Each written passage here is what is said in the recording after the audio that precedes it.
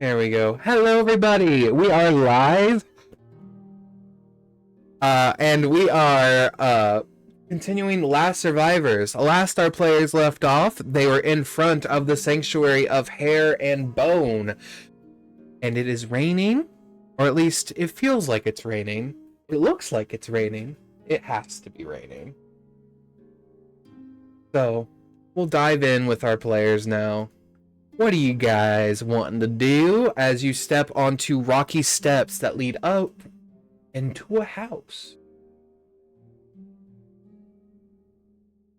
Well, we were told to definitely get a guide and not try to go into the Bone Forest alone. Definitely. So I think that's a good idea.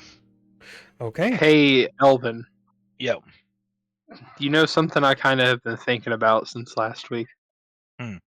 We had some nasty run-ins with a shape changer right before we left. Oh, man. Who told us to stop at this house? The real one. Because he told me as I was leaving. You were chasing the shape changer out, and it was already running off into the woods, and I was stopped and talking to him because they passed each other. I mean, Okay. what we can assume is the real one, you know? Yeah, for sure. I think when we play the shape changer game, it's You're playing. My point is just maybe be prepared as we enter. We're not walking into tick and tack knickknacks. Yeah. If we ever have walked into tick and tack knickknacks. No shit, bro. Good old T. Technically, it was just a stall. There was no walking in. Okay. Yeah, I mean, if this looks like the place. All right. As you guys walk up,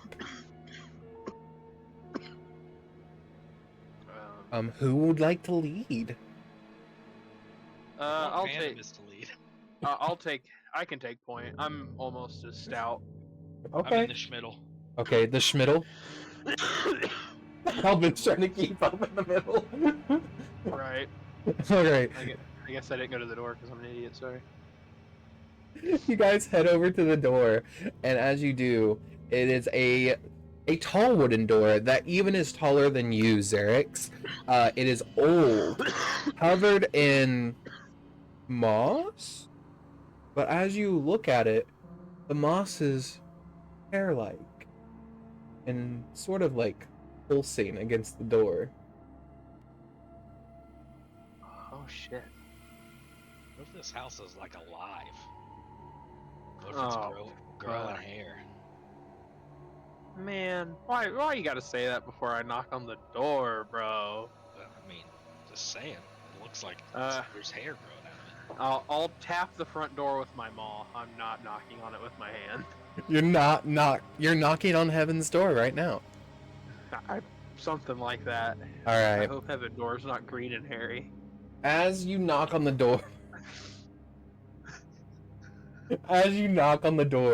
you are greeted with the door slowly opening with one of those eerie wooden door creaks.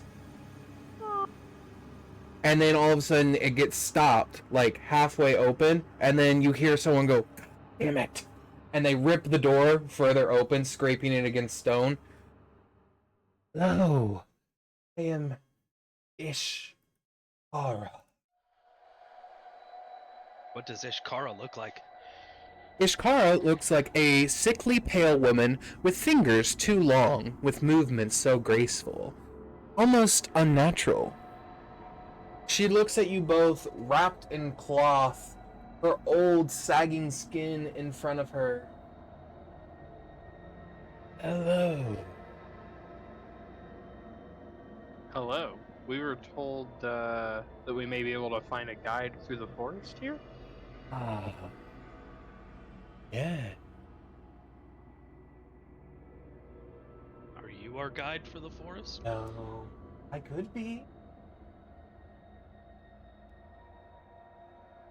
Into the home.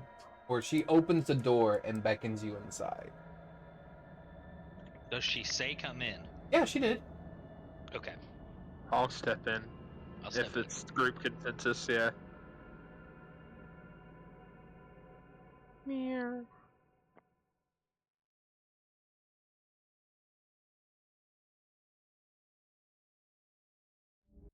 It could just be the light. There we go. Try that. But yeah. As you guys step in, one after another, you eventually are led into this almost like dining room table. Like dining room. And you see there are candles lit along the walls. But you notice the flame is hovering above the wick. But the candle is still melting.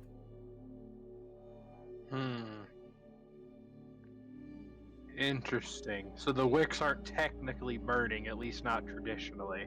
Correct. I'll ask her about them. Oh, what's going on with the candles, Iskara? They're interesting.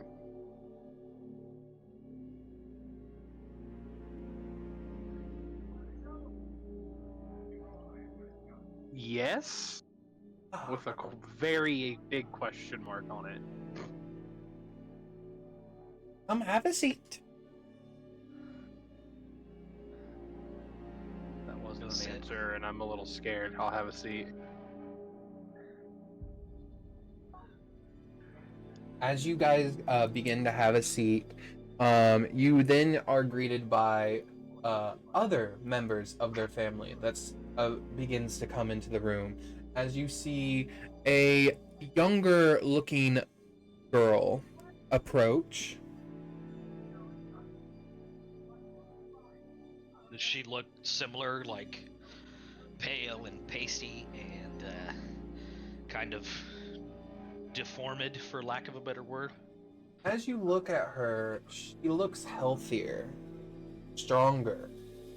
And then you see her hand, her like claws, her teeth, like sharp fangs. Sits at the table on the other side. He turns to you all and says, "I'm Yara."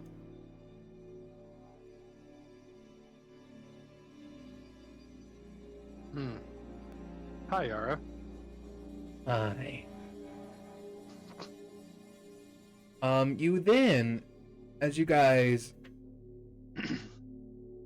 eventually you hear this the rhythmic tapping of feet, and then a thump. 2 feet, then a thump, shuffling across the floor, and then you see a much older woman walks into the room. Her old bones hunched over with a huge hunchback. She is small. She's about maybe like 4 feet tall because of how serious her hunchback is. Damn. You. Ah.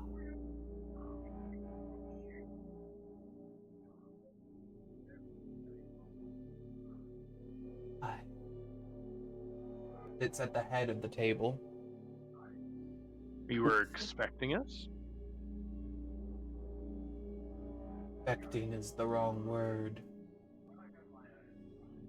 And then finally, you guys hear slamming open the front door that you guys walked in and then kicking it shut. You see a man, decent in size, with a huskier build. You see he has scars across his arm. He has more of a white tan across his body with brown hair and like a medium-sized beard across his face. As he puts the bow behind his shoulder, as he goes to the table, he then takes it off and sets it next to him, and he says, "Valen."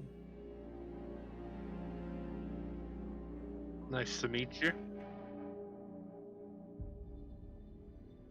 So you're the 3 that grandmother was talking about. Then you hear Selena say, "Valen? You're with company. My apologies. But we hear you are in need of something of us?" Elven, in your head, I'm just gonna kind of make sure you're noticing the heavy implication here that for some reason these people were expecting us to be here. Yeah.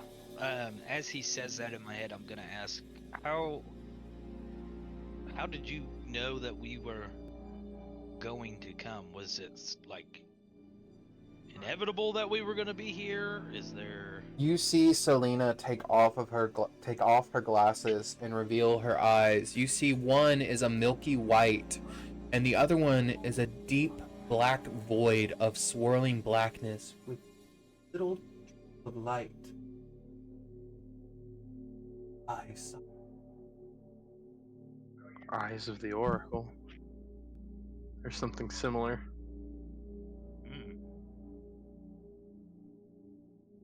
So you probably see a lot of things then. Not that I want to, but yes. So, you need to get through the Bone Forest to find the lost Morrow Guard. We do. Well, it is up to you, but you may choose one of us to be your guide. And Any of you? each of us have our own price and our own costs. Each of us have our own skills. It is up to you to pick.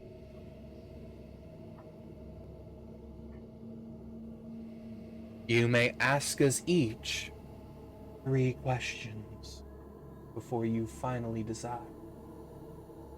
I have in your mind. I'm gonna let you know I have a question to burn for all 3 of them that might narrow us down. For it. This one is for each of you. How many missions, or how many guides, how many times have you guided someone into the forest?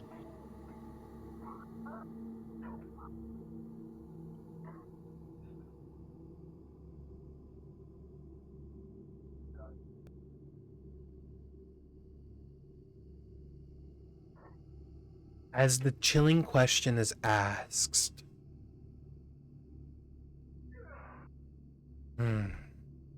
our family in total and separately,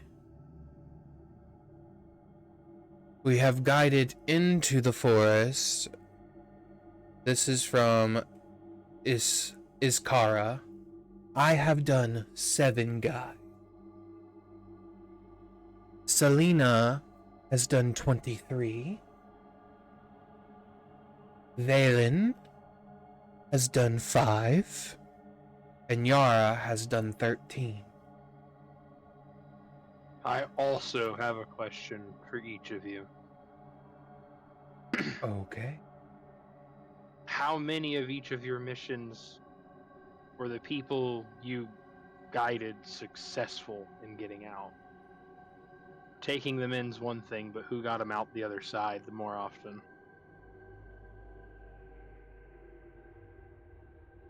All of our missions got everybody to the other side. Insight? Roll an insight. I'm not gonna stop you. Dirty 20? With a dirty 20.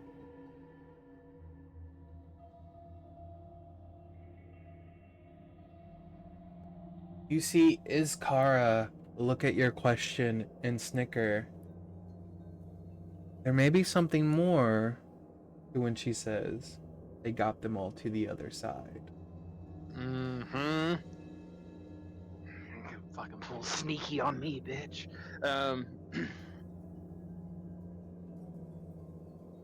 Alright, Elben, in your head again. Mm-hmm. Are we thinking that this is a murder hobo situation where they're gonna take us out here and goon us? Or do you think it's more of a just what happens and they don't really care? They're just getting paid? I think once we enter the forest, there's a specific way to get out. And so, once you're in, maybe that is the other side. So all of them went in and to the other side. But I think that they are one and the same. You have one more question you may ask any of us separately. Or, if you wish to ask us all, you have one more question to ask all of us.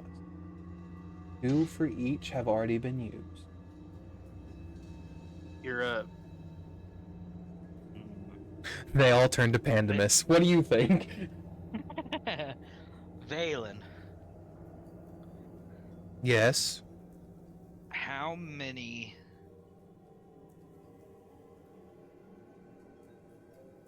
of your missions were very similar to what we're doing now, searching for people in hopes to bring them back? A rescue mission, you say?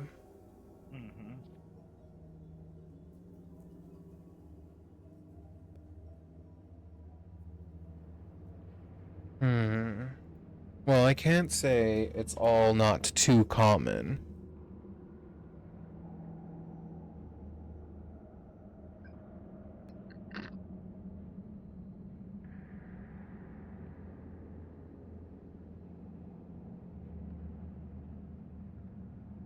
You see his expression is unreadable.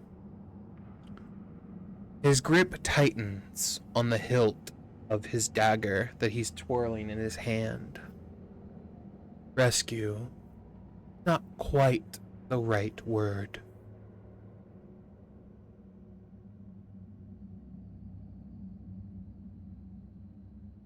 I've been on many guides into the forest, but specifically rescues? I've led 32 rescues into the forest. Oh. Searching for the lost.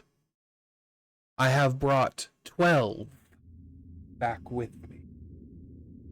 5 of those never truly left the forest, if you know what I mean.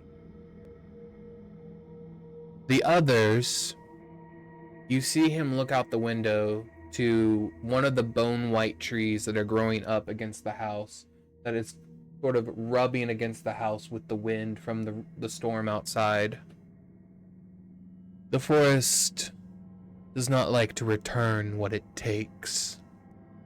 You swear for an instant you see in the actual bark of that white tree, you see a hollow looking skull looking at you as a flash of lightning cracks through the sky.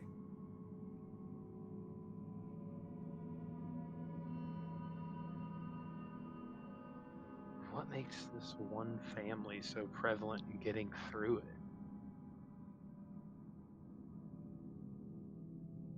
This is more me thinking out loud. Sorry. No, I think that's a good question for Selena, really. Okay. Selena, I've got a third question for you. Ask away. What makes your family specifically so prevalent in doing this? Why is there not a diverse group of people doing this?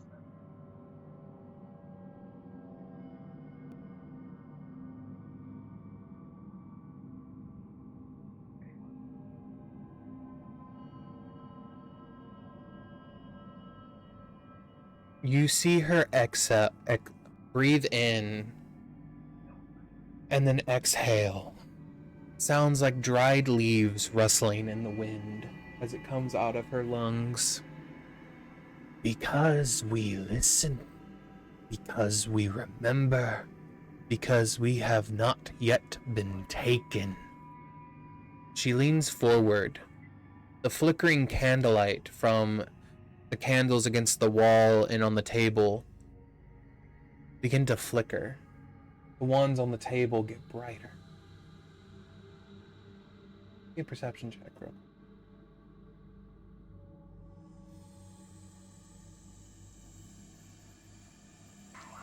$19. You look on the table, and you see that the table you guys are sitting in isn't a carved table. It's a living tree that you're sitting around. You see the roots outstretched. You see its white bark face staring up at you. You then see the candlelight making the hollows of her face seem deeper. The forest does not let just anyone pass. It whispers, tempts, devours. It calls to blood it knows, and it has known the Ruvinrin family for longer than you can grasp.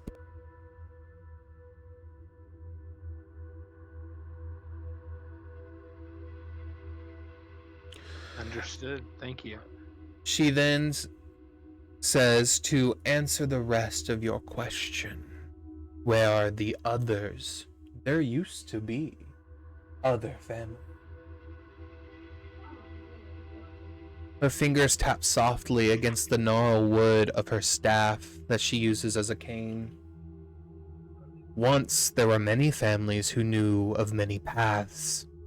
The Rakens, the Wraithkins, the Hollowborn, the Orthskicken. Strong lines, wise blood.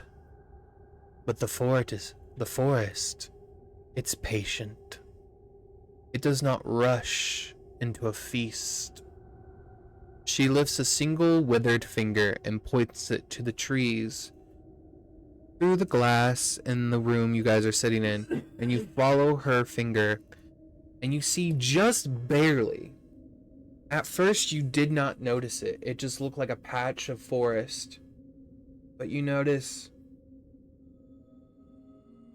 white, petrified wood homes wrapped in trees of the same color. Bone and ivory white. The Orskikin went too deep and did not return. The Hollowborn battered a price they could not pay. Bartered a price they could not pay. The Wraithkins, well. She looks down at her table.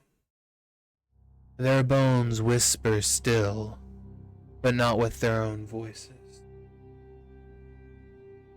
She looks back at you, Xerix. The weight of her gaze almost makes it hard to breathe. She looks, we are the last, and if we fail, there will be no more guides, only the lost.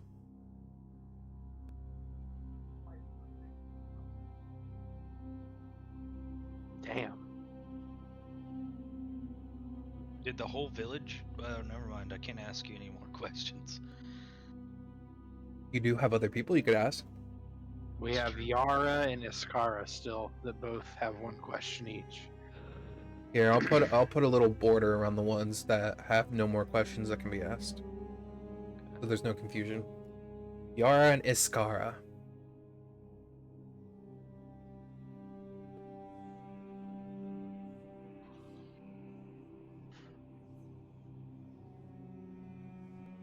Yara, out of each of you, who has the best possible chance of getting us in and helping us get the soldiers out? That's a good question. Probably should have been our first question. Yeah, no, really though. It's okay. I wanted a little more information about them as people. I'm still not convinced we're not going to get in there and somebody's going to try and stab us. You know, like that's taking us in, not just a rando. Yeah.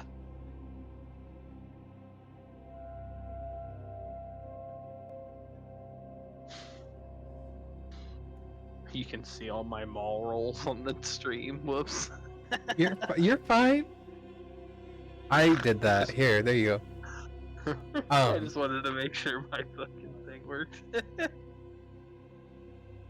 That's a good idea for letting people see our rolls, though. That's what I normally do when I ask you guys to roll. Yara looks at you.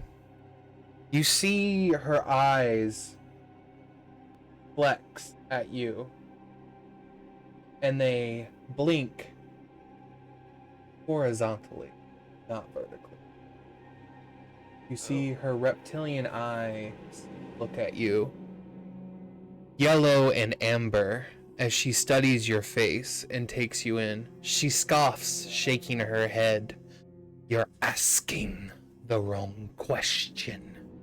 No one gets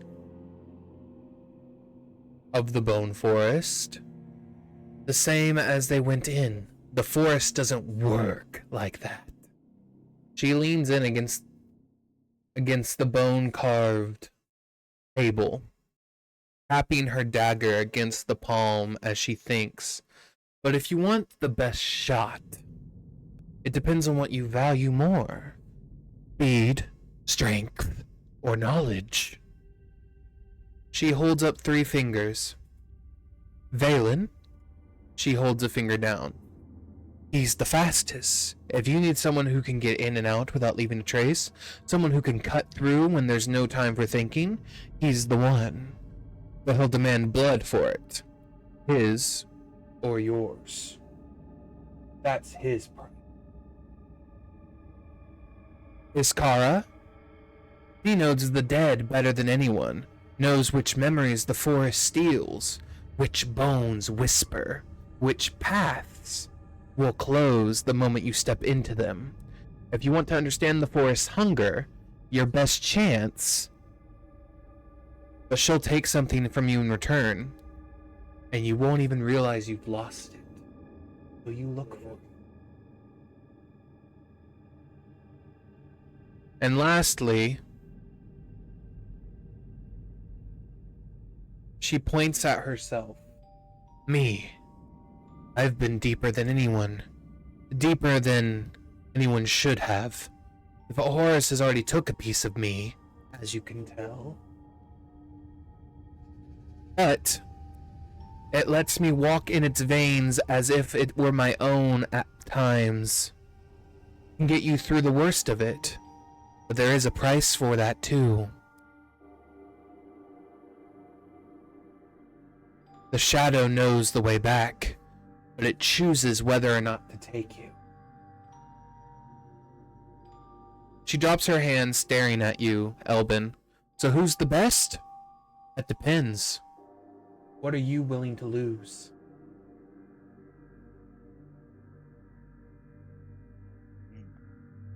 I think the last question has to be what's everyone's price, because we only know 3. We don't know the last person's. Yeah, the old lady. She didn't tell us really what her specialty was either. Mm-mm.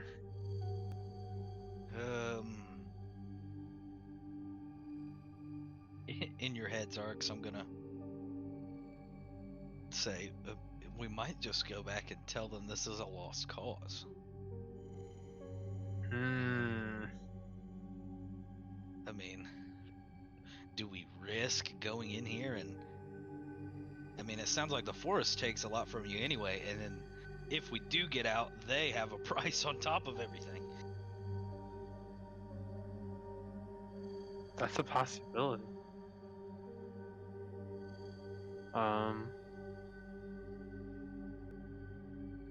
I'll roll with it, dude. If that's what you want to do, we can do it. I just a thought. I mean, I'm not sure. I don't want to squash any potential relationship. I know we already kind of helped these guys out once, but we've done more than enough for Yeah. that village. That's true. But I don't disagree that we should at least try. Just at what cost? Yeah, what are we paying?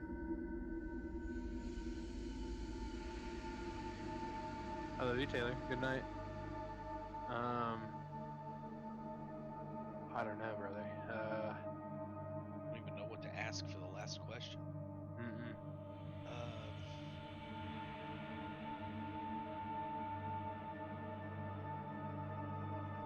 Maybe just what are the chances that these people are even still there? I mean, they just said that nobody comes back unchanged. If we go in there and they've turned into fucking raging monsters or something, we're just gonna have to put them down anyway. Yeah. Maybe we take the one that's already mutated. So she's been deep. She's been in there, and maybe that's all it takes, you know. What was her price? The price was that the shadow might not lead us back, right? Is that what she implied? Yeah. Okay. So we might have to figure our way out by ourselves. I mean, that feels like the least egregious, if most risky option for us. Yeah.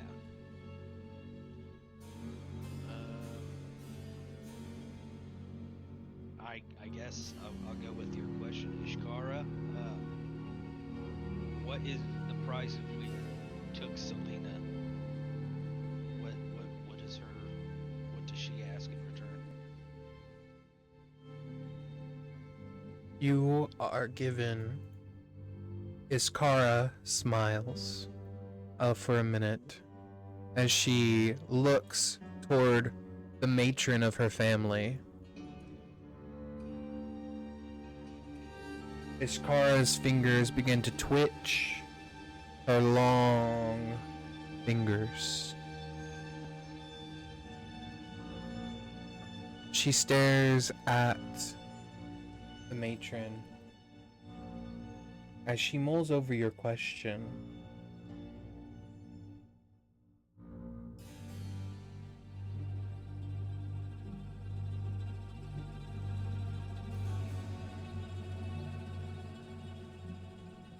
Magical bard. Killing it.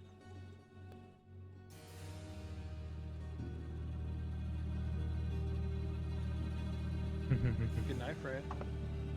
Your first problem with the question is you are assuming You. Selena would go with you and not just give you the way to see. She will be your guide if chosen, but we never said she would leave this house. She tilts her head, her voice lowering into something between a whisper and a laugh. She asks for things that you don't remember, that you didn't remember. And once she takes them, they're gone. I learned that trick from her. A pause as she lets you take in this information. Memories, moments.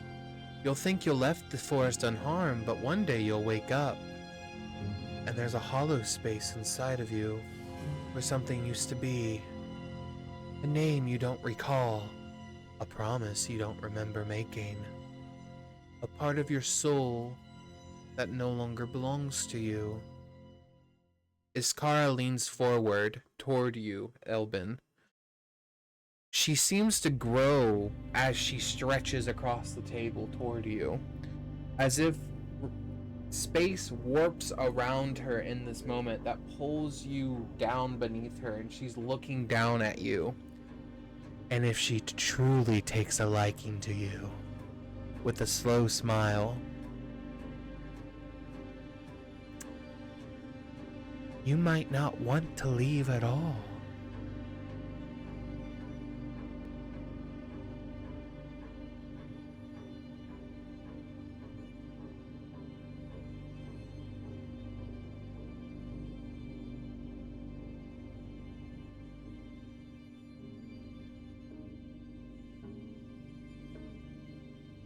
Selena will then look at each of you and will say, "So I have a question for one of you.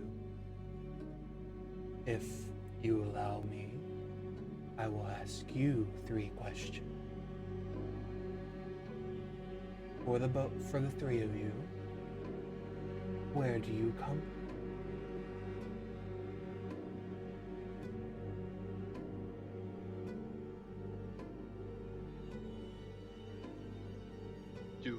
What was the name of the city we just left? I greatly apologize. Sanctuary. That's what we'll call. We're from Sanctuary. Very nice. Second, how long have you been here? Not very. I couldn't give you an exact number because I don't know, truthfully. I don't believe. I've been here a couple months. Pandemus will say, same as you, Xerix. He's been here just as long as you have. Oh, no, Tyler's here. Tyler will say, whenever he is here.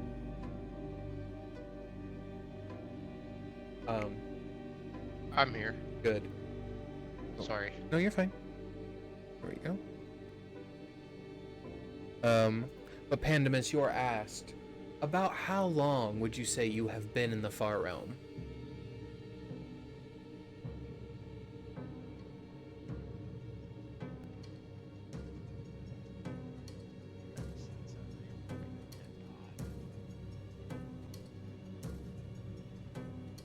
to forget how traumatic his entrance to this world was. But as he says that, Selena looks at each of you, one after another, really looking you up and down.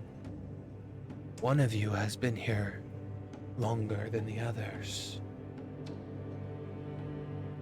One of you has been here before. And I can't take a second piece. So,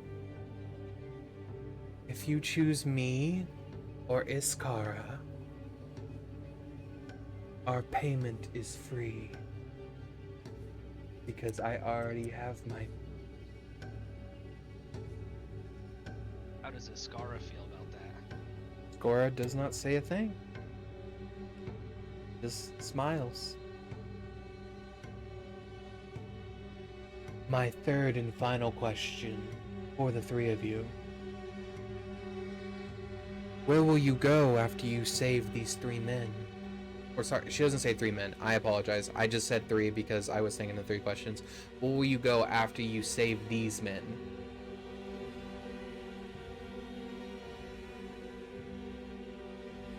We'll take him back. Sanctuary, that's the mission.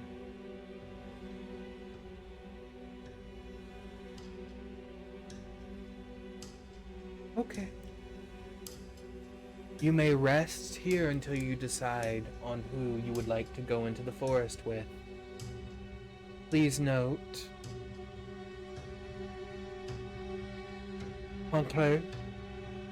Enclave's room is out of bounds. Who is that? He is the youngest son of our family.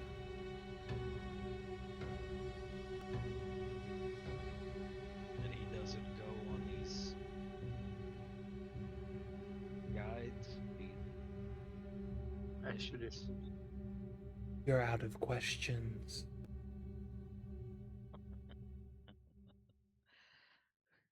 And she pours, she claps her hands, and you see a younger boy walk into the room, and he passes out bowls along the table, and then a couple minutes go by, and he comes in with a large, pot, and begins to pour broth into each of your bowls, and he looks at you all and says, "Don't worry, it's just like stew."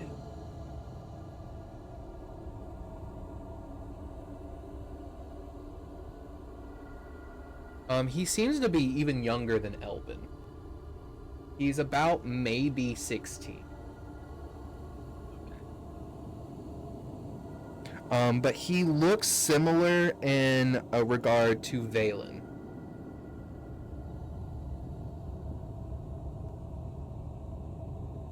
Well, what do you think, Elben?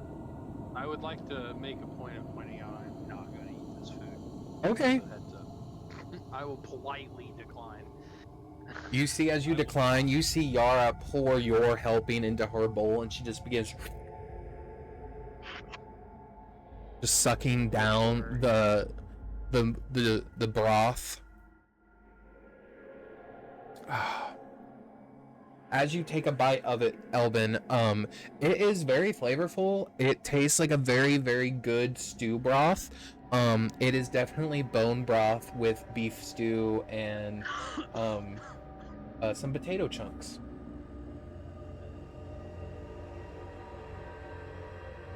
There was a little phrase there that I didn't like very much, and that was local animals.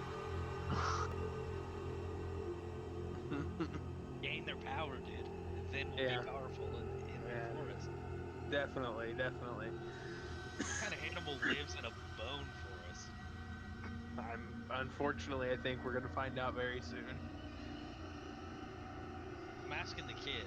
They didn't say I couldn't ask him questions. That is correct. You still have 3 questions for him. Oh, okay. Well, then I'm not gonna. So that's your first question. He looks at you and he says, over here because he's currently dealing with that. Mark this. One second.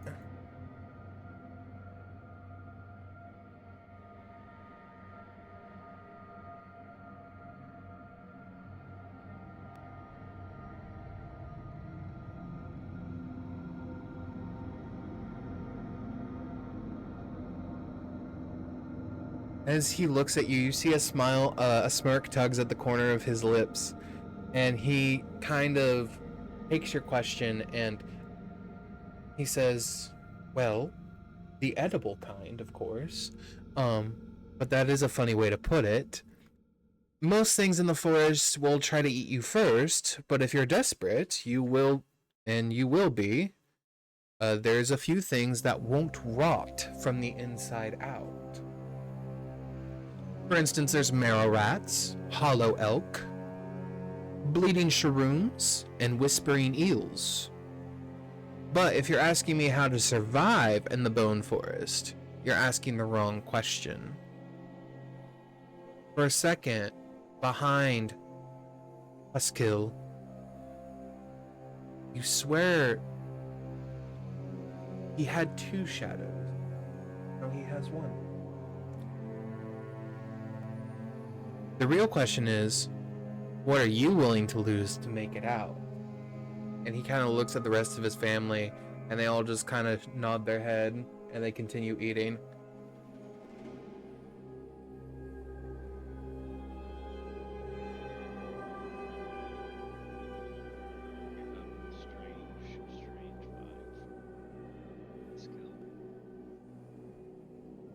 Isn't that the person whose room's off limits? Mm-hmm.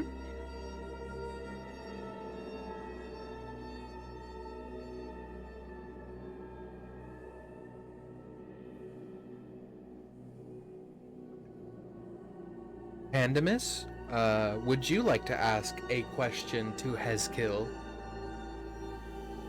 about the Bone Forest, about anything that you guys are attempting to do? It is up to you.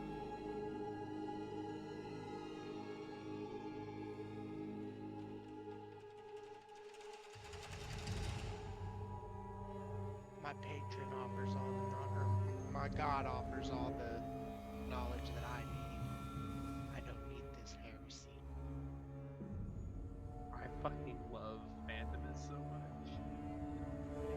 Pandemus, the most devout cleric in the worst possible place.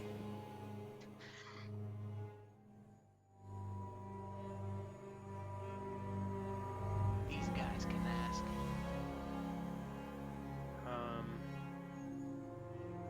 In your head, Elben. I feel like it is pertinent to try and find out who she's already.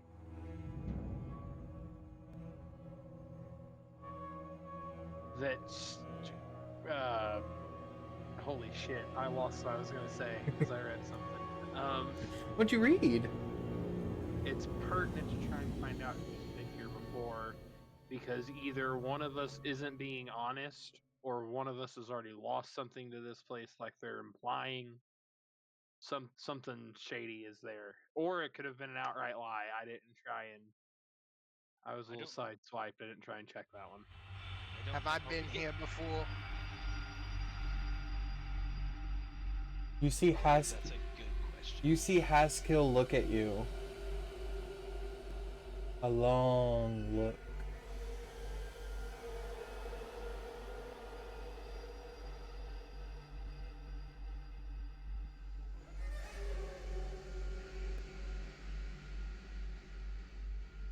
Well, not me, but this vessel.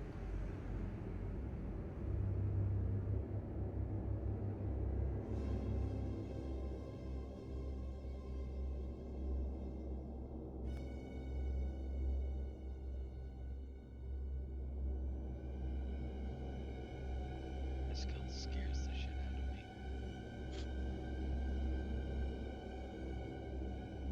Haskill looks at you, Pandemus. His eyes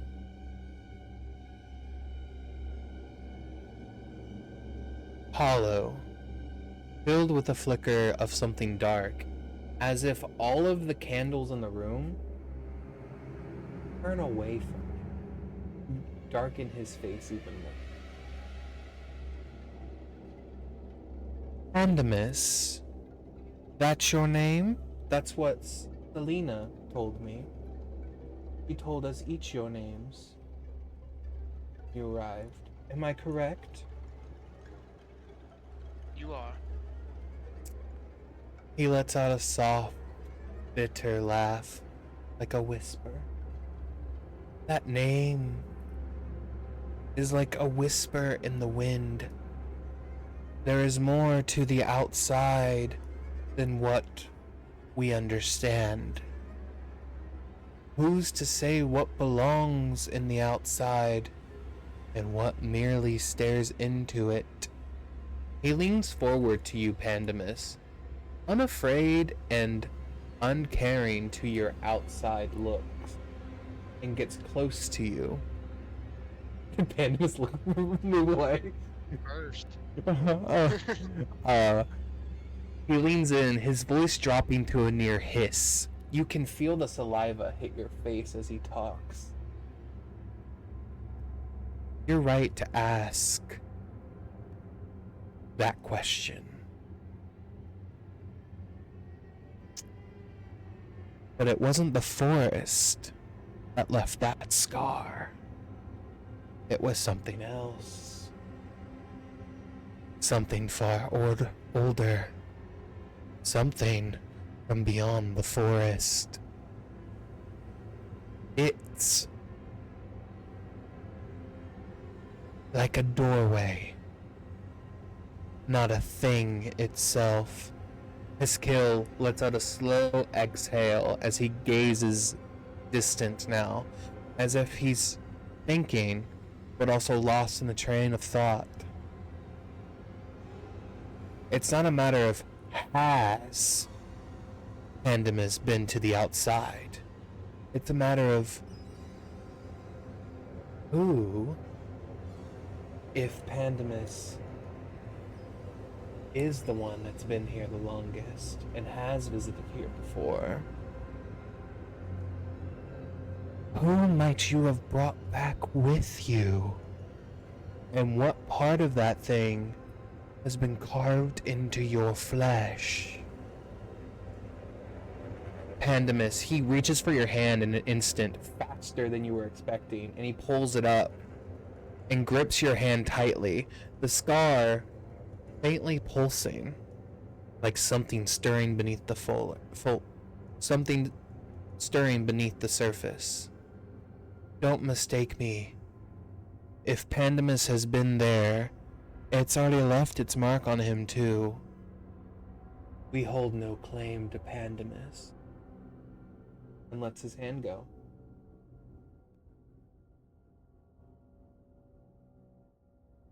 So it was either me or you. And one of us chose one of the memory stealers. Mm-hmm. Well, I mean, makes the most sense to take the free ride. We have one more question, but I don't know that we're going to get any straight answers. You got another one, boys? Why don't you go on any of these expeditions? Oh, fuck.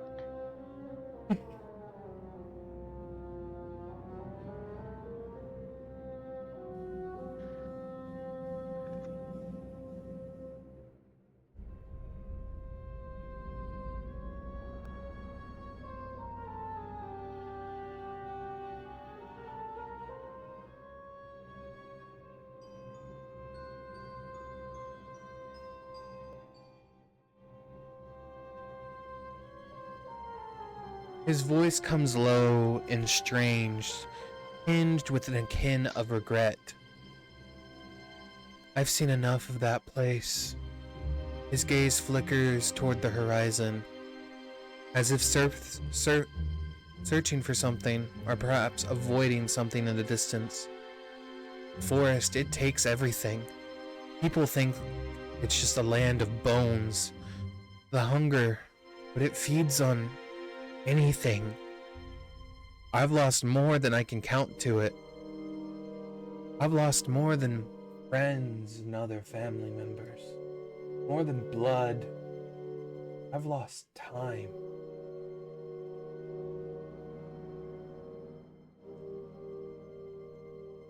He looks at you, his expression unreadable, shadowed by something far more ancient. Everything that makes you who you are, your name, your purpose, your very soul. I thought I could handle it. I thought I was strong enough. I was wrong. The air feels heavier now. His shadow seems to grow darker. His eyes flicker, looking at something just beyond your reach. The forest doesn't let you leave unchanged. It doesn't let you leave at all if it doesn't want to. His voice lowers again, his gaze softening into what could almost be sorrow. So I stay out of it, because if I go back in, it'll take what little I have left.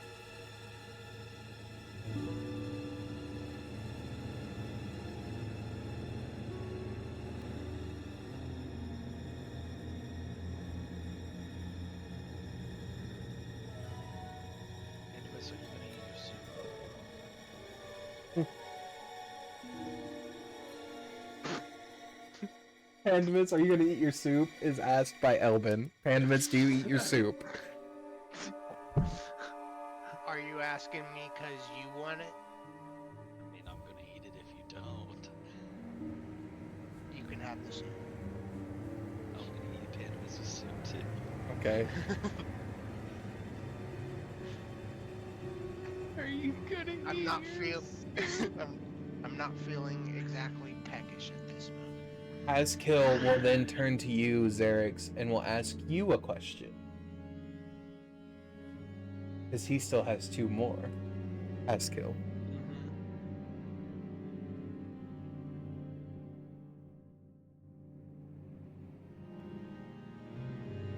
In the dark, when you're sleeping and alone,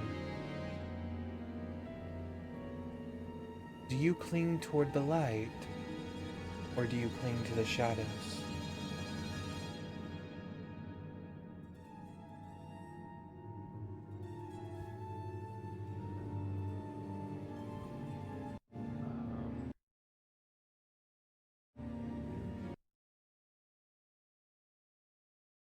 I cling to nothing. I call out for power, and what's granted to me in the moment is what I use. You and the Bone Forest are similar in that respect. You both call out to whatever is around you, and you take what is offered.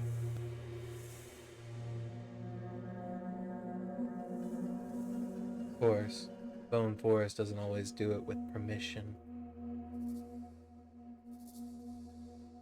He turns to you, Elben. I have a question for you. You seem like a well-endowed magic user.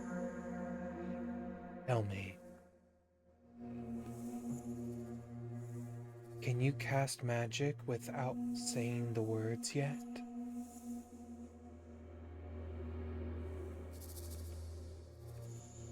I guess I've never tried, but that's not really how magic works.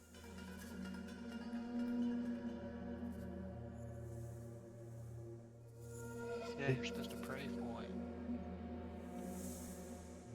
The Far Realm is a place where horror and nightmare meet wishes and imagination.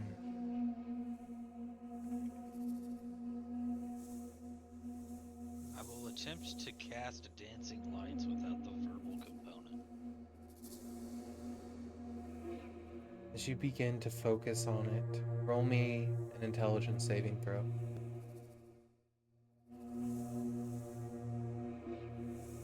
25. Hear a voice in your head.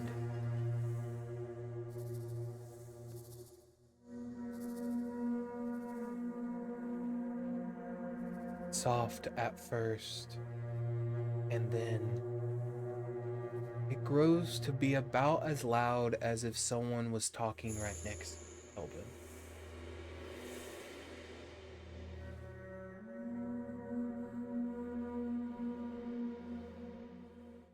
Can you hear me? Your name's Elben, correct? That is who I am a part of? You're a part of me? I believe that's what you decided. Oh, the gym. You using magic that would break human understanding. I am interested in assisting you in doing this. I mean, we're one and the same at this point, so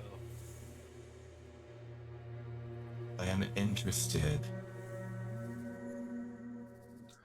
to see how this reacts. I am too. That's why I'm trying it. This will be a great experiment for us both, I believe.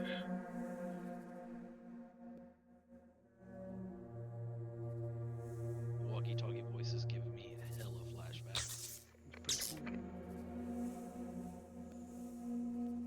As it ends, Elben, you realize you were holding your walkie-talkie the entire time. Damn it! You hear as the magic in your head activates, you're thinking of dancing lights. At first, nothing. And then one solid bead of light begins to gracefully glow around you, softly, before it fizzles to an end. Not successful. But there's something there. Kind of look back at his skill. You guys saw as Elben sort of shut his eyes and was thinking. The ruby in his chest glowed brightly. Brighter than any candle in the room. Brighter than it's ever glowed before. It was giving off 30 feet of bright light. Did the orb look like Elben's other magic? The This lava lamp. This one just looked like a solid bead of almost like a firefly because of how small it was until it fizzled out.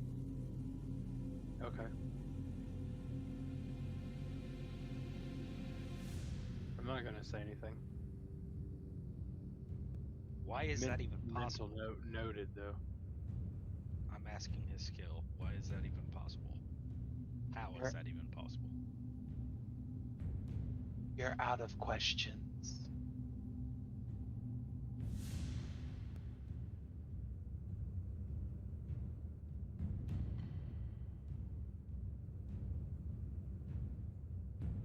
I mean, Pandemus is soup. Okay. You eat Pandemus' soup.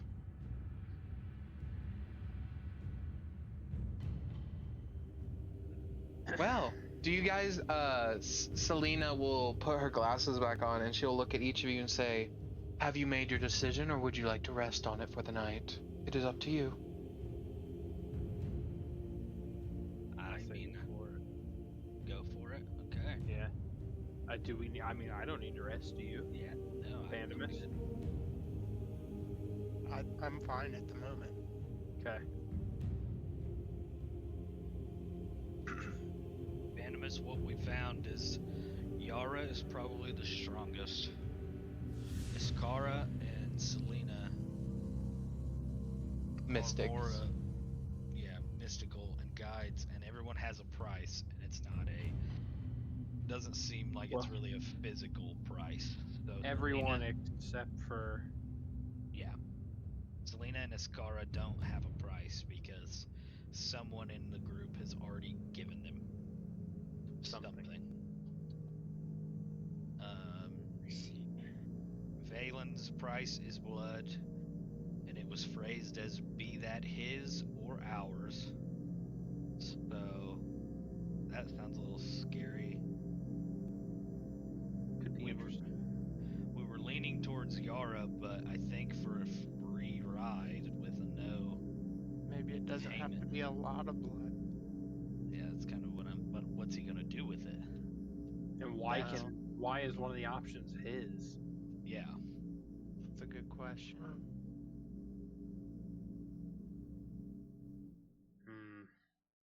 I think do you it's. think? They I all think look if we the take same. his That's a little sus. I agree. I think if we Pandemus. take Iskara, she's physically going to come with us. So Pandemus it's a fucking possibility. Pandemus fucking standing there going like little sus as another blister pops on his face.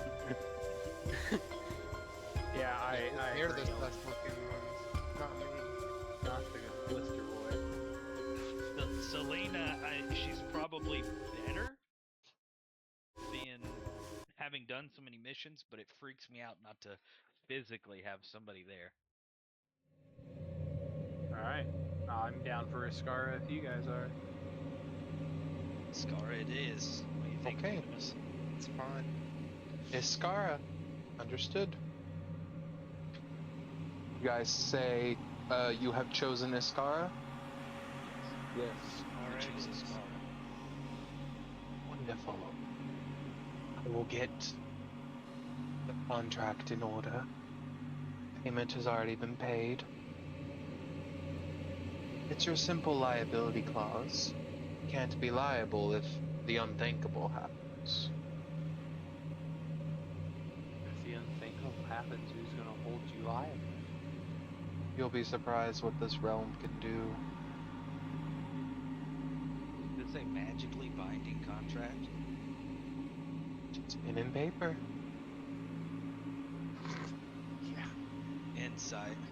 Roll an insight. Beat a 24, please. Oh no. How about 4? Sounds legit. Sounds legit. She hands you the paper and a pen.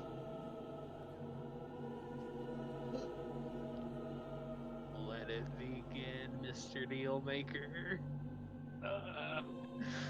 Not again! Akira! Leave me alone! Okay, Elben's gonna sign away for his. As you sign away, you swear that the page becomes thicker. Almost like there's multiple layers. You swear you see an outline of a cover, and then it fade away.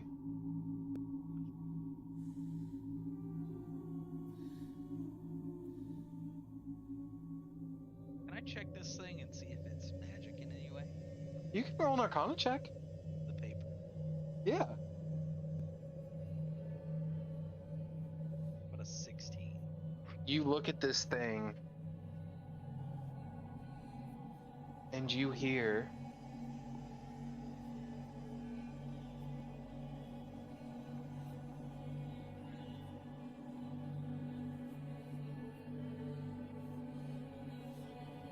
It's magical. From my time. What is your time? Before. Way before. Ancient. Interesting that it's still working.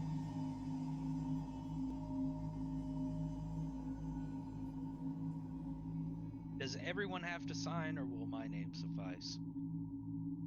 It looks like it's already done. Everyone's? You see your group's name has already been signed. Yep, that's my booger on there. What? On paper. My signature is just a booger's name.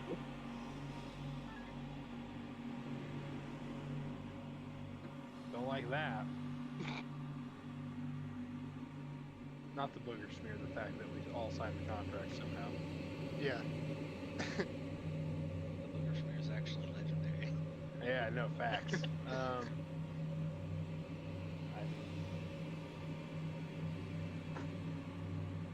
Okay, I guess if it's done, let's... Okay. Allow me to go get my bag, and I'll be ready to go in the next 30 minutes, if that works for you. Sure. You see her rush off. You see her rush off through the house, and she begins to gather her products. She comes back about 30 minutes later. Over this time, you are offered more broth by Haskaville. And Selena eventually gets up, and she eventually walks away. Valen sort of watches from the corner of the room, and Yara just sort of picks at her teeth with her dagger. Jesus Christ.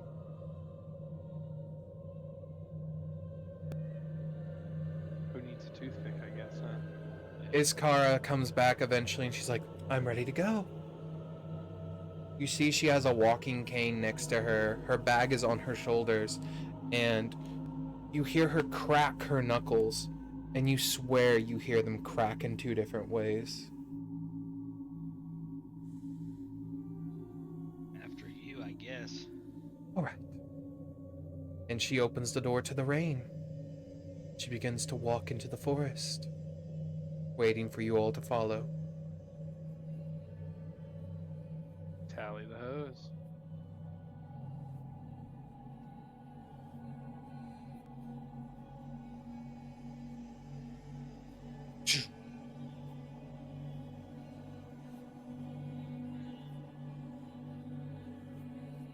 Okay, let me spawn her in. Because I had no idea which person you were going to choose, so I had none of them in there. Yeah, that was actually... I thought it was going to be easier, honestly, to decide. Those were steep prices and surprising information dumps.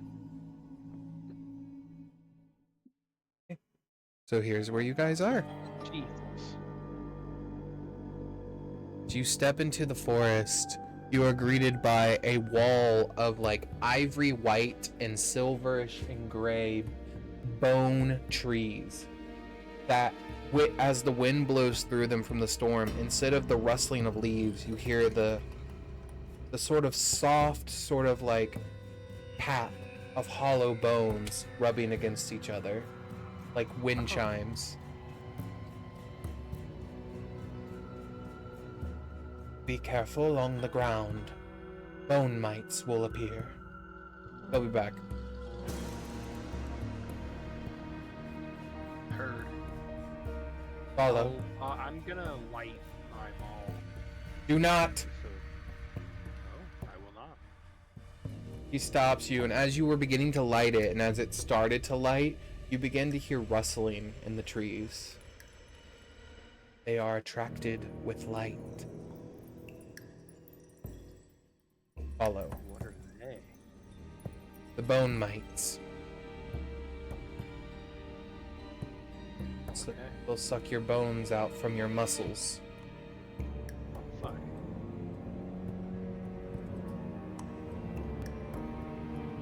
A lot more than I was expecting today. Careful. A lot more bone mites? Yes. Careful. I wouldn't want any of you to get hurt. How genuine did that sound? You can roll me an insight check to decide. 19. I mean, she doesn't want you guys to intentionally get hurt. Like, she was hired to do a job. Alright. Don't trust this person. I don't trust the contract. You're telling me,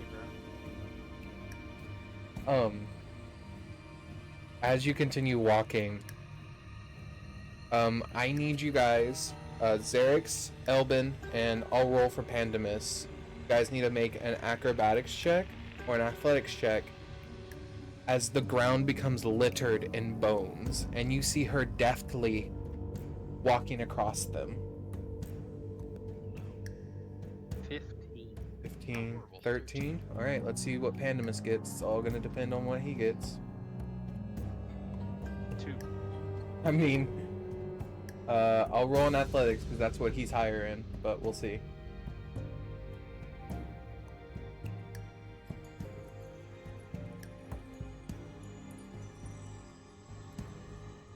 Athletics. 30-20. Not bad. Fuck yeah. Not bad. And he has a +6 to strength? Yeah. +6 to athletics at Yeah, least. +6 to athletics. You see her deftly dodge around, and you see her really picking up speed, and she turns to the rest of you as she waits. As soon as you get to right there, go ahead and roll me another athletics or acrobatics check as another mound of bones. Dirty 20. D20. A 21. 21. 22. Guys are rolling really good. Keep it up. Yeah, for now. Keep it up.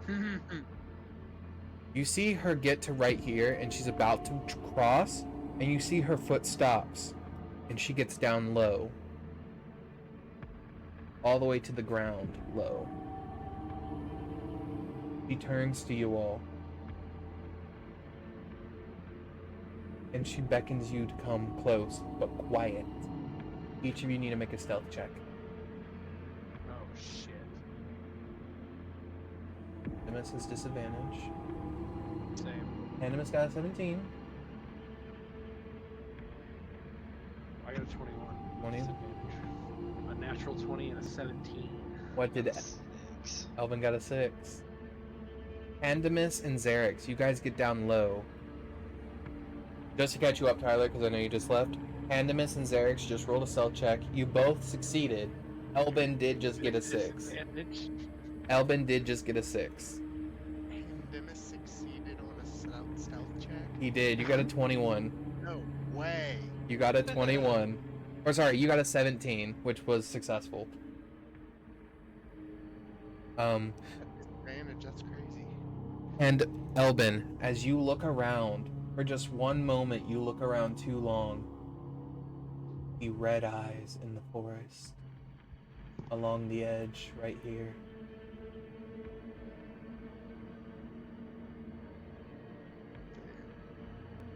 They look like they're moving in closer. Make me a perception check.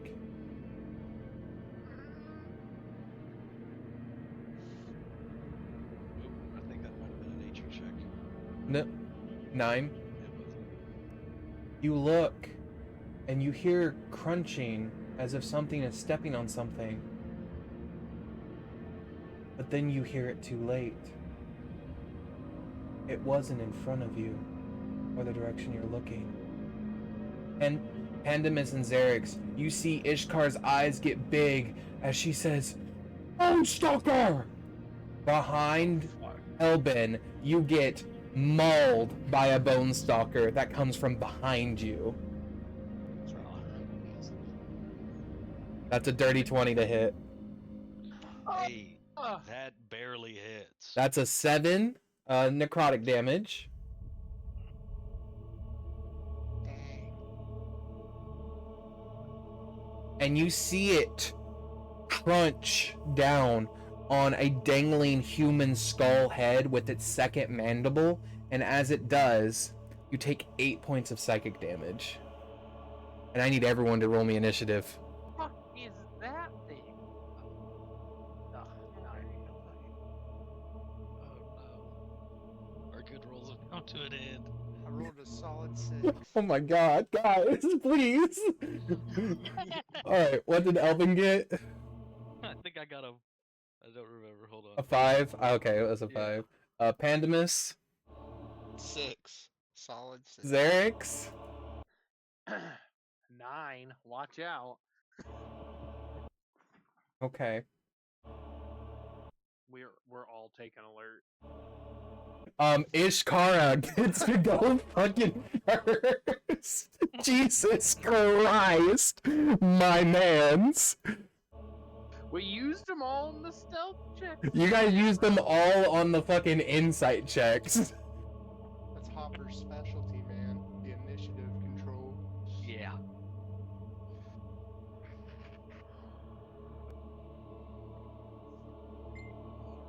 Alright, 1 second. There we go.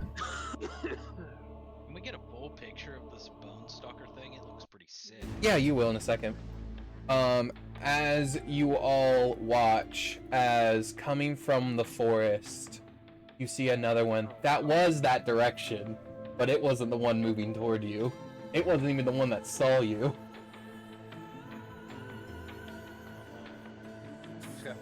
You then see the corpses of bones begin to, and they begin to rise up, and you see tiny little bone mites begin to appear around all of you. Oh god. Bone mites. But yes, I will go ahead and get you guys a big boy picture. Give me just a second. As you guys look at this thing, it is like a harpy with its face is a skull of a wolf. Its wings are outstretched and gnarled, and hanging from its arms are the skulls that it reached down and crushed.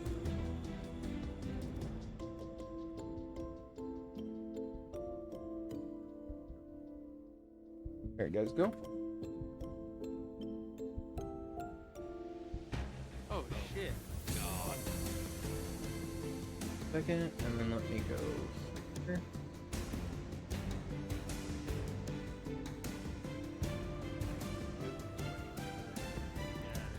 Okay. Yeah.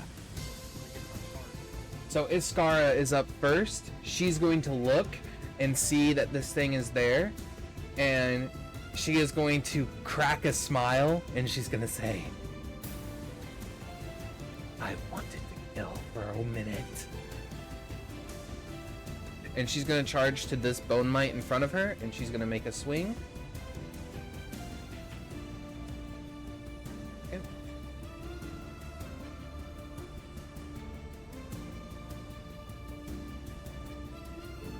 Alright, so 14 hits the bone mite. Go to it. Yeah, 14 hits the bone mite. And then damage.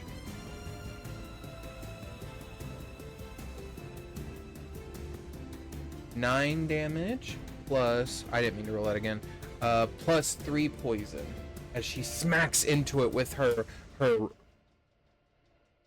long staff and shatters the bone mite in front of her. Bone Stalker. Well, sorry, 1 second. She gets a second attack. She is going to use the rest of her movement to move here, and she's going to attack again. Alright.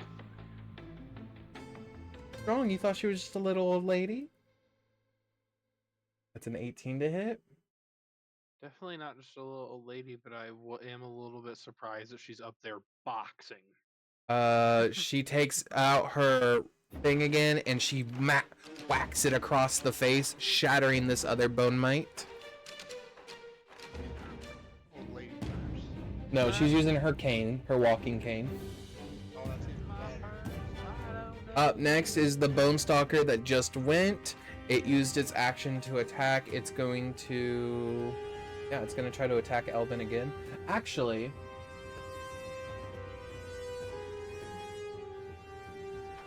Yeah, it's going to do this. You see the Bone Stalker get down, and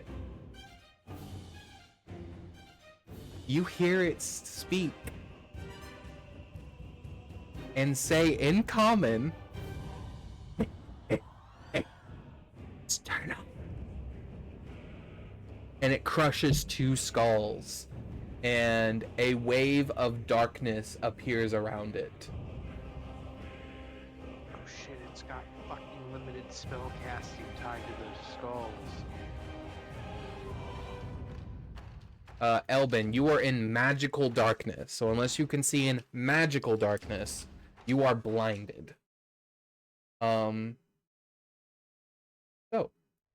up next is Bone Stalker C.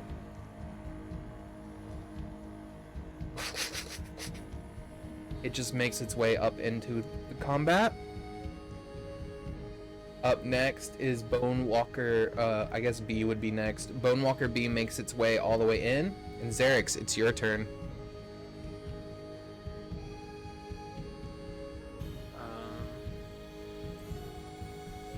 Shit. I think I'm just gonna try and hit B here with a green flame blade and powered maul attack. Okay. Does a 19 hit? Yes. That will be 13 radiant damage. Okay, so your maul is radiant. Gotcha. It doesn't glow. I got you. That's fine. That's totally fine. I don't care about glowing at this point. And green flame blade triggers for 8 because I am now level 5. So it's a good cantrip. Yep. So that's bludgeoning, correct? Or sorry, that's radiant. My apologies. You said radiant, not bludgeoning. Yeah, and then the green flame blade is fire. That's max damage on that fire. Go ahead and roll me another D8 and add your spellcasting modifier to it because it goes to the next person within 5 feet of it.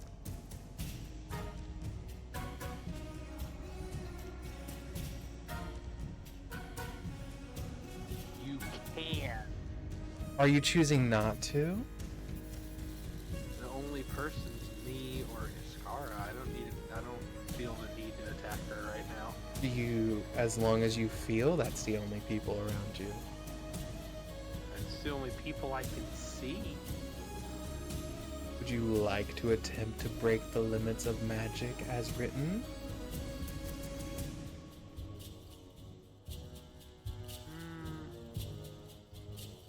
Not just yet, I don't think. It's so Hey. we just got here. We'll see what happens. Okay.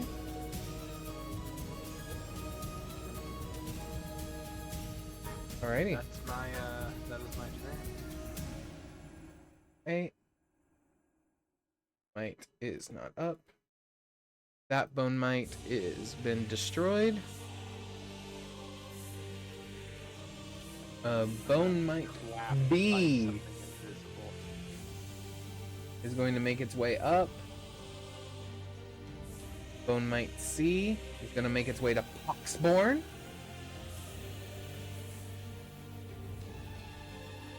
No. Poxborn does a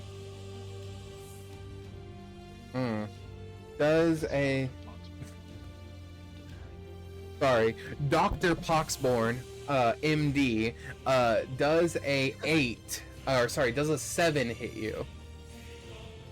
No. Does a 20, dirty 20 hit you?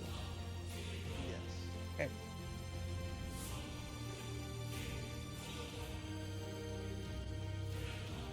You take 10 points of piercing damage as it latches onto you and bites into you with all of its might.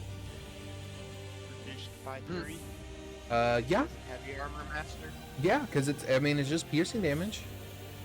So 6 damage. Bone might be gold. God. There you are. Gonna make it to right there. E. Gonna make its way down. F. Gonna make its way into the darkness.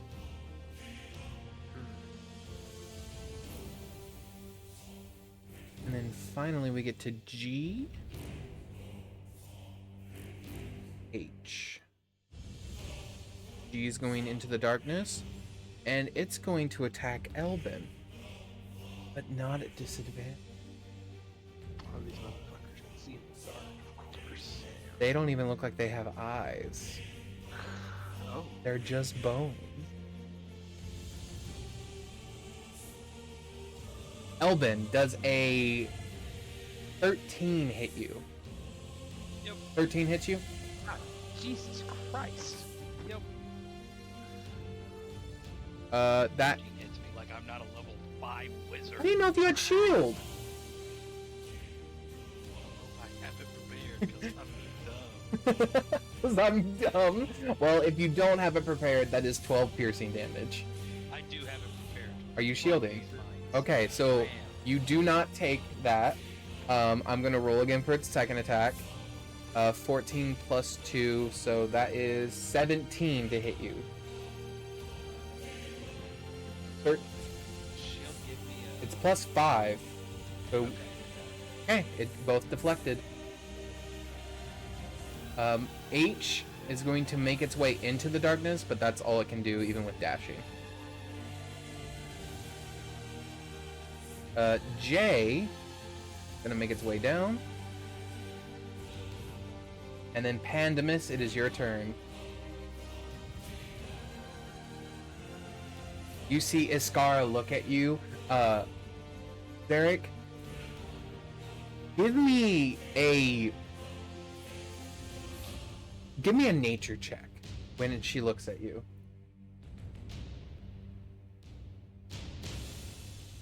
17.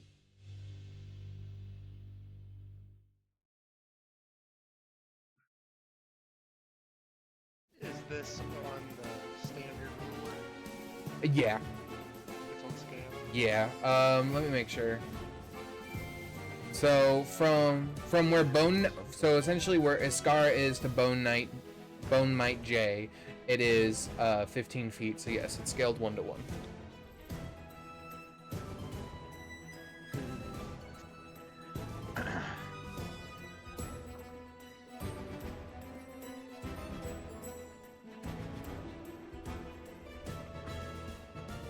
With a 17, strangely enough, Xerix, you get this feeling of like wonder coming from Iskara, similar to almost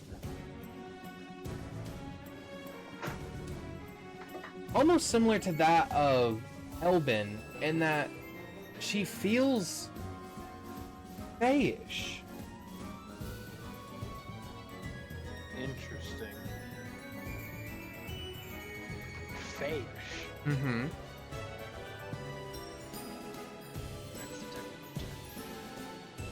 Shut the fuck up. Piece of shit. God damn it. Okay. Interesting.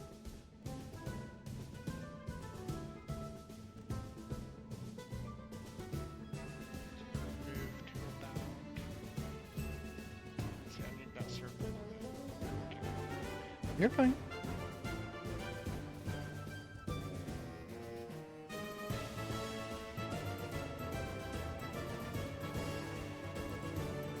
Now, I assume this is going to make an opportunity attack at me.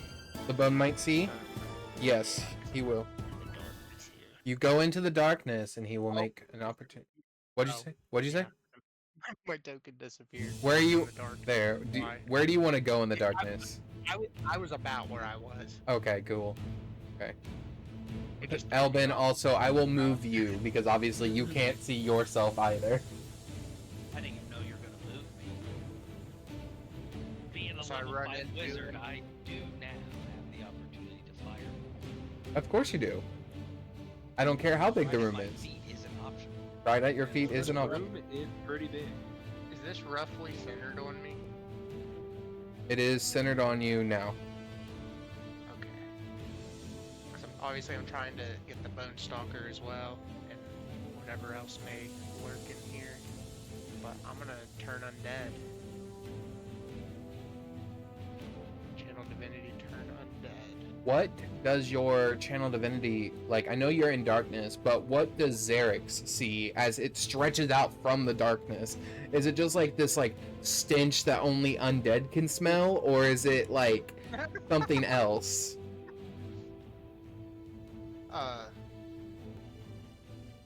It's like a swarm of spectral locusts.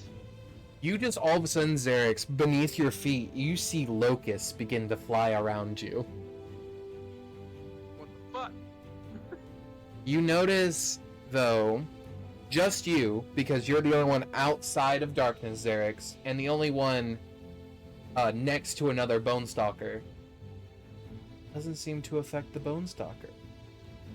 Okay. But I will be rolling for the mites. It is a DC 15 wisdom. Ooh, this is nice. How wise can a mite be? How wise can I minds that wood wise wood? You shouldn't say things like that until he's done rolling. There you go. They both Did it got 7. pass? They both got 7. So they are frightened and incapacitated for 1 minute. Mm-hmm. Jesus. Until they take damage. And they're trying to move as far away as they can. But I do believe damage ends the effect on them as well. I think they're taking damage from my level 5 creature in my combine.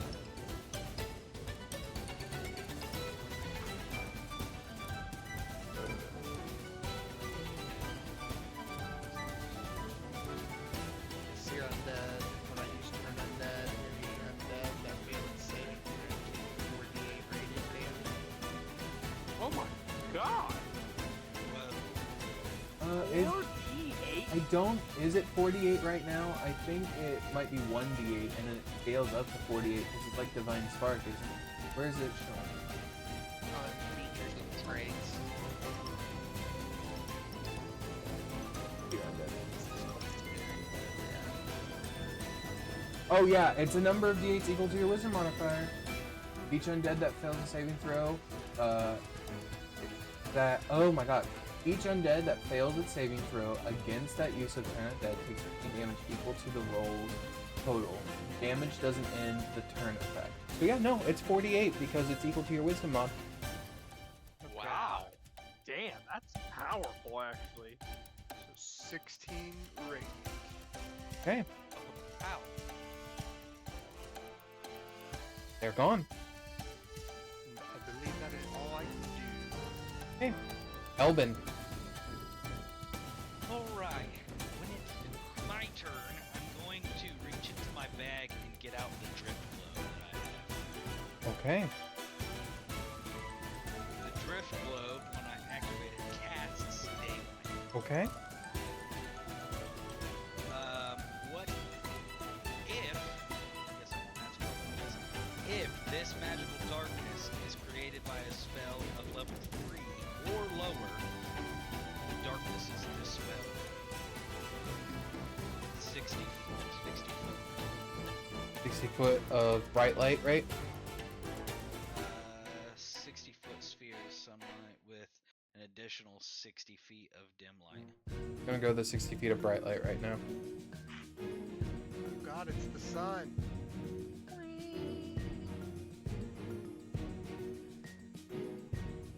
And then, if you'll let me.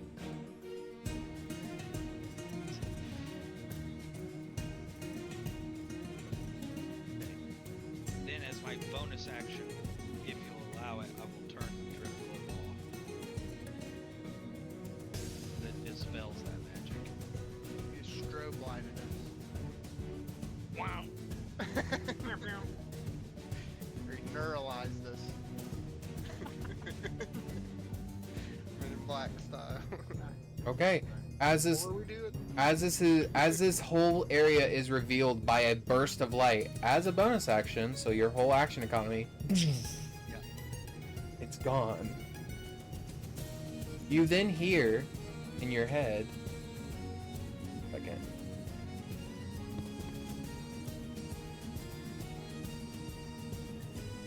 Very intelligent of you. It was right of me to choose you as my host. I don't like the word host. Let's do What would you like? Something like that. Are we equals?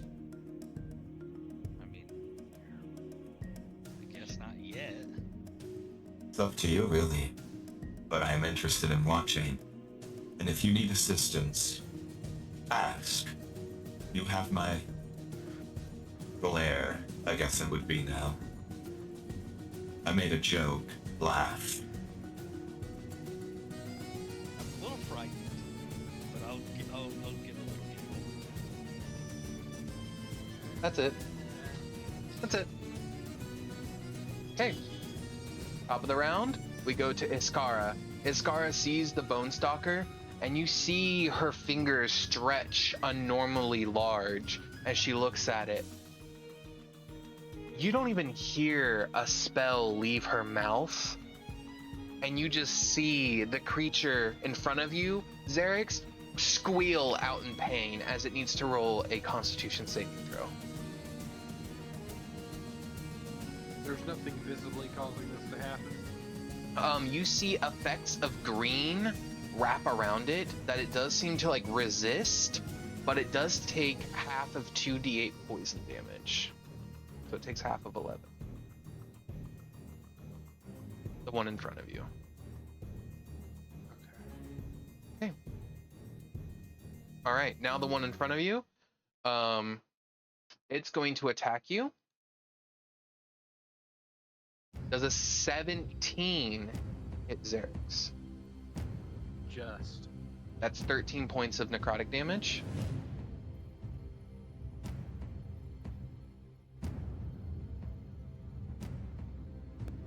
And then it's going to look at Pandemus, and it's going to screech out and say, not Pandemus, because it doesn't know your guys' names. It's going to screech out at Pandemus, and it's going to say, disgusting.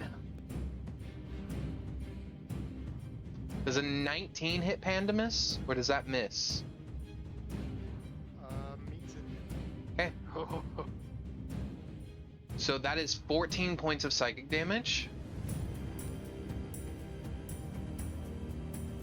And then you see it reach up, and you see it destroy another skull that looked humanoid, but wasn't exactly. You can roll a either history check or survival check, Xerix, to determine what it was as it crushes it. And I need you, Pandemus, to roll me a wisdom saving throw. 13 on history. It looked very elvish. Nat 20 You are not frightened of me. at all. Up next is Bonestalker C. It's going to race.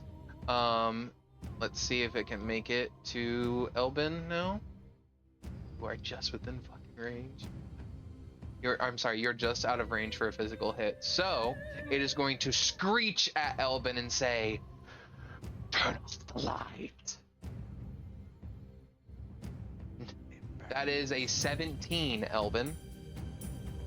Does not hit. Damn. Are you casting shield again? Yes. Okay. Roll to see again. 25 this time. That's 25 hits me with a shield. Fuck. 20 points of psychic damage. Oh shit! And it is going to break a skull, and it's going to make you make a wisdom saving throw. And 1 second before you make that wisdom save, I do apologize. Yes. Okay. So, yep. All good. Make a wisdom saving throw. You have advantage like normal. 24. You're good.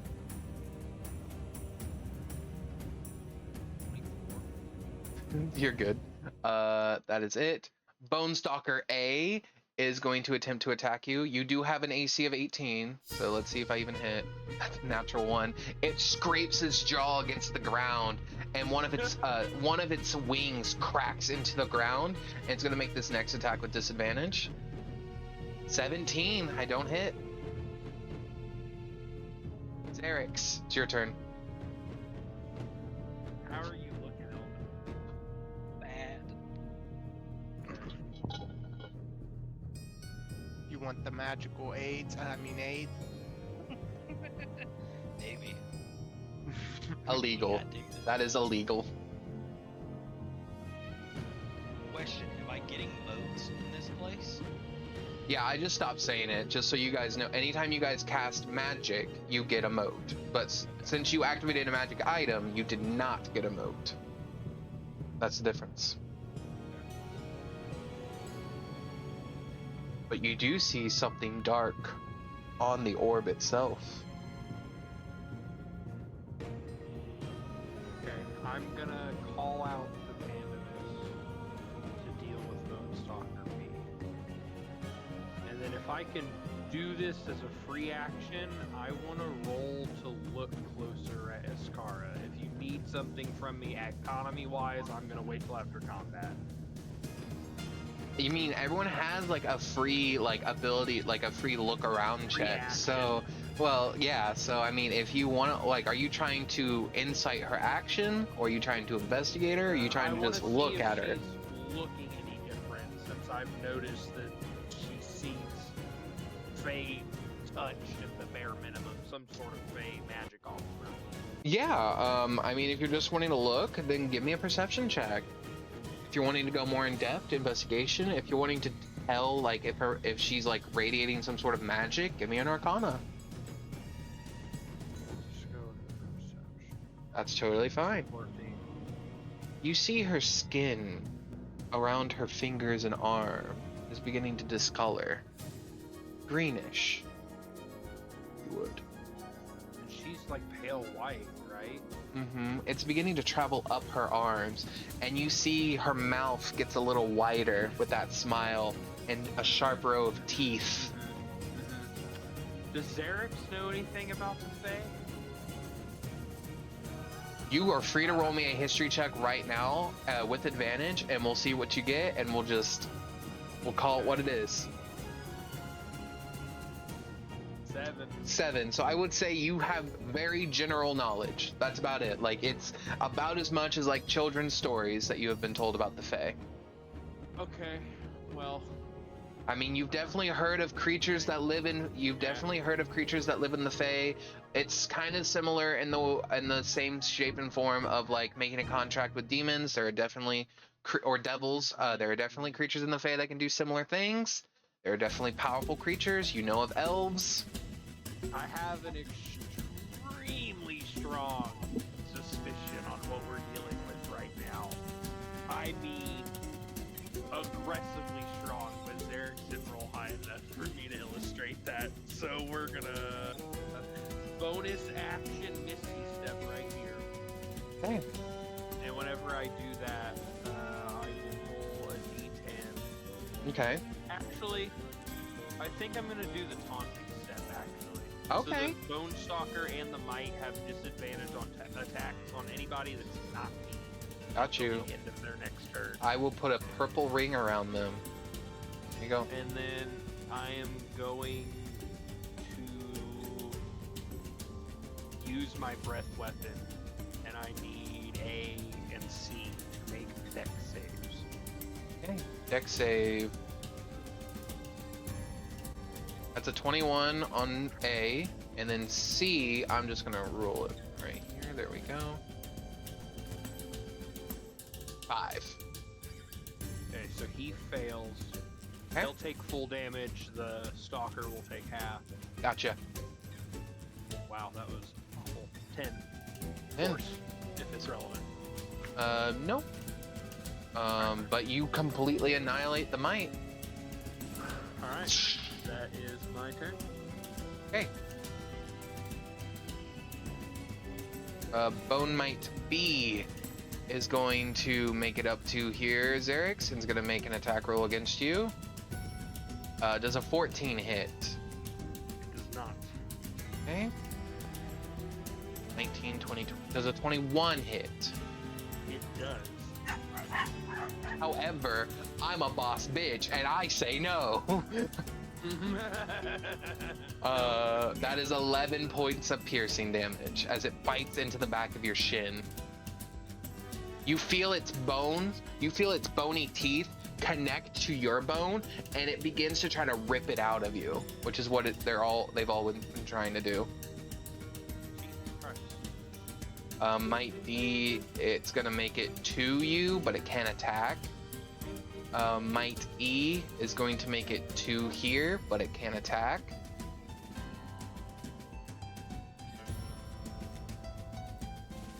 Alright, Might H is going to attack Xerix.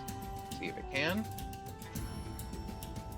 17, 18, 19? Does a 19 hit? Yes, sorry. Okay.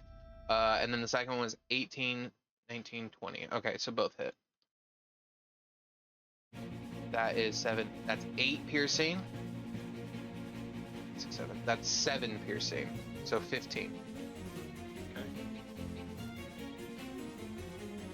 J is going to make it to Ishkar, and it's going to attack her.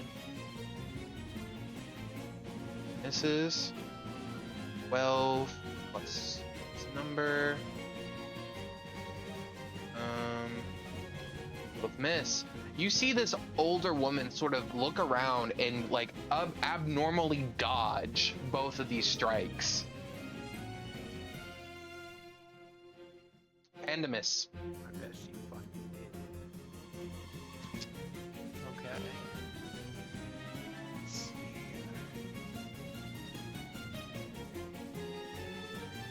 I'm gonna cast.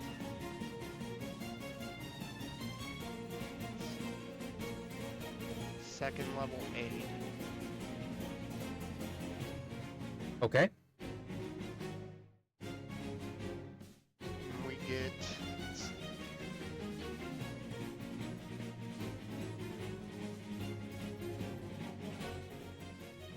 Everybody gets. Oh, got the modifier. This plague doctor, which is. So we all get 9 HP and 5 temp HP. Yep. So you not only do you guys get that much HP, but your maximum goes up by that much as well because of aid. So 9 max, heal 9, 5 temp. Correct. Yep. Correct. That. Thank you. Jesus Christ.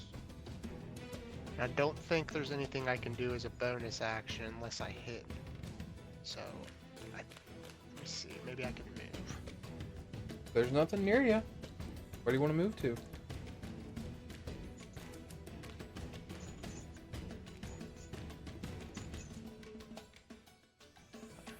I ain't scared of you. Hey. I evaded the fear. Elben, it's your turn. See what happens. Right. Did you heal that 9, Elben, and then increase your max by 9? Yep. Cool. Still looking very bad. It's so weird. I wonder why. Squishy wizards. I would prefer not to die here. Shall we do something about that?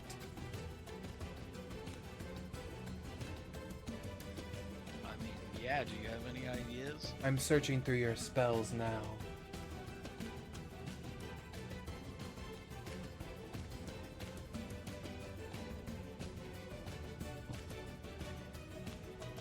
Yes, I see a way for us to get out of this predicament.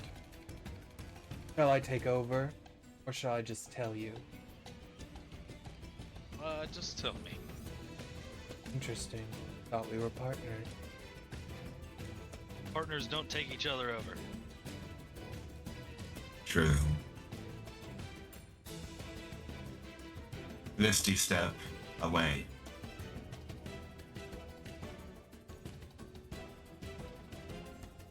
Okay. I will Misty Step. Oop, what the hell? Here. Now, hold out your hand. Let me take over from here. You made the escape. Fair enough. Casting.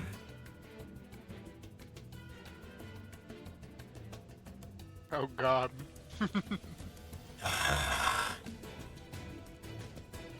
Do we like everybody on our side? Yes. Fine. Fact.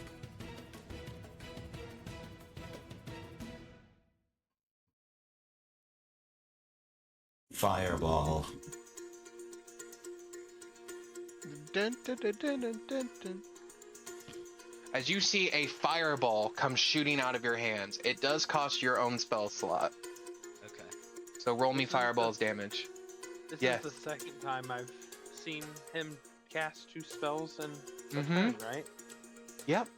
You They're in notice on rapid succession, I suppose. you notice from on the character. gemstone, Keltor. You will have also. I apologize. You would have just now noticed when you cast Misty Step, Keltor. Yeah. Keltor. Sorry, not Keltor. Elben. Jesus, getting them mixed. You did not feel a mote of magic in your step. For the Misty Step And the fireball.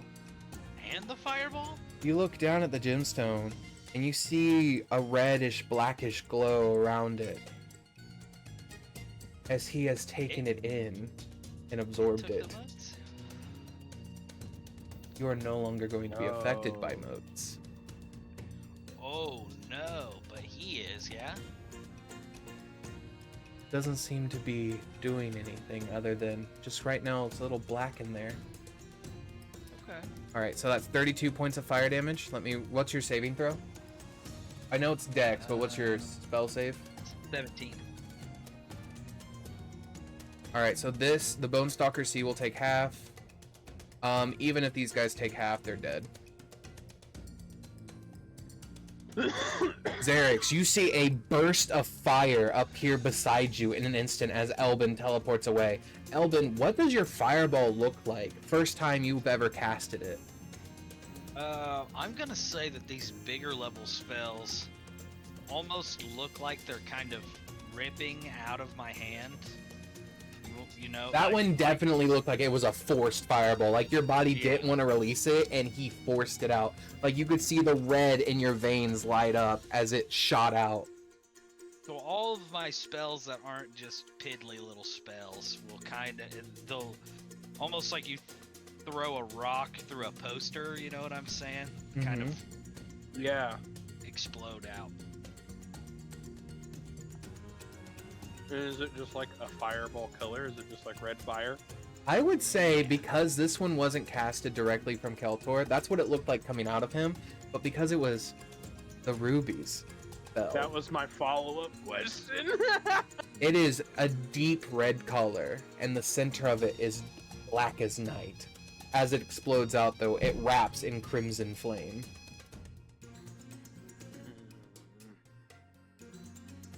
Okay. Iskara. Iskara is gonna turn around and she's gonna bash into the bone mite behind her. That's an 18 that hits. 5. It's deleted. She's gonna run up to the bone stalker and she's gonna strike it again. Advantage because of Pandemus. Nope, she misses twice. Damn. Yep. Okay. Bone Stalker B is going to attack Pandemus.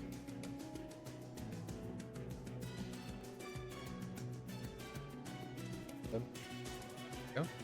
13. These are That hits. these are Doesn't spooky hit. monsters, 15. but you have to think about how scary that still was for them. You just teleported it fucking out of the gangbang range and fireballed all of them. Like, Yeah. So I missed twice on Pandemus. Bone Stalker C is going to make its way up to Xerix. Gonna pack tactics you. The 19. Does that hit? Okay. it does. Second one. 28 with the natural 20. I'm going to burn a lucky point to give that. Oh, I Okay. can't because he has advantage, and that's not how lucky works anymore. I apologize. Go Oh, ahead. new lucky. New lucky Yeah, who dis. yeah. So that is on Yeah. the non-crit, that is 12 Okay. piercing or necrotic. And then on the crit, that is going to be 8 plus 12. Okay, on the second hit, I'm gonna burn a second level pack slot and Hellish Rebuke him. Okay, deck save. So he has to make a deck save, yeah. 21. He makes it. Damn. I still take half damage from the spell. Yeah. Roll your damage. You'll take 8 fire. 8 fire. Gotcha. Okay. Bone Stalker A gonna attack you because he has disadvantage on attacking anyone else. Attack you with advantage. That's a 27, not nat, just a 27. Next one, 15, so only one hits you. Correct. 10. I am down. Okay. Xerix, at the start of your turn, roll me a death save. Pass. Xerix, you hear in your head. Can you hear me? Yes. Hello? It's very hard to see you when you're not sleeping. I can talk to you better there. Are you the bringer of my contracts? Contract. I don't think that's what we did, but yes. I am connected to you. Okay. You're dying. I am. We can't have that. It's too much. You still need to stop it. Stop it all. That's why we're connected. Stop. All of it. Restoring itself again. I'll do what I can from this side. But you have to keep fighting. Don't give up. Don't let the dreamer wake. Don't let the watcher sit. And don't let the one who waits find the door. You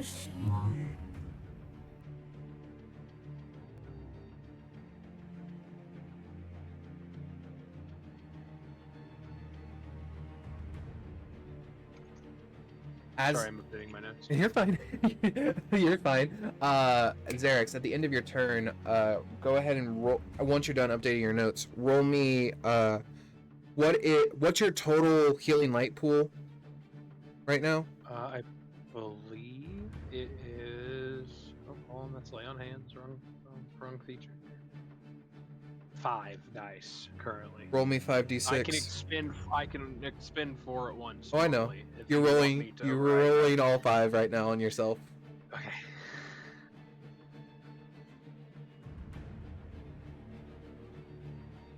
$22. Great. That number is doubled. Holy shit. Okay. You gain 44 hit points, and I am that up is the end of and your I turn. feel pretty good. Okay, that is the end of your turn. I will let you stand up, so you're no longer prone, but that is it. Sure. That's fair. Extremely fair. Bone Might is now going to look at Elben as he just saw you shatter his friends with fire, and he's going to make a running attack for Elben. He couldn't hit me if he tried. 3, 4. That's 5. 12, 13, 14. That's 14. Are you casting shield or? No. That is 6. That is 7 points of piercing damage as it bites into your arm. You hear the voice inside of you.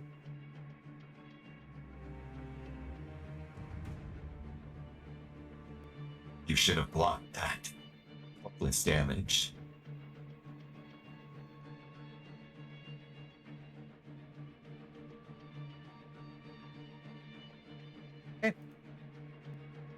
All it can do. We Yeah. better learn his spot. I think that's what he just sold you, bud. Pandemus, it is your turn. Let's see. Bless you. Xerix is down. Xerix I is am not not. down. If you didn't hear, he is back up Okay, awesome. and is looking fine. I think the only one that looks really hurt is Elben right now. Very hurt. Shockingly hurt, if you would. Bless you again. Sorry. Jesus is your savior. Okay. I'm going to... Let me see the range real quick. Okay.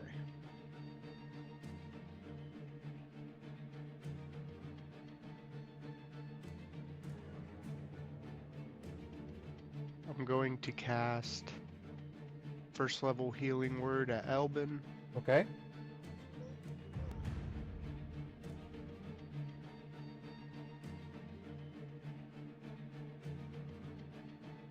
For 11 healing. +1 because of the spell's level. Oh, yep. So 12 healing. How many healing? 12. 12. Yippee! That's gotta be like half your health bar, right? Yippee! Close. Very close. My poor little wizard man. Hey guys, remember? You gotta Hey take a level guys. and something to get some armor, bro. Hey guys, do. remember when I gave you guys not only another level but an additional feat and then an additional ability point? Yeah. Let's keep it going. Yeah. All right, Pandemus, that's your bonus action. What are you doing as your action? Are you swatting this thing? Yeah, I'm gonna swat it with my great sword. Do Okay. I get advantage? Yes, you do because of Iskara. Okay. You notice Iskara has been beating these things not only with her cane but with her fucking hands. So 25 is not in that 20. 25 does hit. Okay. It's gonna take 9 slashing. Gotcha. Gotcha. That is my turn. Elben, you see a bone mite in front of you.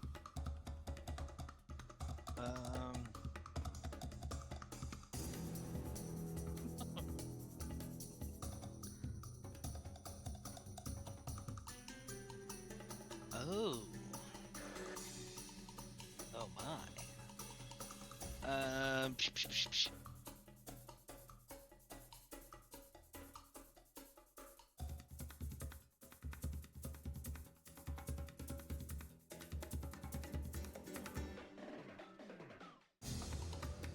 How far? 10 feet?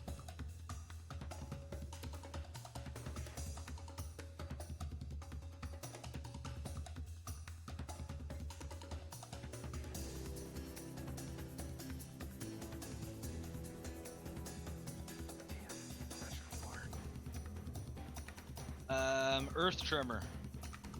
Where are you doing it at? Right there where my red circle is. Alright, I do not see her. yeah, I think you disconnected. Refresh. Yeah, you're good. If I have to, I will as well. Yeah, it's not there now that I've refreshed. Okay. There it is. Right there. Hey.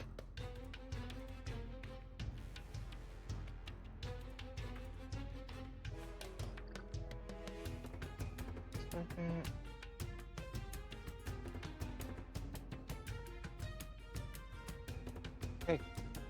Everybody makes a deck save. Deck save? So many deck saves. Alright, that's a 10 on my Bone Stalker. It finally fails. Yay! Bone Mite got a 17. Bone might survive. Bone Mite's dexterous as fuck, bro. They get a +2. I mean, how many legs a Bone Mite got? That's gotta help with your dexterity, right? Got at least 7. It It's a upsets me that it's an odd number, and you're probably right. what's the damage? This much damage. Okay. I don't believe it takes half damage. Nice. I don't I even believe think it takes damage if it saves. Must make a dexterity saving throw. On a failed save, the creature takes damage and is knocked prone.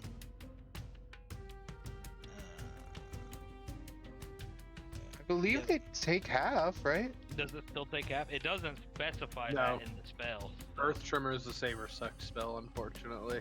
Okay.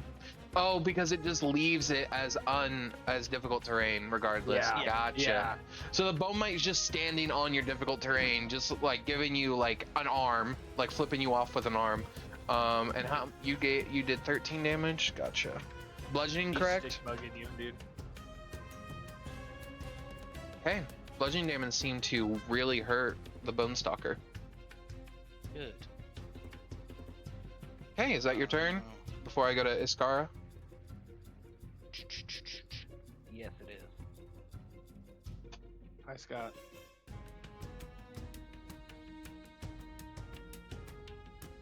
Okay, Iskara. She is going to do something. What's she gonna do? Oh, here. Let me put my. These feel right. Now that we're kind of in this messed up world, I'm gonna put my Matrix glasses on. Iskara is going to reach out toward the Bone Stalker, and it is some sort of spell. You are each able to make some sort of inference from it. If you would like to make an Arcana check, make an Arcana check. I'll take the red one, Q. The red pill, fuck off. Okay, so a dirty Those are 20 pretty cool. hits. They don't stay on with the shit. You hear reach Do they out kinda and clamp on your pulse. nose? Yeah, they have a little. That's cool. With a 14 I and was a always curious. with a 14 and a 24, Elben and Xerix, you know immediately she cast Vampiric Strike.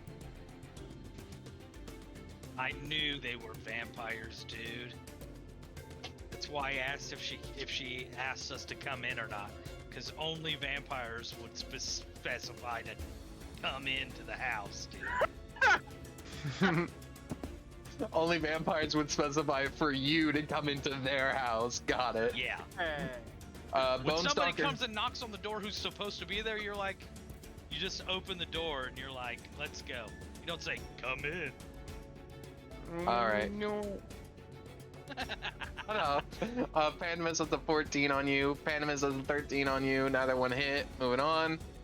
Alright. To C. C is gonna attack with advantage because it's still pack tactics with B. That's a 26 on the first one. 23 on the next one. Jesus Christ. Yep. 11 piercing, 8 piercing. Or sorry, 11 necrotic, 8 necrotic. I apologize if it makes a difference. No, thank you. Okay. I don't think it has disadvantage, right, on just attacking you anymore, right? It is prone. It's gonna stand up though. Okay. But correct, that only lasts for one of his turns. So Got you. He can. hit So whoever. it's going to try to bite you. 25. Yep. 8 points of necrotic, and then it's going to turn its head toward Elben, and it's going to screech at Elben with a 23 to hit. Still rebarbs. Okay. Nice. 17 at Elben. Fuck! You hear Elben. You're not taking damage again. Shield. I'm out of level 1 spell slots. I didn't say use a level 1. Huh? It's telling you to upcast that shit, bro. Can't upcast shield. You can Yeah, you upcast shield, it just doesn't do anything additional. Yeah, you can upcast anything. in You the can game, it might- it upcast just might any not give spell in the bonus game. effect. Doesn't even give me the option to cast it at level 2. Mm-hmm. You just mark the second spell slot. You see a shield appear around you. It's like black and red. It almost resembles like the same hexagonal shape of the ruby as it appears around you, blocking that damage. And you see another black shade enter the ruby. Be careful with that moat or whatever the comparative thing is. for that. I don't want you to end up with some kind of negative effects from that. I am studying them. They do not harm me. Okay. Okay, Xerix, it's your turn. How do Bone Stalkers A and C look? Are they both still relatively healthy? A looks worse than C, but they're both still above half. Okay.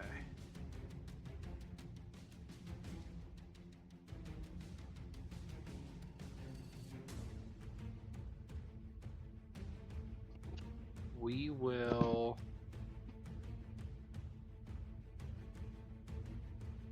Sorry. You're fine, dude. We will try and hit A with Green Flame Blade empowered maul attack. Alrighty, go ahead. Oh my goodness. We're just gonna luck roll that because that is how that works. I mean, a 16 does hit. Does it really? Okay. 16 well, fuck it. hits. I'll let it hit then. Sorry, I gotta scroll back now. You're fine. So that will be 17. I'll let it do natural bludgeoning damage this time. Okay. To which one again? I'm so sorry. A. Got you. Got you. He'll also take 5 fire, Gotcha. and I will bonus action Divine Smiting. With Okay. a level 1 spell slot. Does your fire? Go ahead and roll me a d8 plus your spellcasting ability for the thing other within 5 stalker? feet. Mm-hmm. That will be 5 plus 4, So 9. so 9. Gotcha. And then Divine Smite. 12 radiant. Yeah, it is severely hurt. Smitey. That's what I got. Alrighty. That was a lot of damage. I can't Yeah. believe that motherfucker's still Yeah, up. dude. It is barely up. It is barely up. But that bone mite that survived is gonna leap off of its rock toward you, Elben. It's like a face hugger. You see it screech out toward you, trying to attack you. That is a... Come on, roll. Okay, be difficult then. There it goes. That is a 9 plus 2, 6 plus 2. Neither one hit you. As it screeches out to try to grab onto you. Ducks it. Knock that shit out of the air. What? Bitch! You're both kind of swatting at each other. He keeps the hand strong. Pandemus, it's your turn.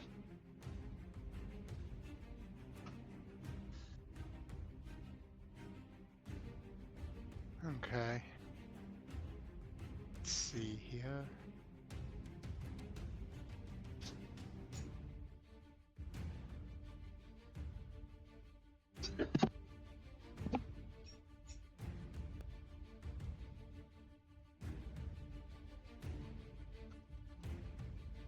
So which one did you just smite?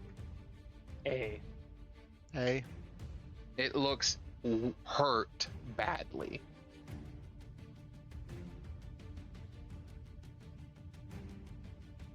I'm gonna expend a 3rd level spell slot to bestow curse on C.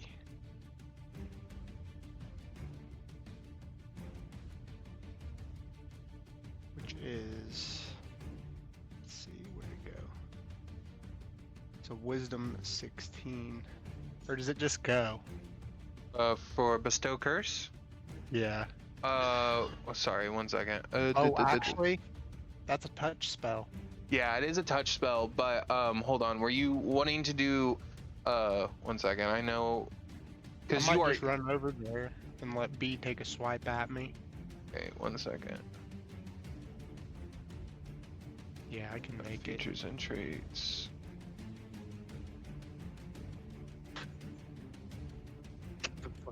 Yep. If you'd like, you may go ahead. So yeah, basically it's a touch spell, and then I make a saving throw, and then you tell me which curse if I failed. Okay. Mhm. So I'll run my little butt over here. Okay, I'm gonna attempt to I'll attack see- you.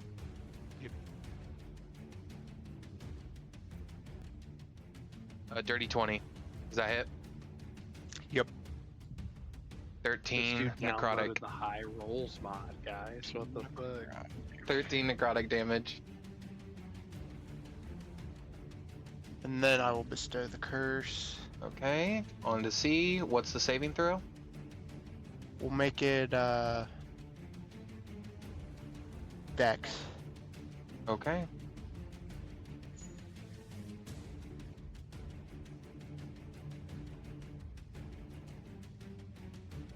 Oh, sorry. Wait. No. Oh, no, I yeah, see it's now. it's wisdom 16 save initially. Then if I fail, then you give me disadvantage on that ability on One that of score. these 4 abilities, Yeah. which I would want to do the third bulletin. Okay, so I'm gonna make me a wisdom save now. And with a +5, I got a 10. All right. So what are you cursing me with? In combat, after. Okay, hang on. Let me get further ahead than that. It's forced to take the dodge action on its turn. Mm-hmm. Nice. Yep. That's Yep. So I have to make Quite another good. wisdom saving throw at the start of my turn, or be forced to take the dodge action on that turn. Got you. And that is it. Okay, I will do that at the start of its turn. Elben, you see that bone mite is still in front of you.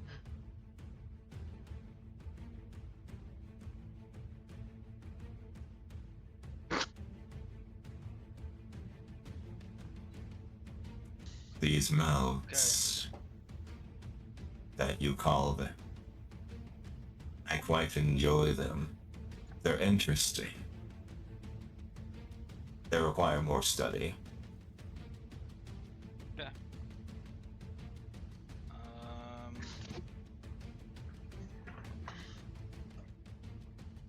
Level 2 ice knife on the mite. Okay. It was a 28 hit. Yes, 28 hits. You're going for the fucking kill. 19 damage.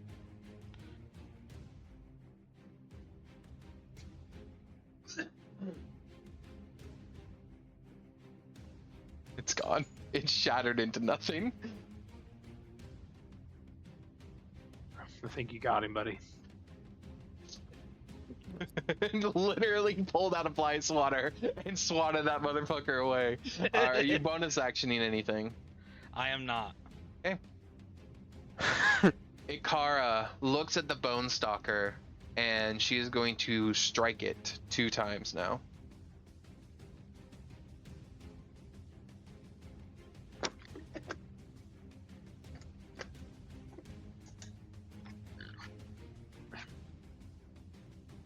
True. Miss. That's a hit.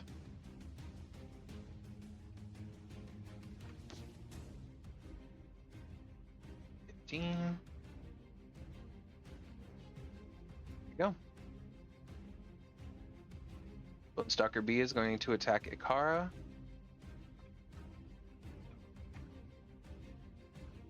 That hits. That hits. Okay, Ikara takes that much damage. 13 and 15.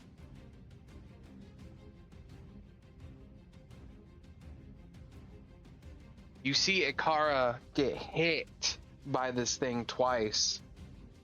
Doesn't seem to do that much damage to her.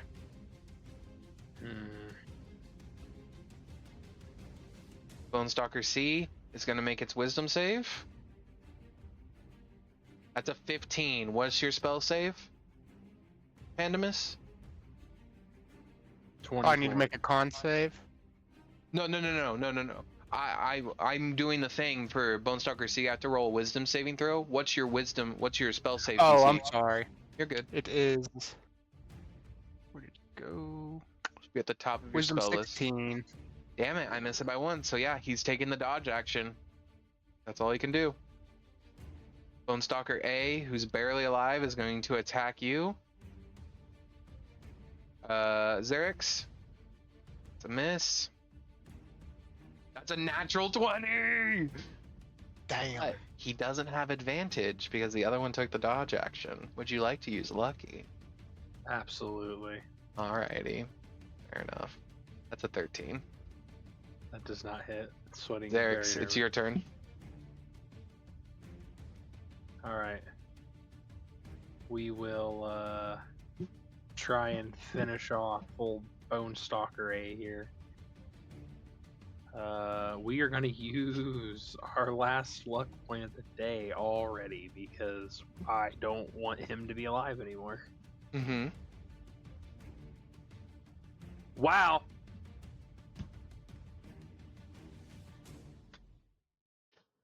Both miss. That is unfortunate. I will bonus action Mm-hmm. Misty Step over here. Okay. Pandemus, it is your turn. What are you doing? Okay, I'm gonna see where is it. Wild, bro. 2 3s. I think it would be nice if they added D&D Beyond on the portraits, like when they get below half health, if they start flashing red. Like they do in the combat encounter for players. Mhm. Agreed. That'd be nice. That'd be real nice. I'm gonna take a swing at C with the great sword. Okay. 13. That's a miss. Swing and a miss. Let's see if I have a feature that can help or not. Can I use knowledge from a past life? Does it say attack rolls? It says that immediately after seeing the number on a D20. Okay. Yeah, if that's how it reads. Absolutely, you can.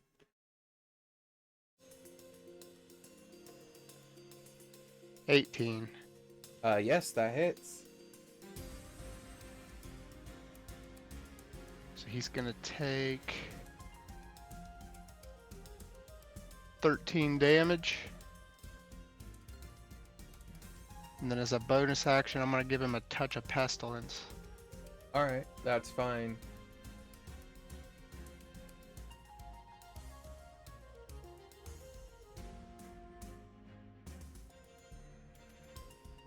Touch of pestilence him. Yep. Alright, I have to make a Constitution saving throw. The DC is 10 plus your cleric level, so it's a 15, correct? Yep. That is a 4, so successful. Which one are you putting on him? Racking cough. Okay, I can't take reactions unless I succeed a DC another Constitution saving throw, which the DC is 10 plus half your cleric level. Yeah. All right. Also, I will note, because I did look at the ability, if you read the first part of it, it does say ability check that uses a skill. You can roll a d6 immediately. Not attack roll. For knowledge of a past life. Let me look at it. I'm No, sorry. you're fine. You're fine. So for that, Proximus, you'll take just a random. Ability. You'll just take 5 points of damage right now. That's We it. could take it back if you want, since I read it wrong. No, you're totally fine. You'll just take 5 points of damage because you broke the power of your magic. Okay.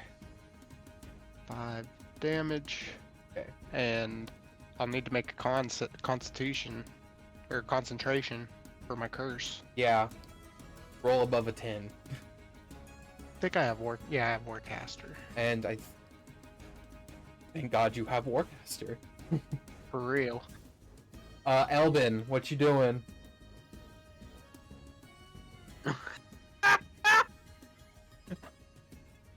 I'm killing Elben. I'm killing Elben for that. You're Before muted. You're we muted. actually- I'm gonna use my little bit of movement. Could I like work away around here without getting hit by A? I mean, why don't you go the opposite direction? Like the opposite, like, you know what I mean? Like go around him from like this. Then yes. Just go. I'm gonna go. Wait, what's the red circle? That's difficult terrain. difficult terrain. Difficult terrain. Okay, I'm just gonna I get in moved there. my chair so I could do that little That's probably stunt. about as far as I could move. Okay. I mean, Because since C can't use reactions. well, C has to make a con save. Oh, I It's see. so it's You could still take your swipe. it's 10 plus half your cleric level, so that will be 10 plus 2. To So 12. 12. Let me see what I get on my con.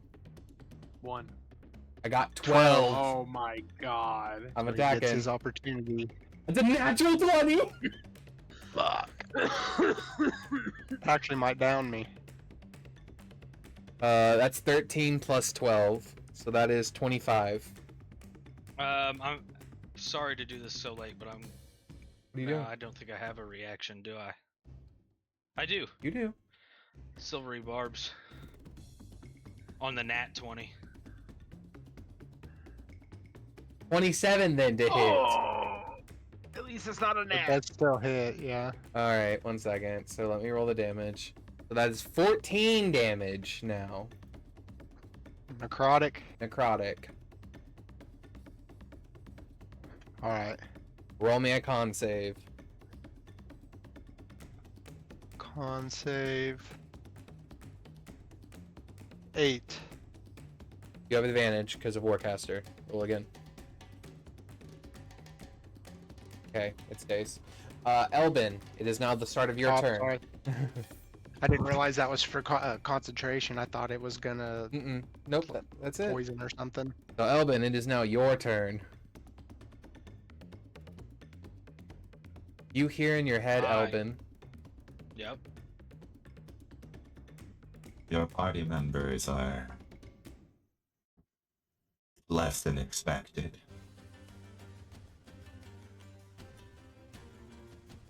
It'll be alright. I regret saving them.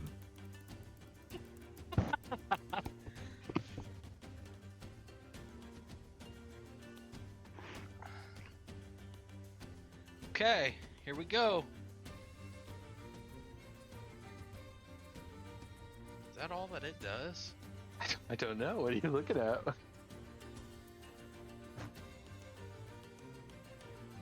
My favorite So thing is when, yeah,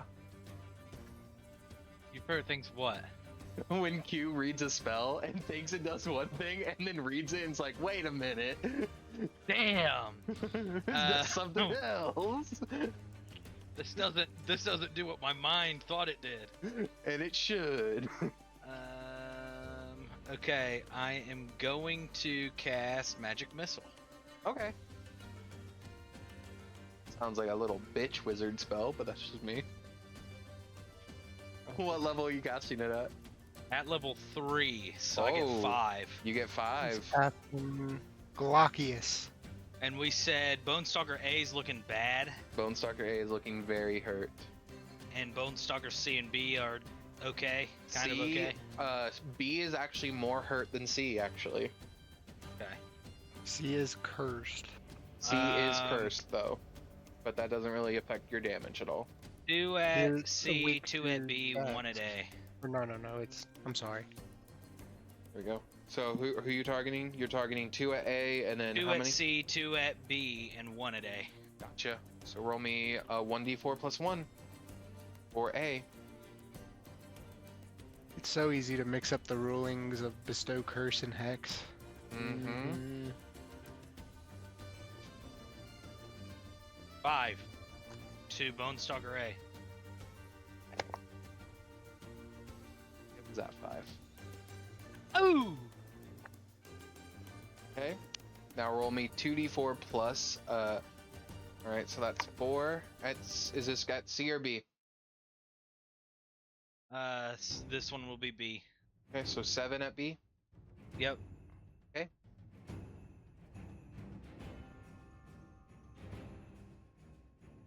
Oh. Okay. 4 4 at at C. Gotcha.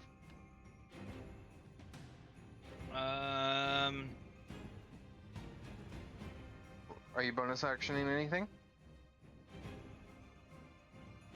I am going to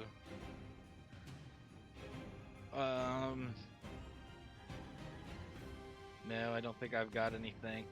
No potions or anything to give my homies. You see on your chest, just glowing, is your ruby, and it is actively right now at 30 feet of bright light. Jesus fuck. The light is on? Correct. Well, It's I'd like to turn the light off.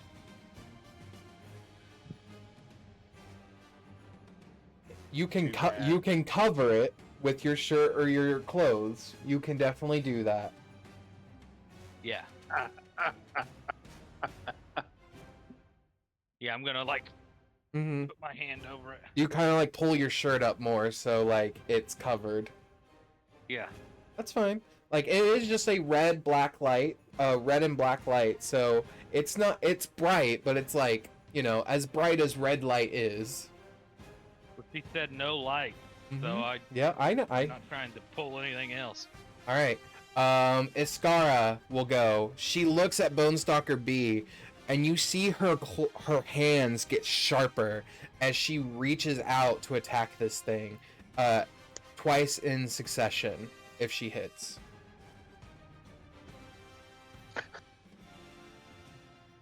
$23 that hits. 20 that hits. 18 damage. 9 o'clock chocolate chip. 19. Damn. You see as she tears through Bonestalker B, ripping it in two, tearing its wings off and throwing its carcass to the side. And you immediately see whatever flesh was on this thing, you immediately see roots of bone from the forest begin to go inside of it like worms and begin to pulsate as they absorb all the liquid and juices out of this creature. It is dead. Yeah. I'm scary. Jesus. It is dead. Bonestalker B is going to make a Constitution save. Or sorry, it's a Wisdom save, right? Because it's the start of its turn. 21. It can actually do shit. It's running toward Pandemus. Well, he could dodge if that was just the only action he was allowed. Yeah, he could, but he's going to actually attack now. Yeah. 25 to hit. Yep. Jesus Christ, dude. 21 to hit. Delete that mod. I don't Yep. have a mod on. They just have a +8. 15 and 12 to hit. Or 15 and 12 Comes out. damage. Okay. Okay. Does the 15 drop you first, or does it take both of them?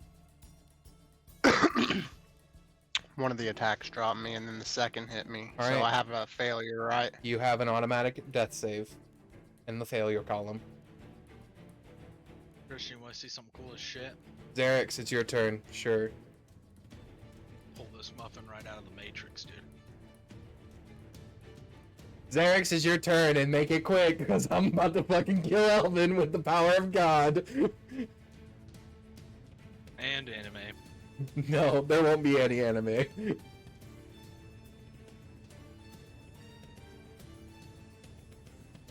Sorry, I'm reading. No, you're fine.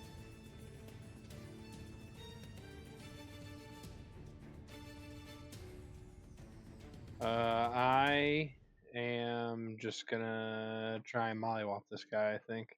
Go ahead. Hold on. Mm-hmm. I'm out of He line. popped my blister. He popped my blister too good. I'll go ahead and step in this. I forgot it was just difficult terrain. Gotcha. And with my bonus action, I'll give Pandemus here the old good touch and lay on hands him for all 5. Where do you willingly touch Pandemus? See, that's how you're supposed to treat the Lord's blister. Oh god, I really didn't want to have to touch you. That's why I read lay on hands first. The Lord's blister. That's the title now. And then with my action, I'm gonna try and hit the Bone Stalker. Go ahead. Hell yeah. What was the healing amount? It's only 5. I'm a level Oh. 1 paladin. That's but better now than you- none. At this Now you point, get your turn. at after this me. point, he just I'm looks at not you. dying. He's just like, it's 1 healing after what I just had to go through. You've got a voice spot on. A big one. I can't understand a word. My bad. It was in deep speech, dude. That's funny. Okay. 14 bludgeoning damage. Okay. It's still up, but it took a heavy hit. It is That's what I hurt. got for you. Okay.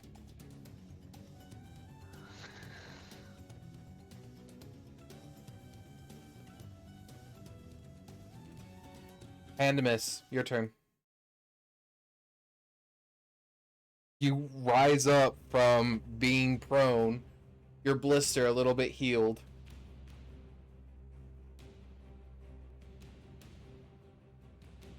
I'm gonna cast a 3rd level aid. Okay. Whoa. Fat. How much healing does it give? Let me see here. It's gonna Aid be. So much better than I thought it was. I didn't fully grasp how the spell worked. Mm-hmm. So automatically everyone add 5 temporary hit points, because you get that regardless of whatever level it's cast at. Well, I'm at 8, so Healing. cannot gain temporary. You're at what? Sorry? It's I already 15 have. healing I got you. and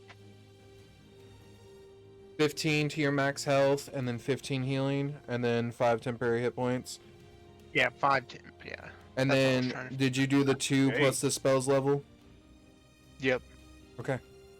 Because at level 3, I believe it's just The at the max 10, HP right? modifier doesn't Yeah, stack, 'cause right? No, level no, 2 it spell.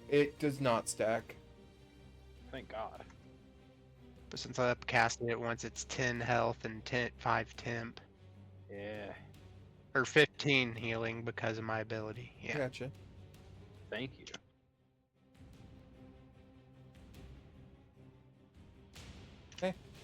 Bonus action? I don't believe I have one. Good. Dirty little bitch. Elben. I'll just get up here nice and snug next to him. Give him that. Maybe I could like Bite get him. about like right there. Give him a good sniff. I'm scared. Someone take him. Are you sniffing his ass like a dog? Well, it's a harpy, Isn't first one of the all. Lord's diseases. Harpies don't have assholes? Do harpies have assholes before I take my turn? You don't have any more questions left. You don't have any more This is need to know information. I need to cast enlarge prostate on this thing. Oh God. Kane's rupture on it. Shit yourself. Not tonight. That was a great use of that spell. But what are you doing? What are you Lay your doing, Elben? prostate like an egg, dude. I'm going to ice knife this thing. Okay. Stab it. Okay. Does a 21 hit? It does. You do know Ice Knife is a throw, right? Like, you don't have to move up toward it. Unless Yeah, you... I want to stab it. I got you. I want Yeah. to stab it. This one's I personal. want to. Roll a damage. Frozen blood in hand. That's fine. Frozen blood, man. All right. When it explodes, I need everyone within 5 feet of it to make me a dex save. All right. Natural Damage. 20. 21 dex save. Natural 20. 22. I do a cool backflip when I dodge the ice explosion, in fact.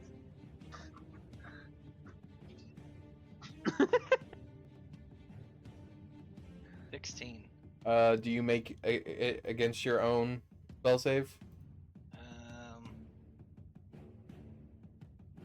It is dexterity saving throw for 17. No, I don't. So you take 9 damage.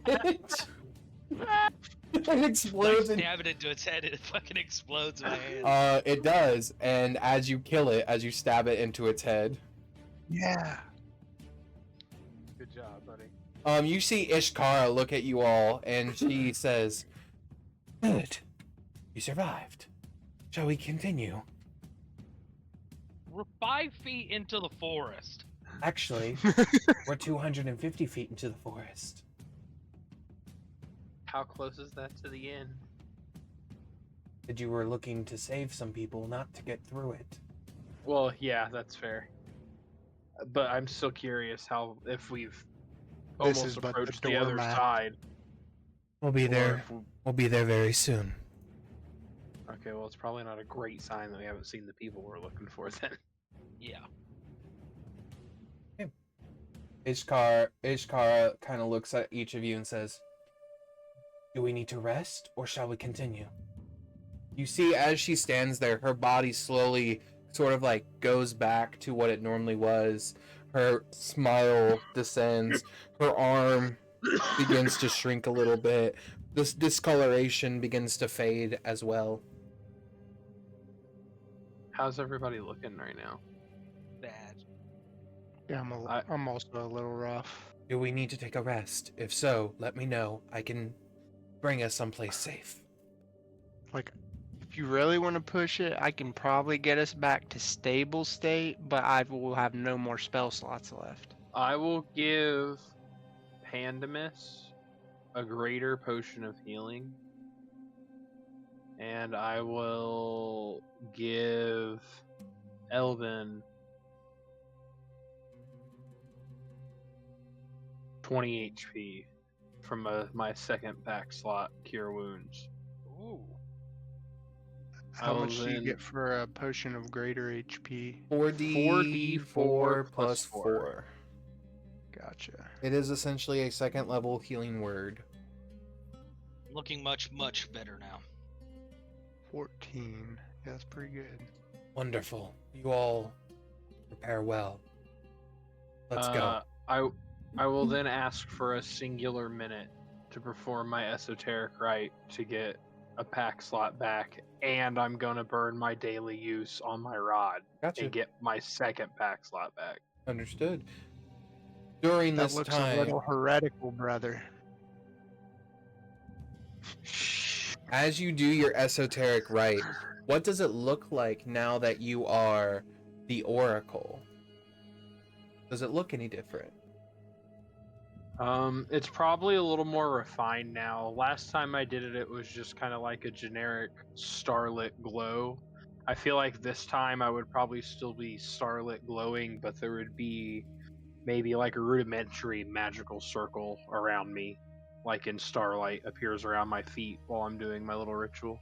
She leads you all over to the edge of the path, and she sort of waves her hand, and as she does, you see growing around you guys are these like bone spire like grass. So it's just like solid pieces of like pointed bone that if you were to fallen on, like if you were falling from a distance and land on them, they would skewer you. And she raises them up with her hand, and they become basically like difficult to see through. And she says, "We may wait here for a time." As you cast this ritual and do it, you hear in your head, Xerix, Hear me. I can. Hello? I'm back. You're calling to me. They're alive. Good. It was tough going, but we made it out. I'm glad you survived. It's hard Me to too. find where you are at all time. I'm glad I found you again. I think I am too.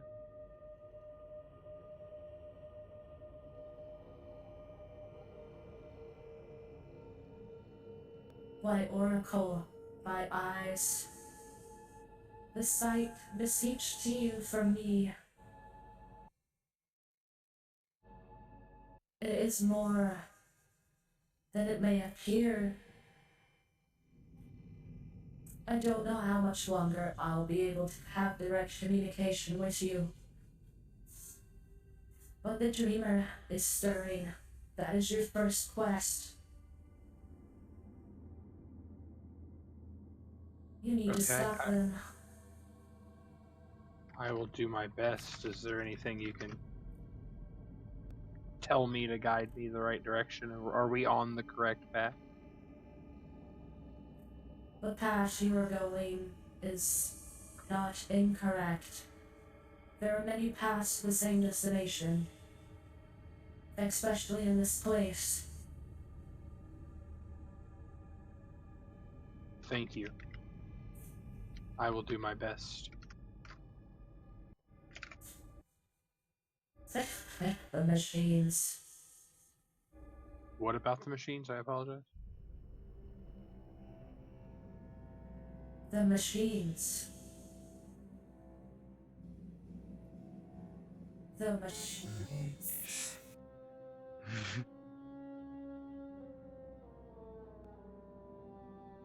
And she goes away. That was a nice touch.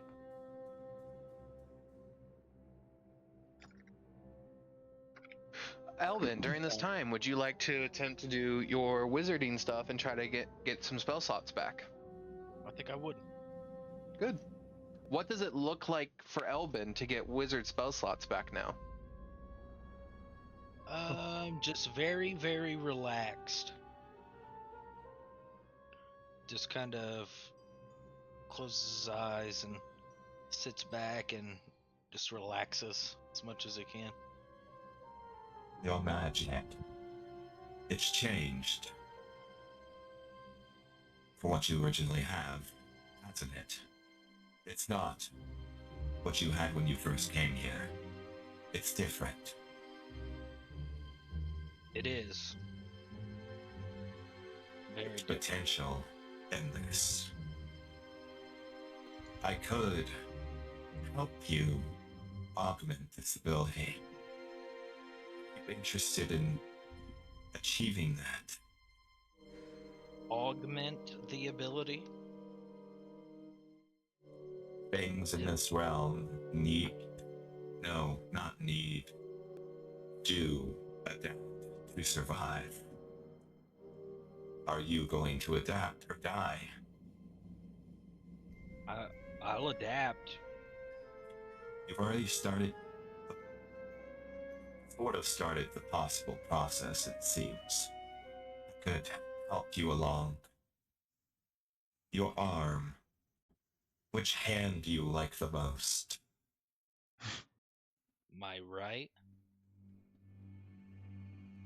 You feel this sort of like sickly cold spread over your hand. I would say halfway up to about like a quarter of your arm. And you feel like it go numb and it goes limp. And you see it just sort of like pull off, but you can see all the veins and arteries connected to it still. My arm just detached itself? From right, if you're looking on my camera, it's about like right here. So your hand. Okay. So you have like that, and you So see my like, wrist and my hand detached yeah, from your the rest wrist, of my arm? and you see all the veins and arteries connected to it, and you see as it pulls away and it begins to move, kind of like the thing from, fucking The thing, Addams the one Family. he can't say. Yeah. yeah, the Oh. fucking Addams Family. God damn it. I'm sorry. The thing, the hand, the thing. Yeah. It begins to move around, and as it moves around, you see the arteries and the veins that it's attached to. You see sort of like this sort of like black magic sort of wrapped around it, and it severs itself from your arm, but you can still feel it connected. Like when you move your arm, it reacts to it. And you hear in your head, Interesting. Your power. That's how it took that ability. You can use this to scout ahead. Do not worry if it dies. You'll just grow a new one. Grow a new arm? Grow a new hand. Let's not get out of hand now. I'm glad you laugh at my jokes. Now go. Okay, I'll just start scuttling my hand across the ground, I guess. alright, and then 1 second.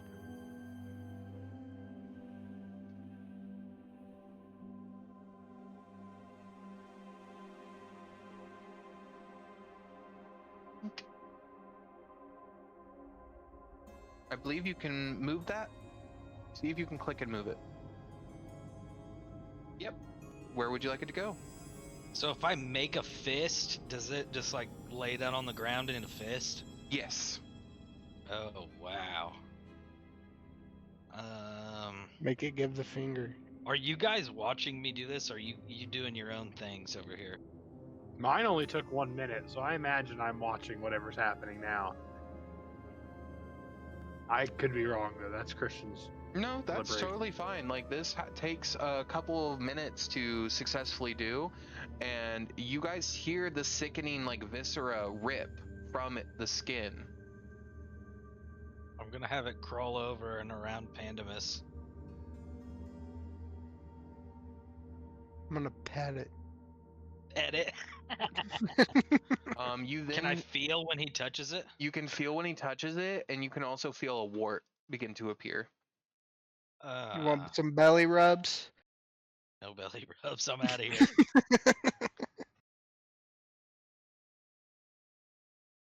I like your new pet. There you go. And I got you a new one. It's called My Hand. Okay. I probably can't. I can't like see with it or anything, right? I can just kind of wander it around. I think you get a magical sense with it. It's similar to. You cannot. No, you are correct. You cannot see through it, and it acts as if under the unseen servant spell. Ah, that's the spell. So it does whatever you tell it to do, and it will do it to the best of its ability. But it is not invisible. Find me the Doesn't longest mind fang that you looking- can find. It takes off.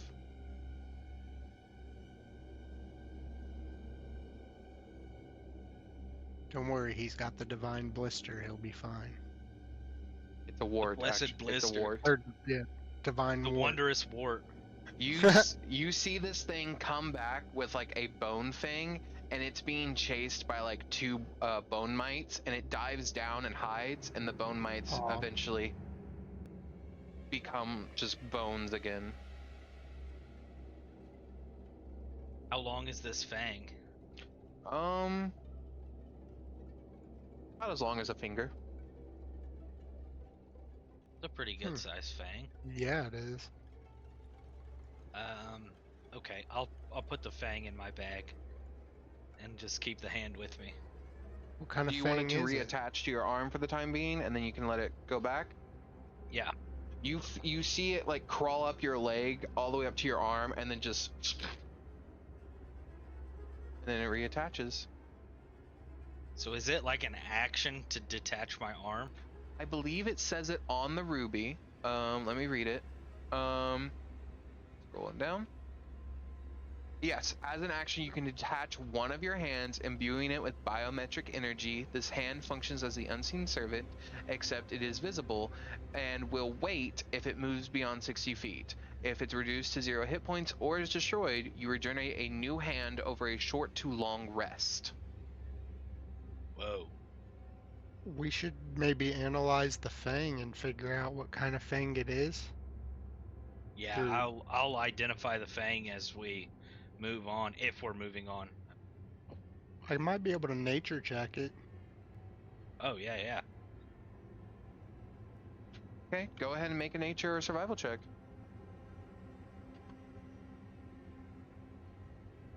Can I use guidance? Yeah. You fart a little bit? Yep. Just a little. That's nat 20. I don't think you need guidance.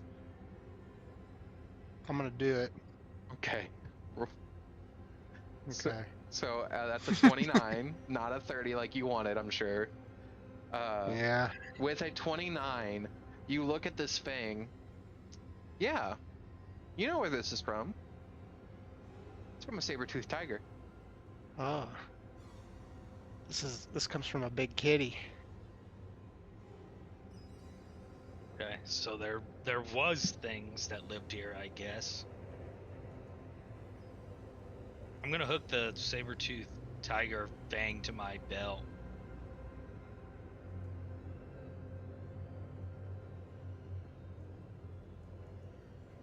I'm used to you being small. I wanted to ask how big it was compared to you, but you're normal sized here.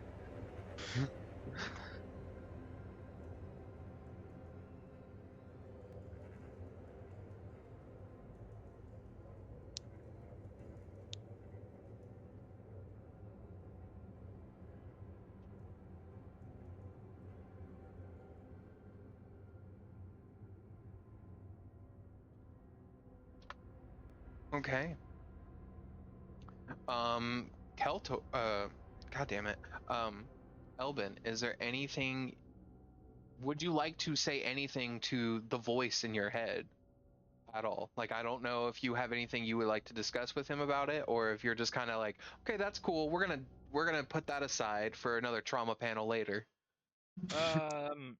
Yeah, me and him, I'm just gonna let him know that that's pretty sweet. But we definitely need to talk about how he can just so willy-nilly mutate my magic. We're gonna talk about that later. Understood. Would it be better for you if I talked like this? Through your walkie-talkie, so it looks like you're speaking to something. No. Understood. I'll figure this out.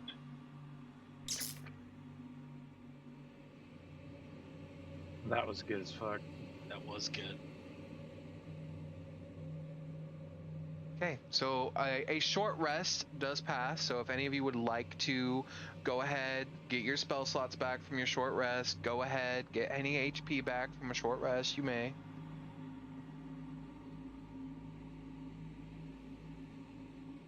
So, how long was the short rest? How long do you need for it to be considered a long rest? I will ask you, how long do you guys want to be sitting in the forest? I needed exactly 1 minute. Everything else is up to these guys. I want to be on with this as quickly as possible. So. Yeah, I 4 do hours think is for a wizard, long. for at least, I do believe for a wizard, I think it's on your feats. If you want to look, it's either 10 minutes or an hour you need. I believe it's an hour for a Elben. wizard. Yeah.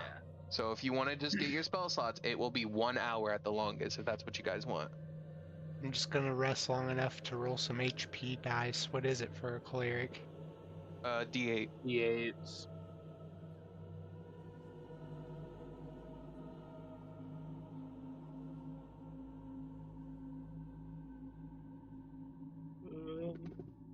I did 2. Yes, it's an hour. So we're at least here for an hour.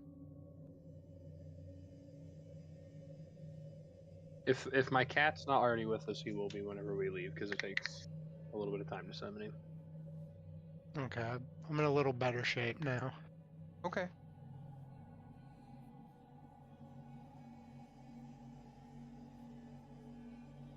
I cannot spell today. 1 second.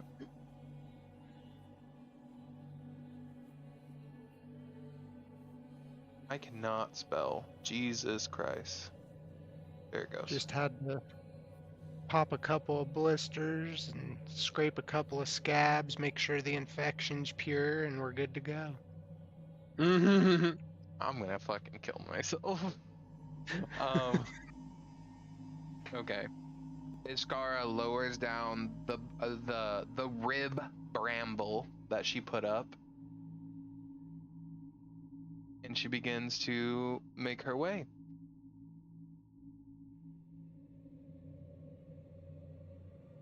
Following closely this time. Same. I'm gonna sneak.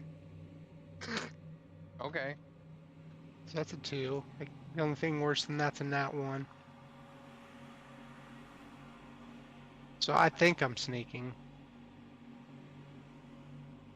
But I'm actually loud as hell.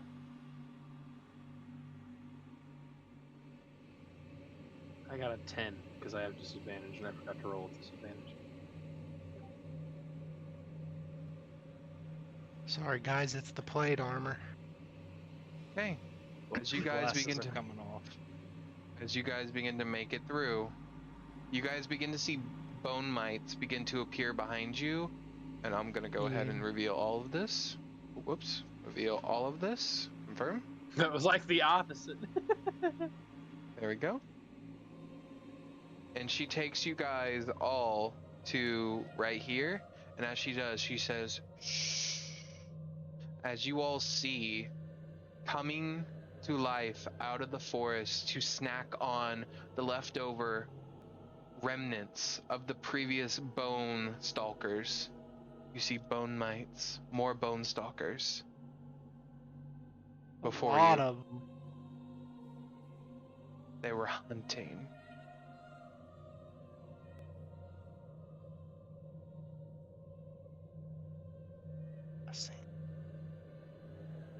Well, to the next place we go.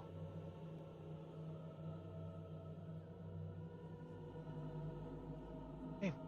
She eventually takes you, I'll keep this going. She eventually takes you down a path through a thicket of trees and wood, roots and bark.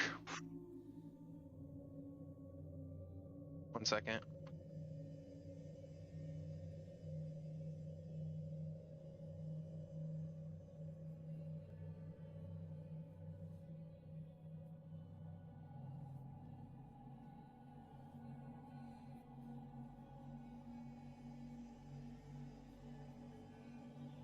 Where'd the glasses go, bro?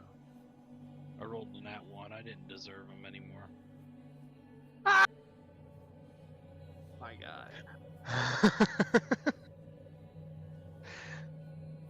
I rolled the 2, don't And she feel takes bad, you bro. down a grove of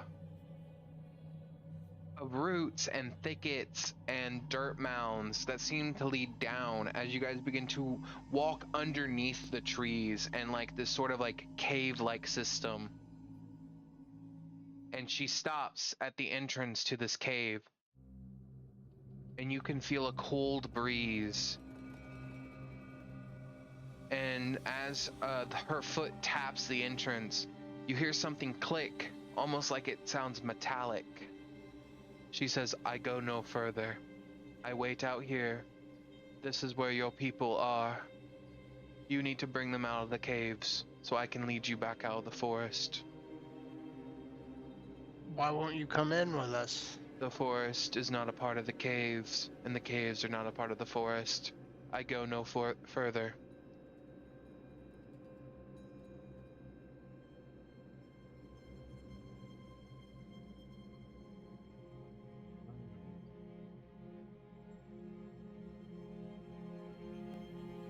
Take it this cave looks dark. As you go look into it, there is no light coming out. This is where you guys are.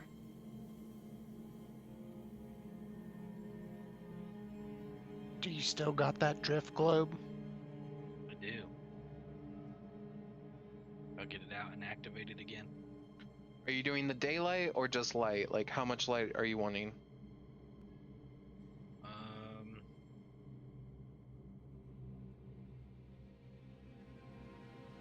Yeah, probably not daylight, just the regular what is it, 30 feet of bright light and 30 feet of dim light. Just enough to see. I believe that's what it is. Yeah, that's pretty smart, because I don't think we're going to be separating in a dark cave anyway. Yeah. Rift globe. At least not willingly. Yeah, just light. I cast the light spell. Okay. I will also do that on my maul. And have it float around us. Oh my god, it's so bright! Too much light!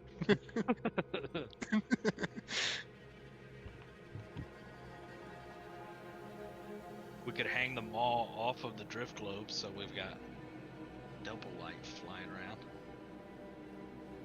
Okay. Light begins to glow around you all.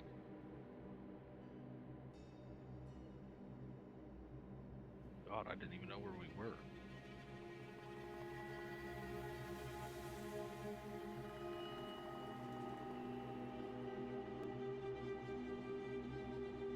I am. So where do you guys want to go? I'm gonna detach my hand. Okay, here, I'll spawn it in for you. Nice. There you go. Okay. And then as we're walking any paths we don't feel like going down, I'll send it down there. Okay. I should also have the keycat with me now. Oh, yeah.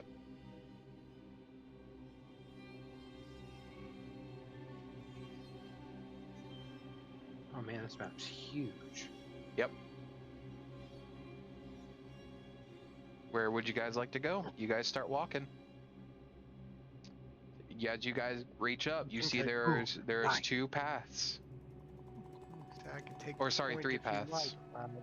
There's one right here that seems to lead into like a wet, sort of like water runoff.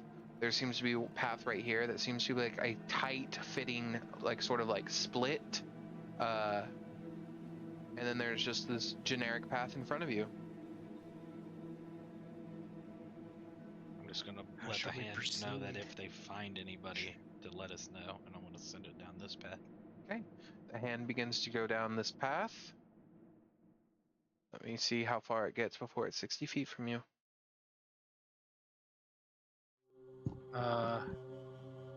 I'm going to. The hand comes back and it just writes in the dirt, no.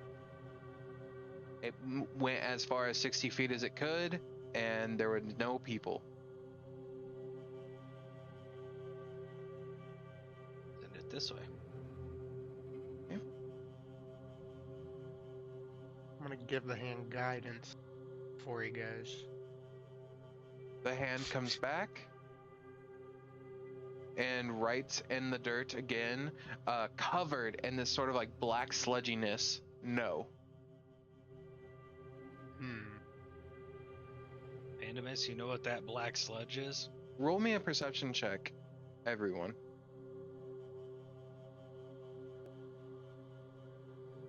Could I do a medicine check on the sludge? Yeah. The perception check, I rolled a 26. Okay. And a 21 for me. Sludge. So with a 21 and a 26, and an 18 medicine, you look at this Pandemus, and with your medical eye, as you look at this, it's too thick to be water, but it's too runny and viscous to be blood. It's some strange type of like possible oil, maybe some sort of runoff liquid, but it's like thick black ink almost.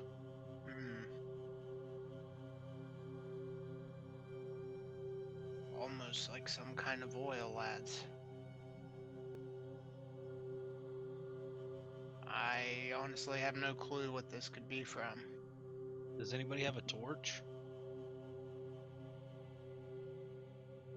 Do you want to strike your hand with green flame blade?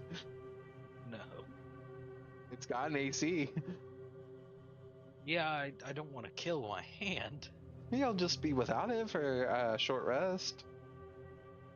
Let me see if I have a torch. I think Christian, while they're I have a investigating lamp. and sitting here discussing this oil, do you think it's fair to say 10 minutes pass? Yes. While we're doing this, I'm going to ritual cast illusionary script and start writing on a piece of parchment. I have an oil lamp I've never used. I have a tinderbox. Really? I'm gonna scrape some of the sludge off and try to light it on fire. Oh shit. You attempt to light some of the sludge on fire, and it begins to burn a little bit, and then you see the smoke and the flame around it goes that same sort of like purplish color that was in the house that you guys were in. And you begin to see the flame lift up off of the oil sludge, but you still see the sludge is burning away as it floats above it. Huh.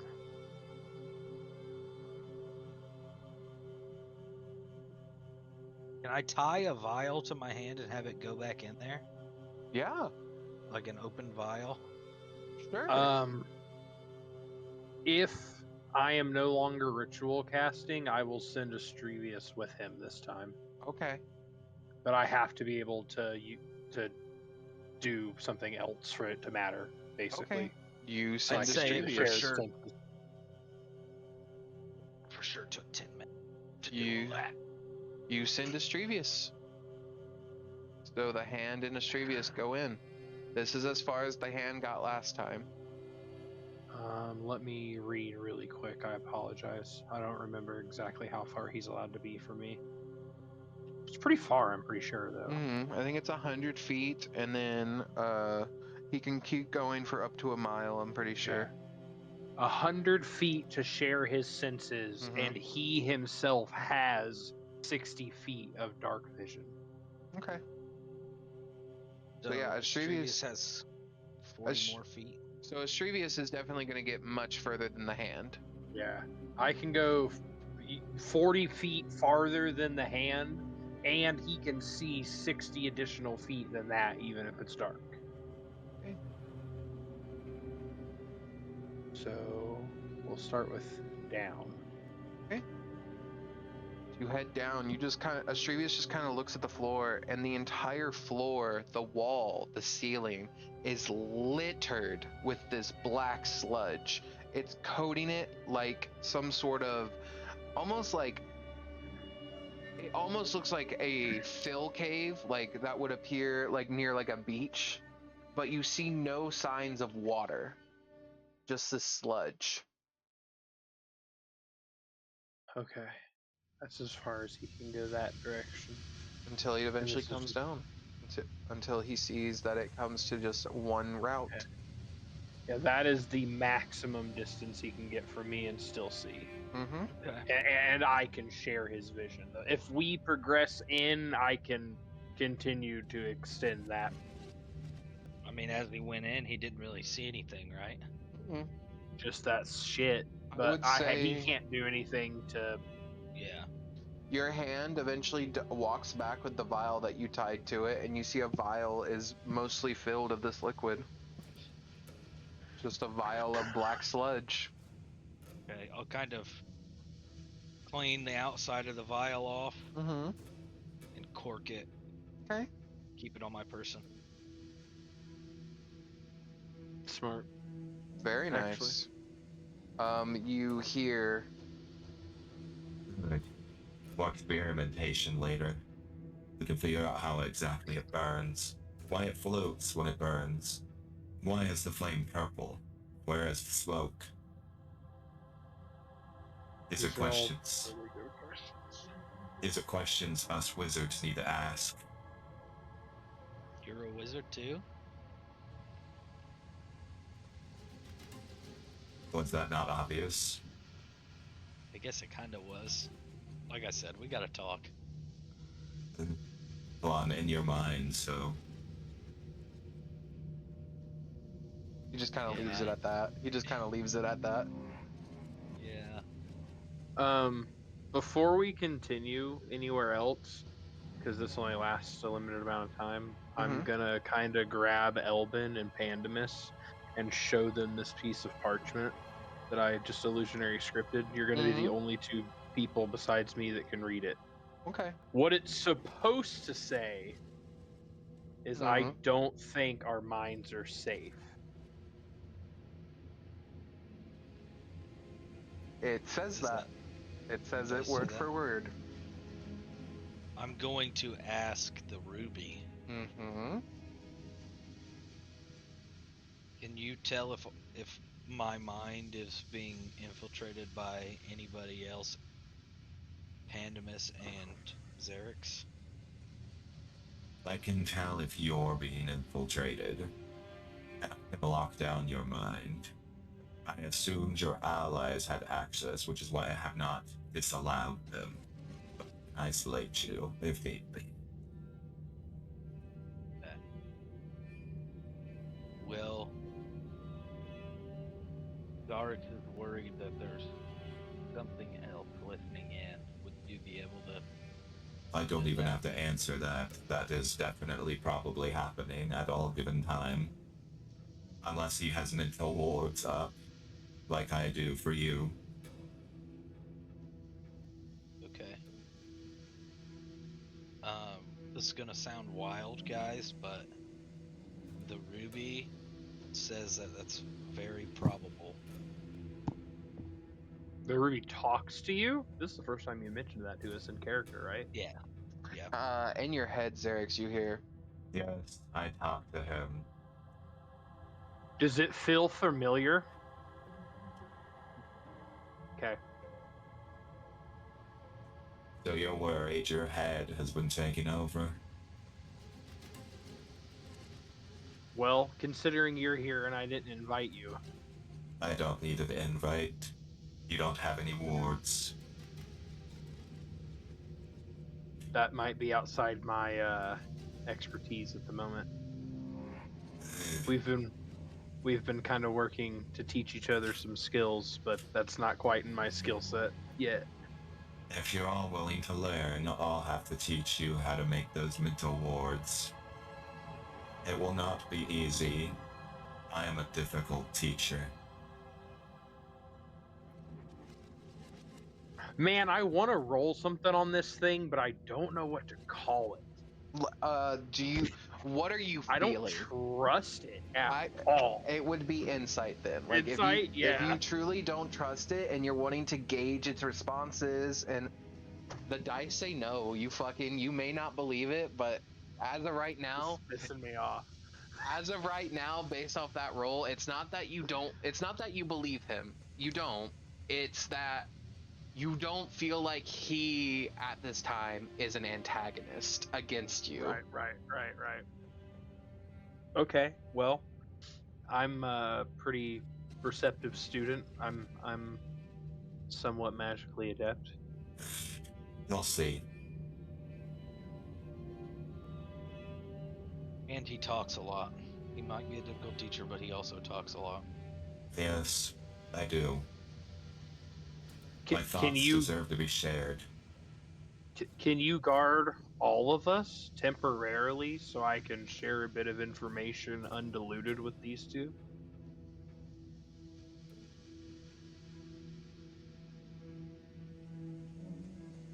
It will use most of my stores of magic that I have propagated from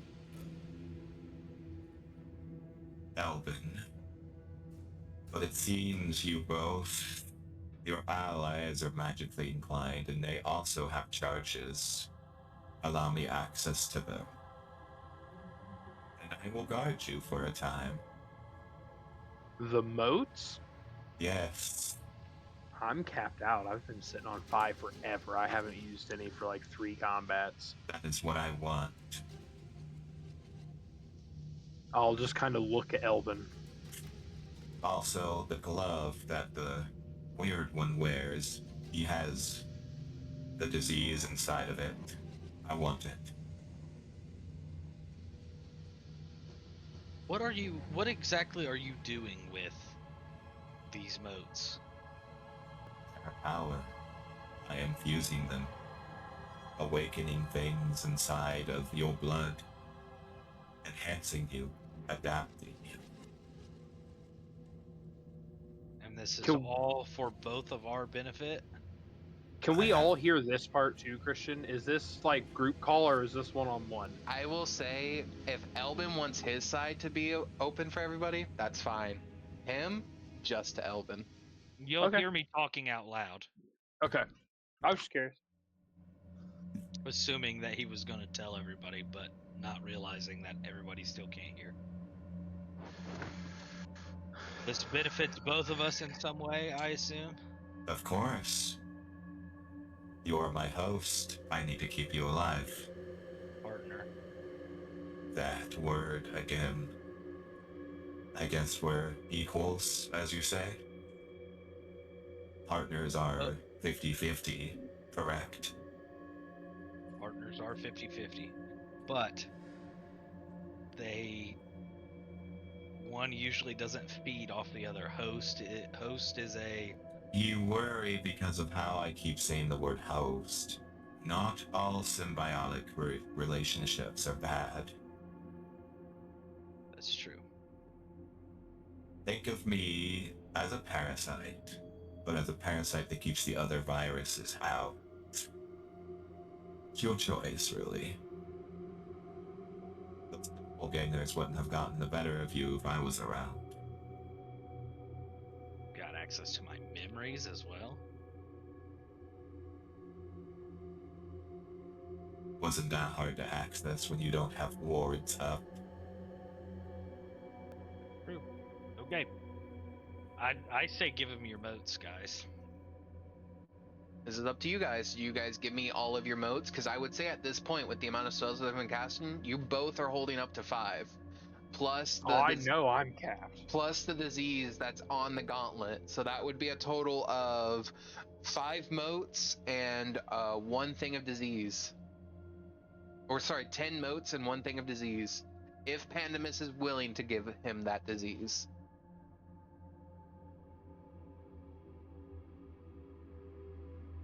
My thing is,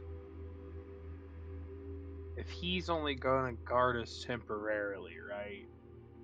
I'm going to tell you guys this shit. He's going to drop the wards. He hasn't taught me or Pandemus anything. And it's still going to just immediately be leaked. If Well, somebody's listening to us 24/7. That's true, but if this temporarily gives us time to enact some plans, maybe we can keep doing this in secret. We'll store up motes, and then we can learn while we are learn the mind shielding. I mean, if he's powerful enough to do it for all of us, I mean, a more powerful wizard to learn from could be beneficial for all of us if we're trying to do the shared knowledge situation. Yes. I'll just kind of hold out my hand like I'm going to cast a spell, but the idea is just kind of let the motes go towards the... Elben's lump of an arm immediately reacts and slams down into your hand immediately, and you begin to see veins come out of Elben's arm into your hand and begin to pulse, and you feel those motes travel up your arm and into Elben's veins.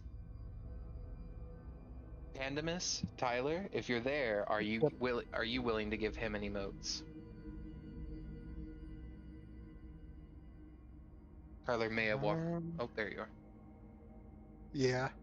Okay. Are you willing to give him the disease that's in your gauntlet?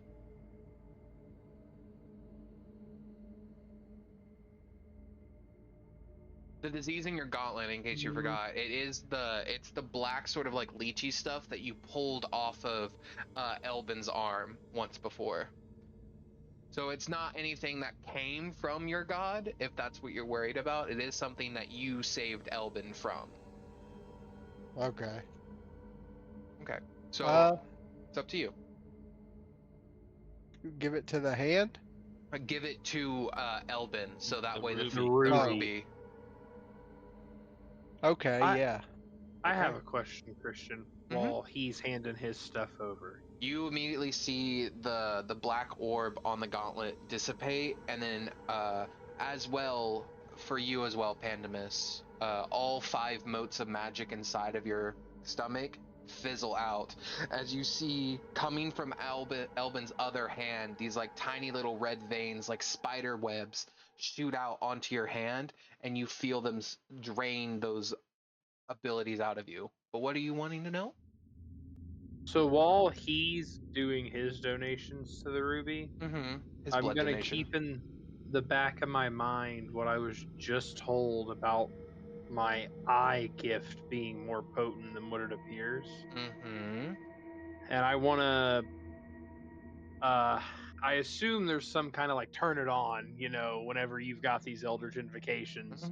I wanna kinda turn it on full power and see if anything, even though I'm not reading Got anything, see if you. anything happens. Roll me a charisma save.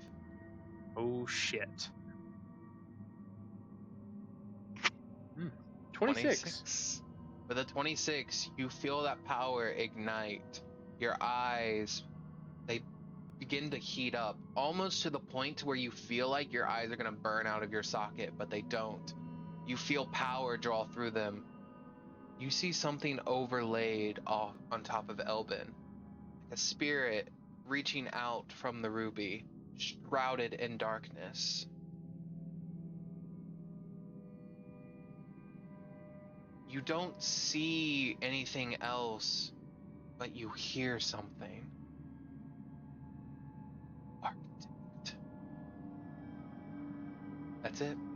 And then your eyes go blank, and you blink them shut, and you take 3 points of fire damage.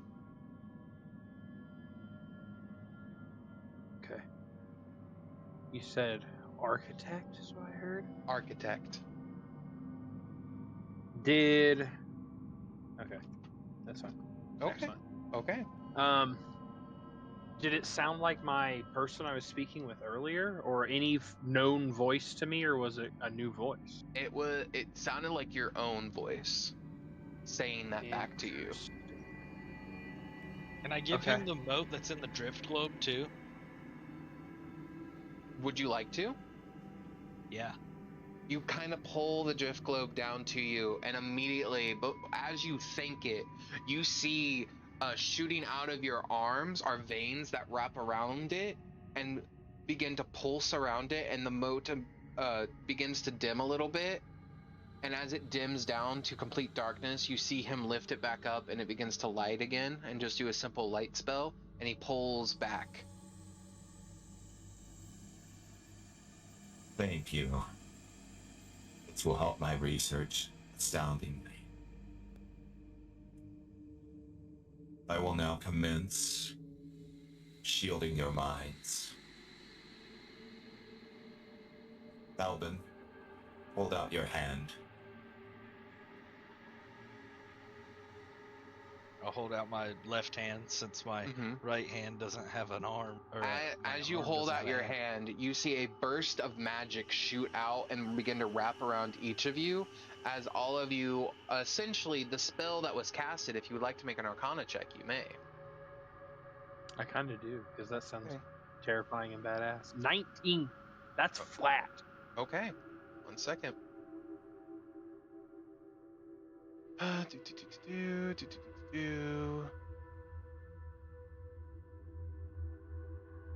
Oof. Ouch. 14 from Elben. How do you already have a plus 11? Jesus Christ. Wizards with an 18, dude. Expertise. They get expertise now. Started with an 18, and now you boys at maxed out on his intelligence. I've only got 19 charisma. I'm not max, but I do have a 16 con and wisdom. And a 15 strength.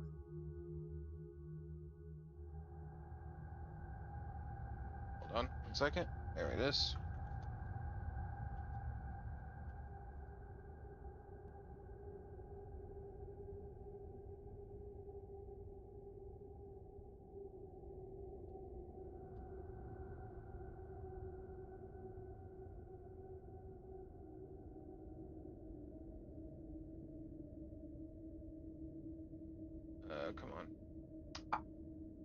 He expands out the space as he casts. I have to read the spell to make sure I'm looking at the correct one. Hold on.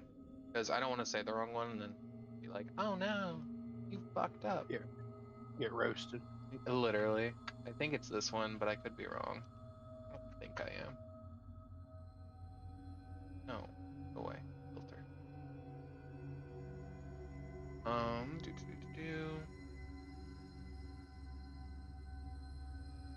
Okay, it's gonna be that one.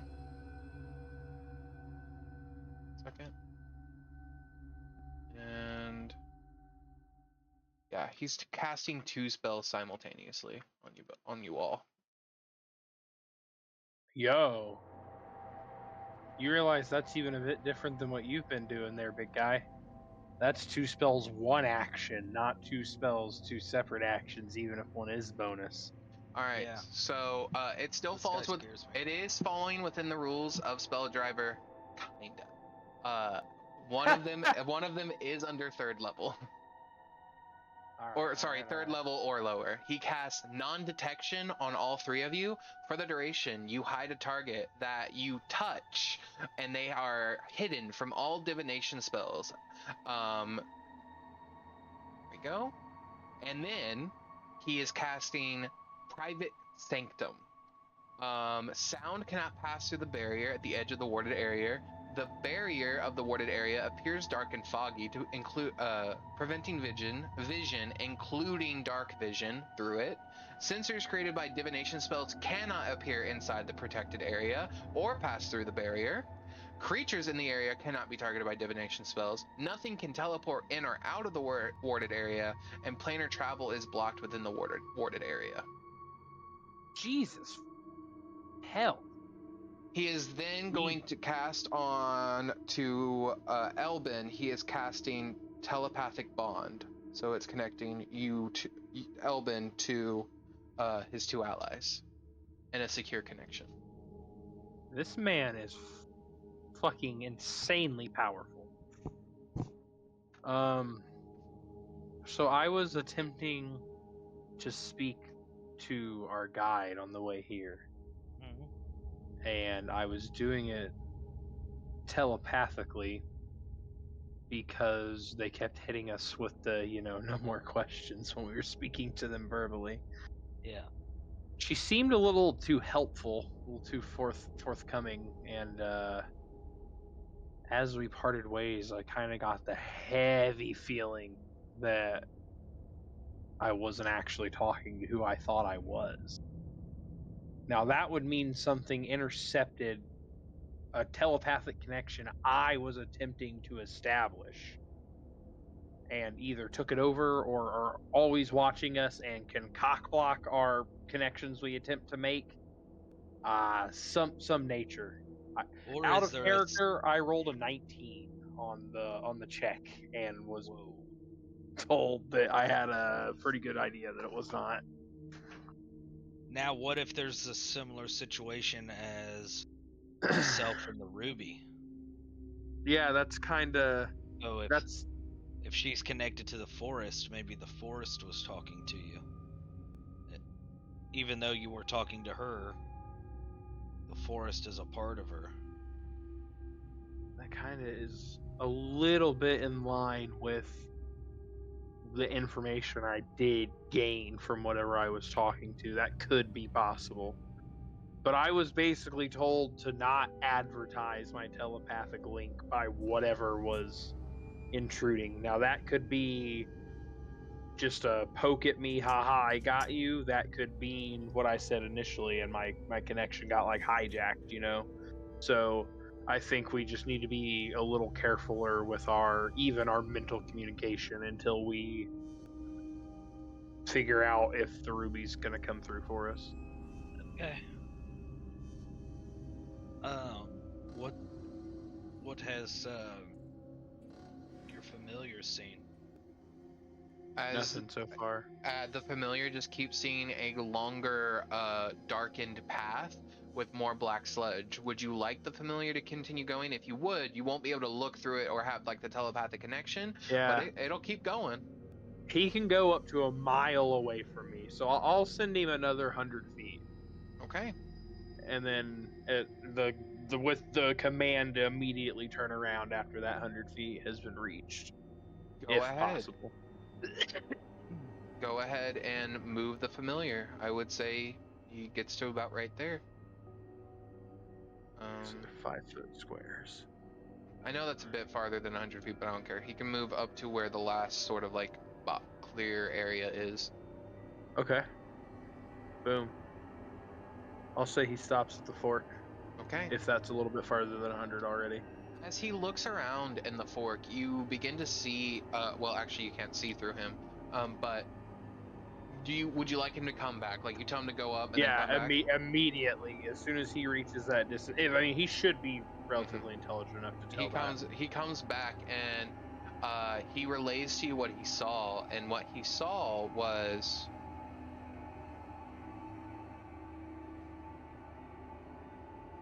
as I got closer to, or further in, maybe, the walls became less rocky and earth and more fleshy. Oh shit. Okay. I don't know what to make of it. I don't know if maybe it was, flesh sprayed across the way, or if it's something else. Something alive, maybe. This thing speaks Celestial, by the way, so I'll translate for you guys. May I have access to those sites? Access to my familiar? To the memories it just gave you that you saw through it?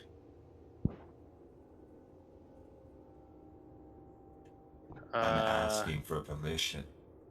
Yes. Sure. Thank you for asking. I know you probably don't need to. I did. Yeah, same. Interesting.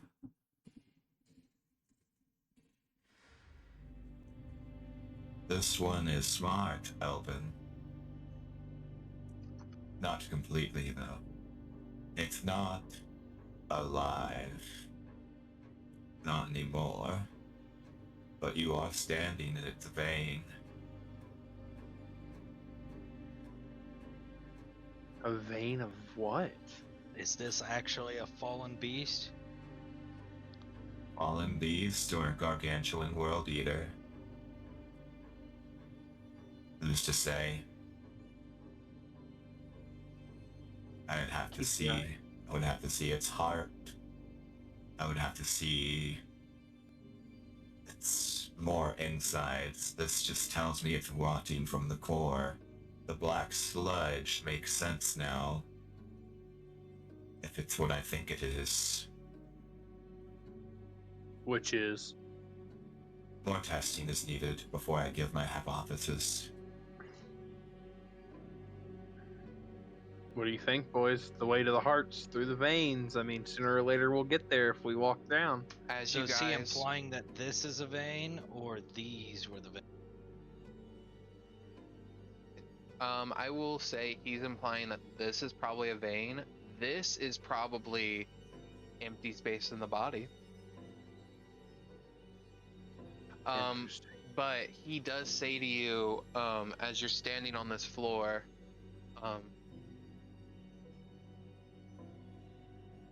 the floor is metal. Interesting. It's a fucking ship. Another crashed ship. Oh, fuck. There you go. Hypothesis correct. as you all stand there, you all begin to hear at the same time.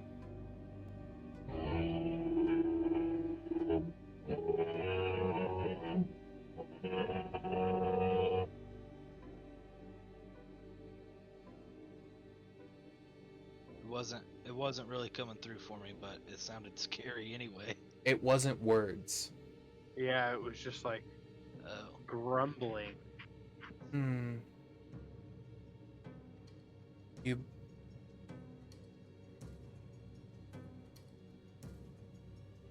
You better figure that out quick.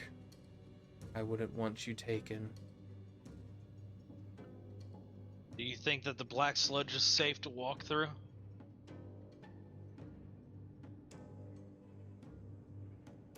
It's on what you deem safe. I can protect you mentally, physically. Took all I had not to completely take over your body in that fight.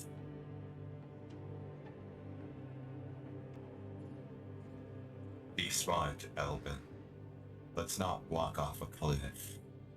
If you deem the black sludge, that's fine. I can do something else if you want me to. I can maybe scout a bit further. Okay.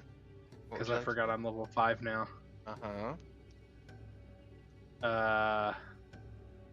How big are the walls? Is the space, Christian? Could I fit without touching any walls if I wasn't touching the ground?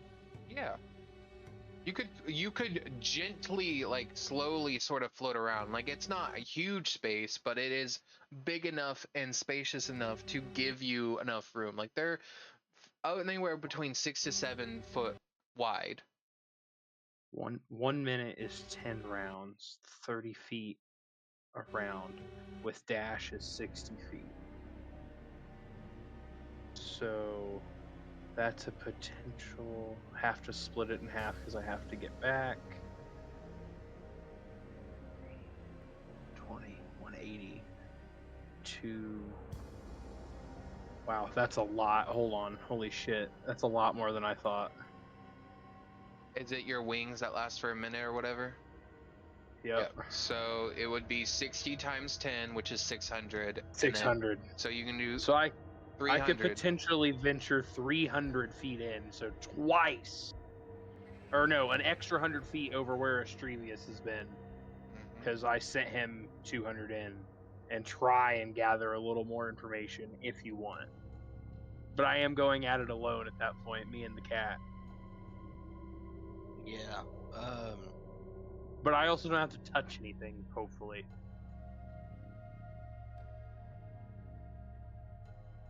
I mean, from the sounds of the ruby, I assume he said that to everybody when he was dogging on.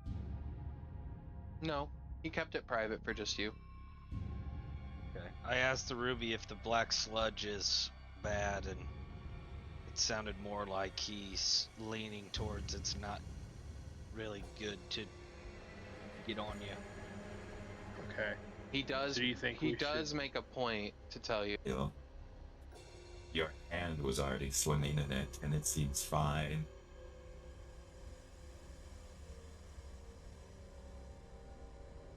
Yeah, but would you recommend I reattach that hand now that it's been in it? Science is a gamble. Let's see what the hypothesis brings. That's a good test.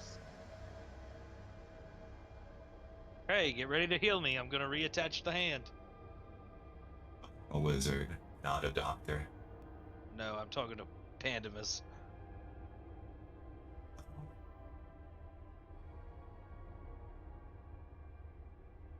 Okay, you attach the hand? Yep. You call forth and reattach your hand. It just feels really oily and slimy. And it's very cool to the touch.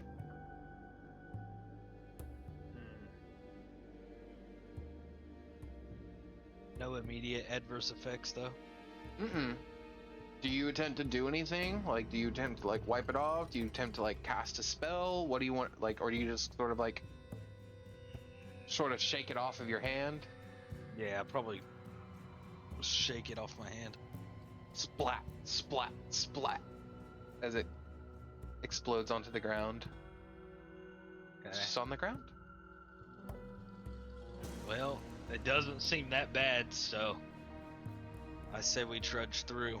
Like you said, the quickest way to the heart is through the veins. Okay.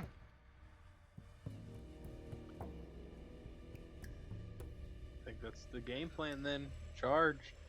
Okay, go ahead. All of you start moving. You want to bring up the rear, yeah? Yeah, that's fine. You begin to charge through. You can definitely feel the walls, and like they are super slick and slimy. Like when you step into it, the hand was completely covered because it was literally walking in it. It's probably like maybe up to like your foot, and how much sludge is on the ground. Okay. Like a deep puddle, maybe. Yes. Well, I think we'll just continue. I don't really. I mean, are we investigating anything, or are we just kind of continuing through until we get to where we haven't seen If yet? you guys would if you would like to roll a perception check to see if there's anything that's been missed, you're more than welcome to. I think I would casually be looking around. Yeah, 6 doesn't see shit. With a 14, or sorry, with a 6, yeah, there's nothing new. Nothing new can be given. All right. An 8. Elben, you see what wasn't there before. Door. No. Okay. You continue through? Yeah. Okay, as you guys continue through, it gets tighter and tighter. You guys eventually have to form a single file line, and you continue walking through. The sludge gets a little bit higher, like maybe right above the ankle area as you walk through. Okay.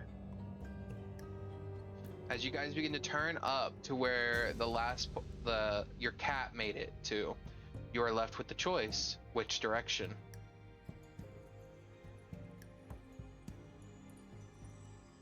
Do we do any more scouting, boys, or do we just dedicate ourselves and hope for the best? We're in the sludge. We're in the thick of it. Is this a 3-way split? Is this up, left, or right? Correct. What do you think, Pandemus? You're leading the charge. Come on, Pandemus, make a decision. By the god of decay and disease, which way do you decree? Lamau.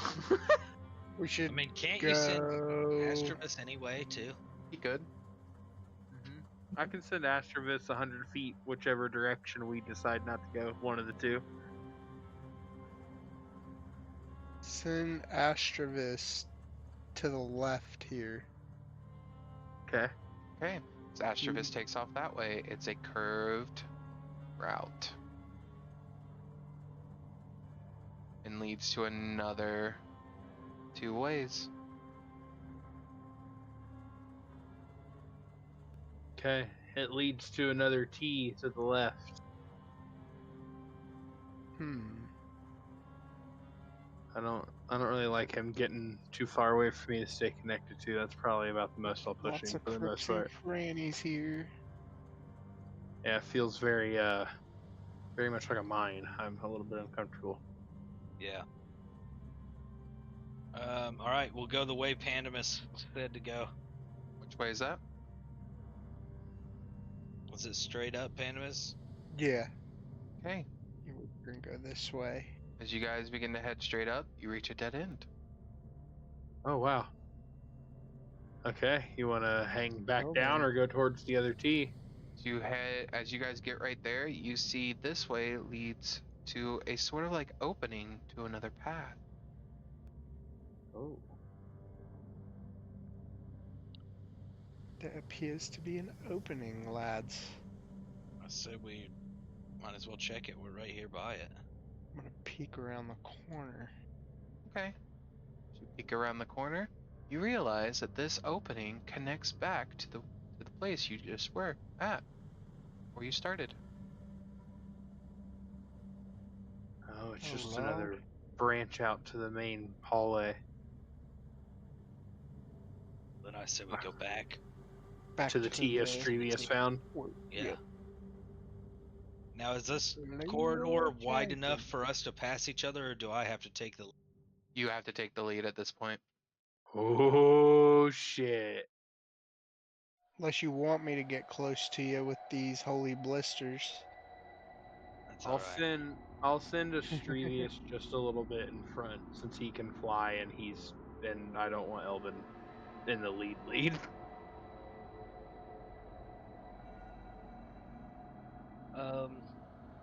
When we get to the T, I'm gonna go up. Alrighty.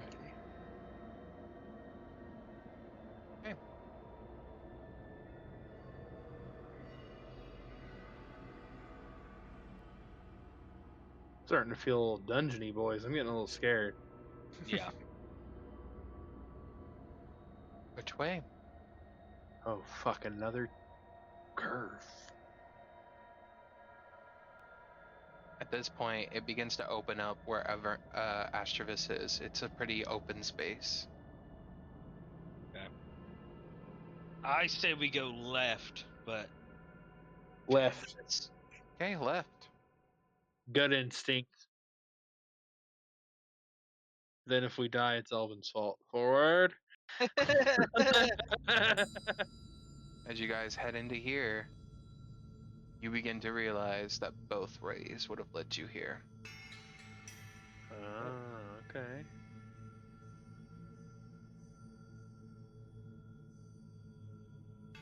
A large pool of black liquid seems to pool here. It is about up to your knees. Oh God. Are we already in it up to our knees? Right where you guys are, yes. I guess that means we keep going, boys. I mean, Nope. Which way would you like to Shove go? into the slush. Straight up. Okay, keep moving.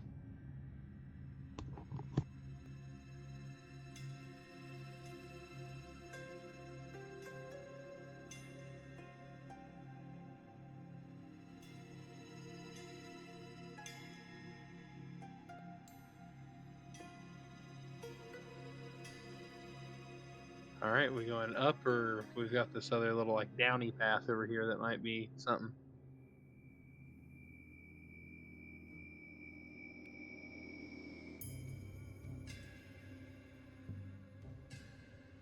Up to you guys. Where do you want to go? We went up last time. Let's go the side Okay. path this time. Okay. Okay. Which way would you like to go once that path is revealed? Good lord. I don't know if you guys have ever played Dungeon of the Mad Mage, but it's dungeony.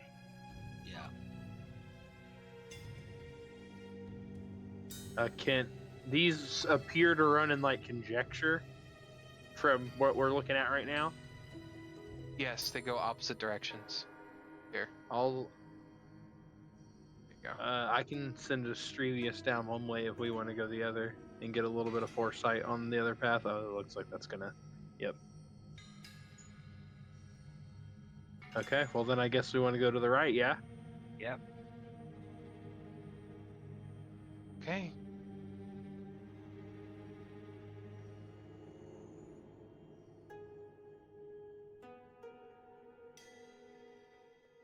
Oh, a three-way again. Fuck.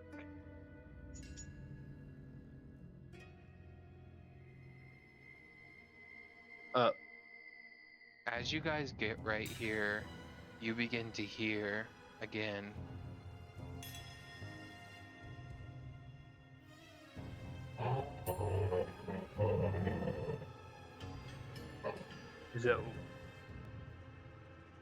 Is it louder? Much, much louder. I would say we're on the right path. Can we tell which way it's coming from? Sure. Give me a perception.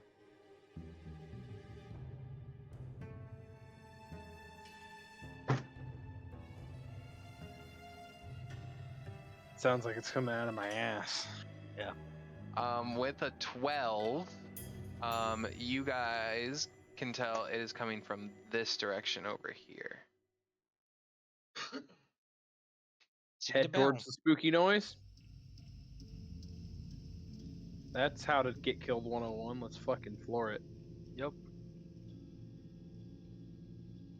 I don't know if Dragonborn can sweat, but Xerix is definitely sweating. I think reptiles can sweat because there are some lizards that sweat.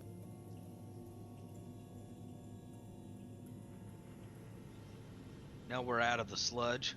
You are almost out of the sludge once you get back on right here.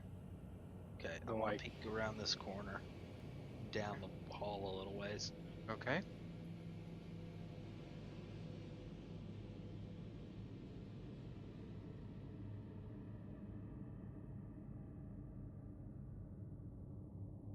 And let me draw this.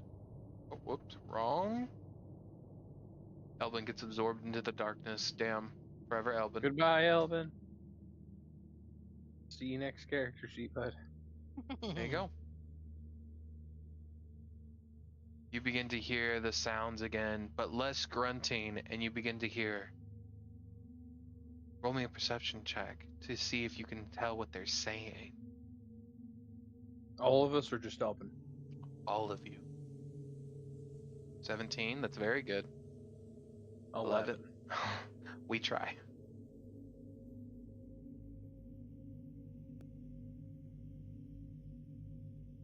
With a 17, Elben.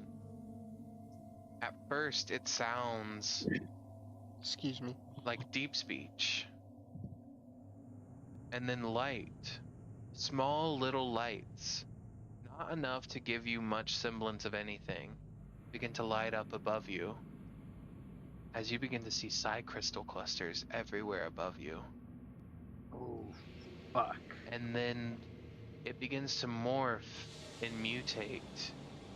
And you hear, awaken, awaken, awaken, awaken, awaken.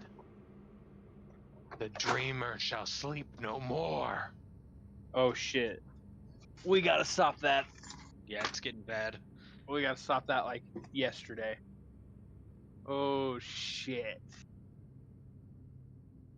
Where would you guys like to go? Hey, Mr. Ruby. If I can get you up there to those psi crystals, can you absorb them like you psi crystal? Yes. How long would that take you? A long rest. My question to you. What do you want them to give me? Because I'm interested as well. I want you to stop them from being able to just free. It seems like the psi crystals that grow in places like this freely allow telepathy, beings, and potentially other things that shouldn't be able to listen. So, if it's going to take a long rest, though, there is another option.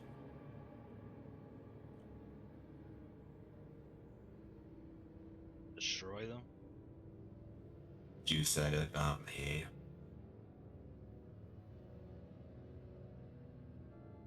Let's at least find out where they're coming from, I guess.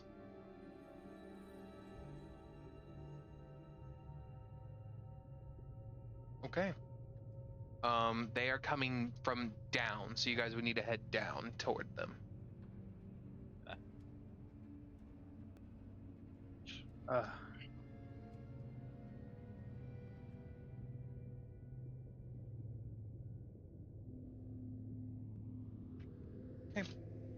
Let me see if I have anything.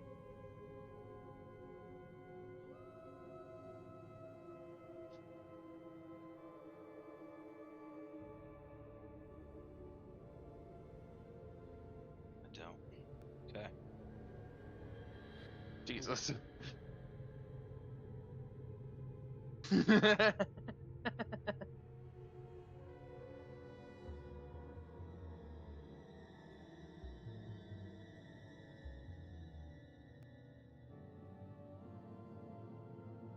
Second.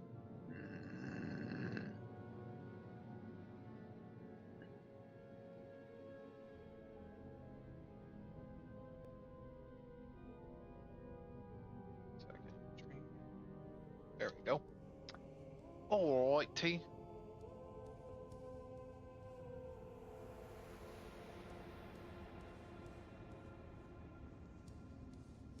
Alright.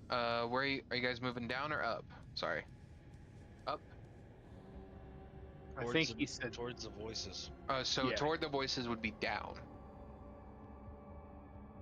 Oh, like back down this path? Yes, this way. Oh, okay. So as you guys get to right here, you know the voices are coming right here. 1 second. Yeah, right there. Gotcha. You see a faint light coming out of that hall.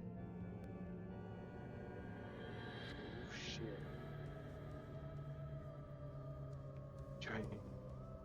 Dream. Awaken. Dream. Does it sound like lots of voices?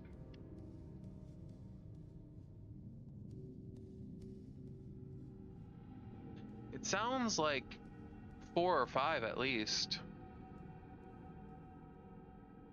We're definitely about to bust in on some cultist situation, gentlemen. Yeah. Dream. Dream. Dream.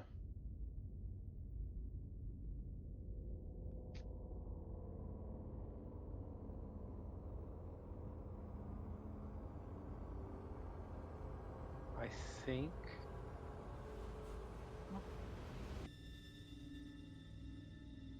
I mean, that's where we're headed, yeah. Yeah. Tally ho. Nervously. Yeah. You guys head down. You guys begin to see in bright light. I'm just going to reveal it all. Oh shit. Cult fanatic, cultist priest. Oh shit. Fuck. You see them holding out their hands, and they seem to be generating some sort of eldritch energy. Before you all can even step in there, you all hear at the same time. Stop. I stop. If you enter, my power of protecting your mind will fade in an instant. This powerful psionic energy that they're generating right now.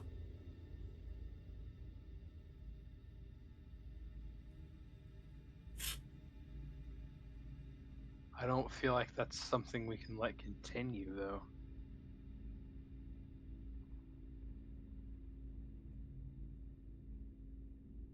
What exactly did you hear them say? You didn't hear them? I don't have hearing. I'm a ruby. They're chanting about the dreamer.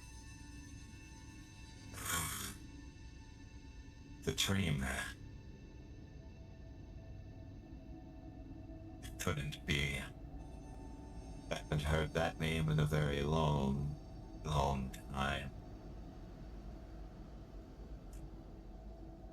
Is he bad news? It's not a he. It's an it.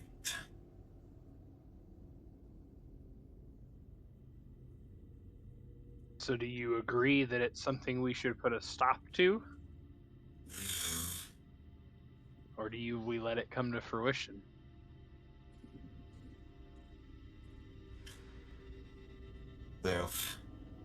The dreamer was a failed project. It deserves to stay failed. They kept breaking down. Kept breaking machines. Son of a bitch.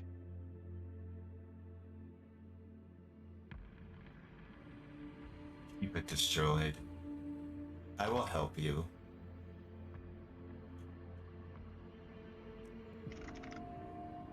Okay. What would you all like to do? Well, I've found in my time that the only way to stop a cultist is to kill them. Yeah. 1 second.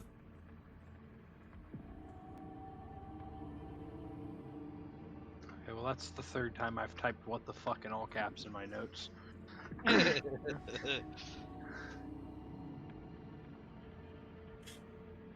Be prepared. The dreamer will not go down easily. One moment. What's that? He's like analyzing. Give me just 1 second. It's this one.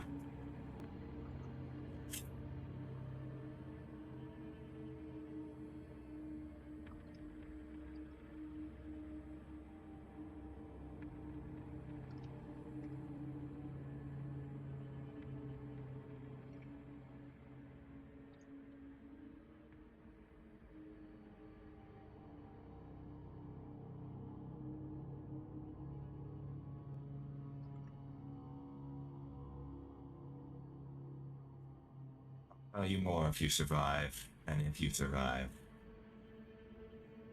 I can tell you more about your patron, the Hex. It'll be interesting. Let's see what happens.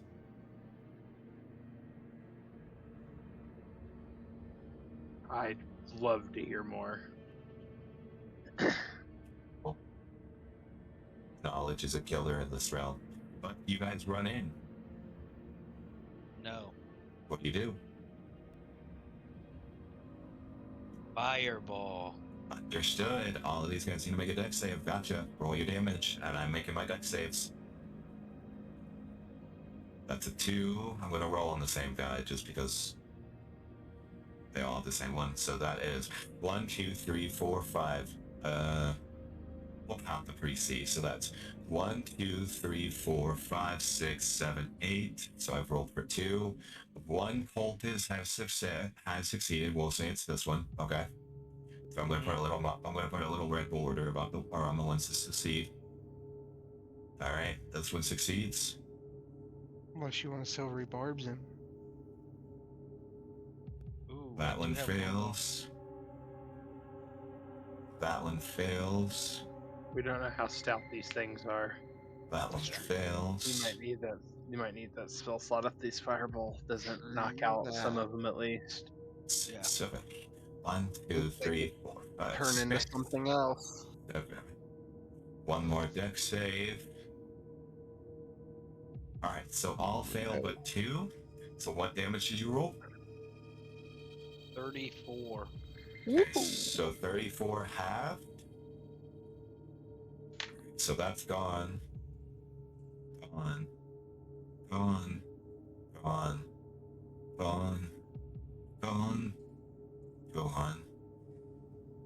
And then this guy is barely standing. Psycho. There we go. I need you all to roll initiative.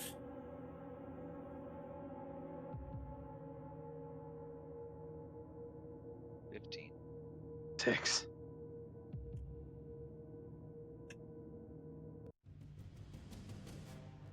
So, what'd you get, Pandemus? 11. Hell yeah. Elben got a 15. Yep. And then Zarek's got a 6. There we go. My cultists immediately react. Burning sensation around them. They scream out in pain. They scream out in pain. And as they do, you hear them chant, "Dreamer, Dreamer, take me!" And you see the one that was partially burned, his flesh begins to rip off and become more gray, his head expanding and contorting. As you see, it begins to break apart. You begin to see his body twitch in horror as he becomes a walking horror. Oh fuck.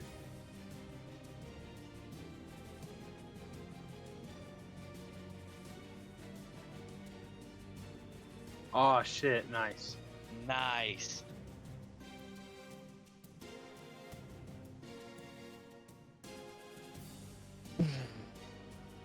The other cult fanatic does the same.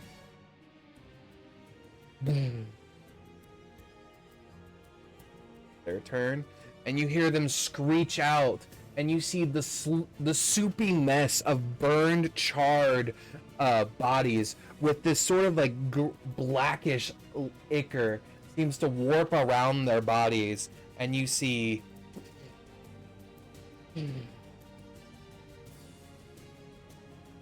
Pandemus, your turn. Do we need to mid-combat call Q? Yeah. Okay. So next time we will be battling the horrors. As you see, no, you're My fine. internet's Oh, being good. body. You're good. So we will continue this next time. Okay. Because it is almost midnight, and some of us have to work in the morning.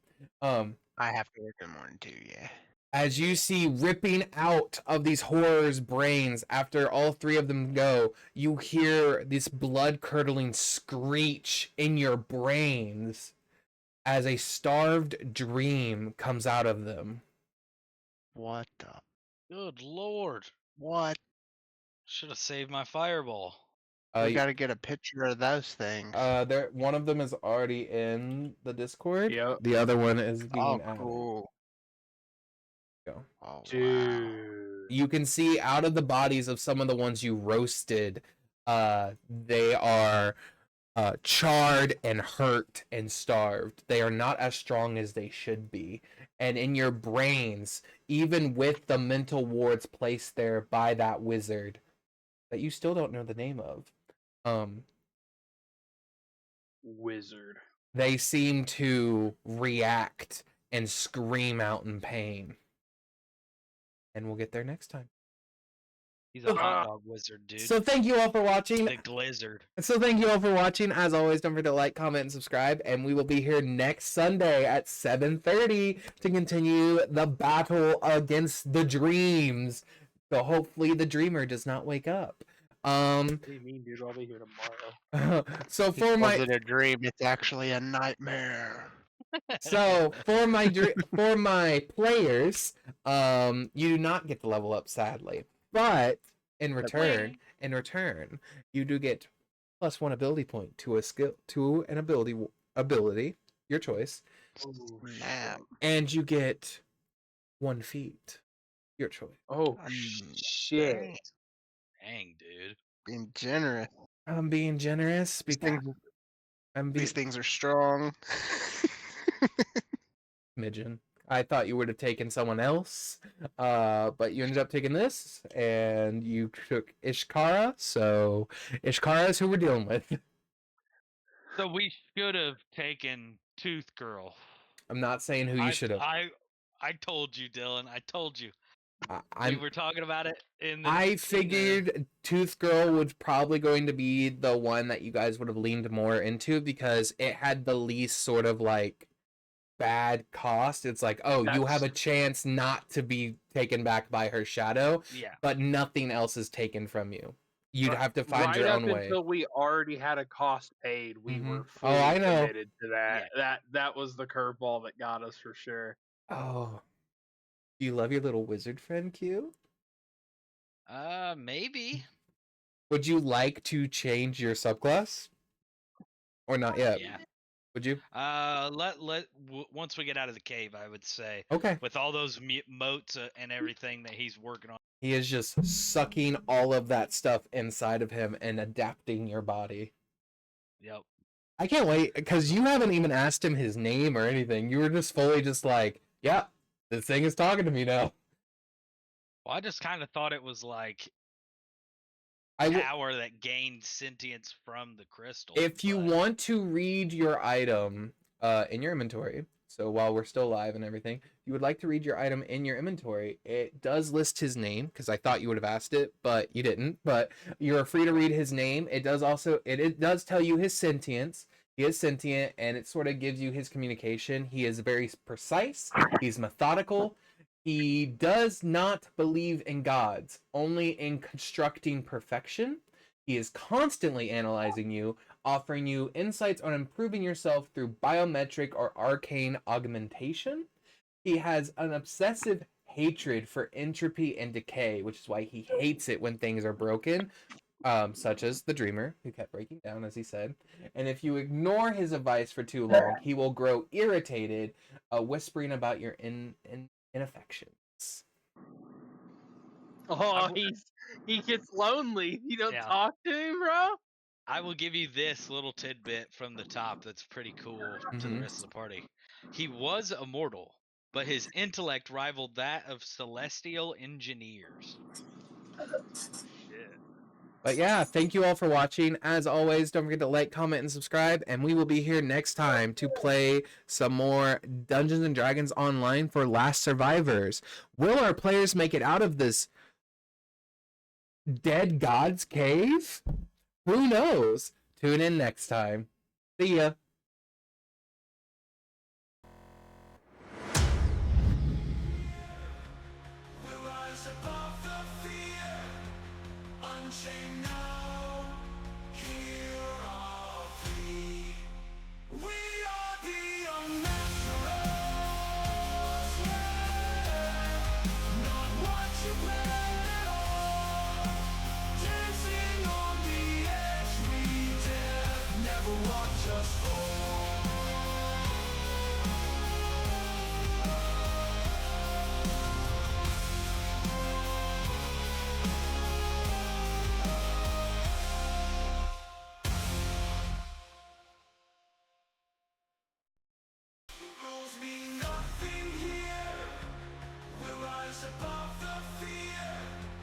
Unchained now.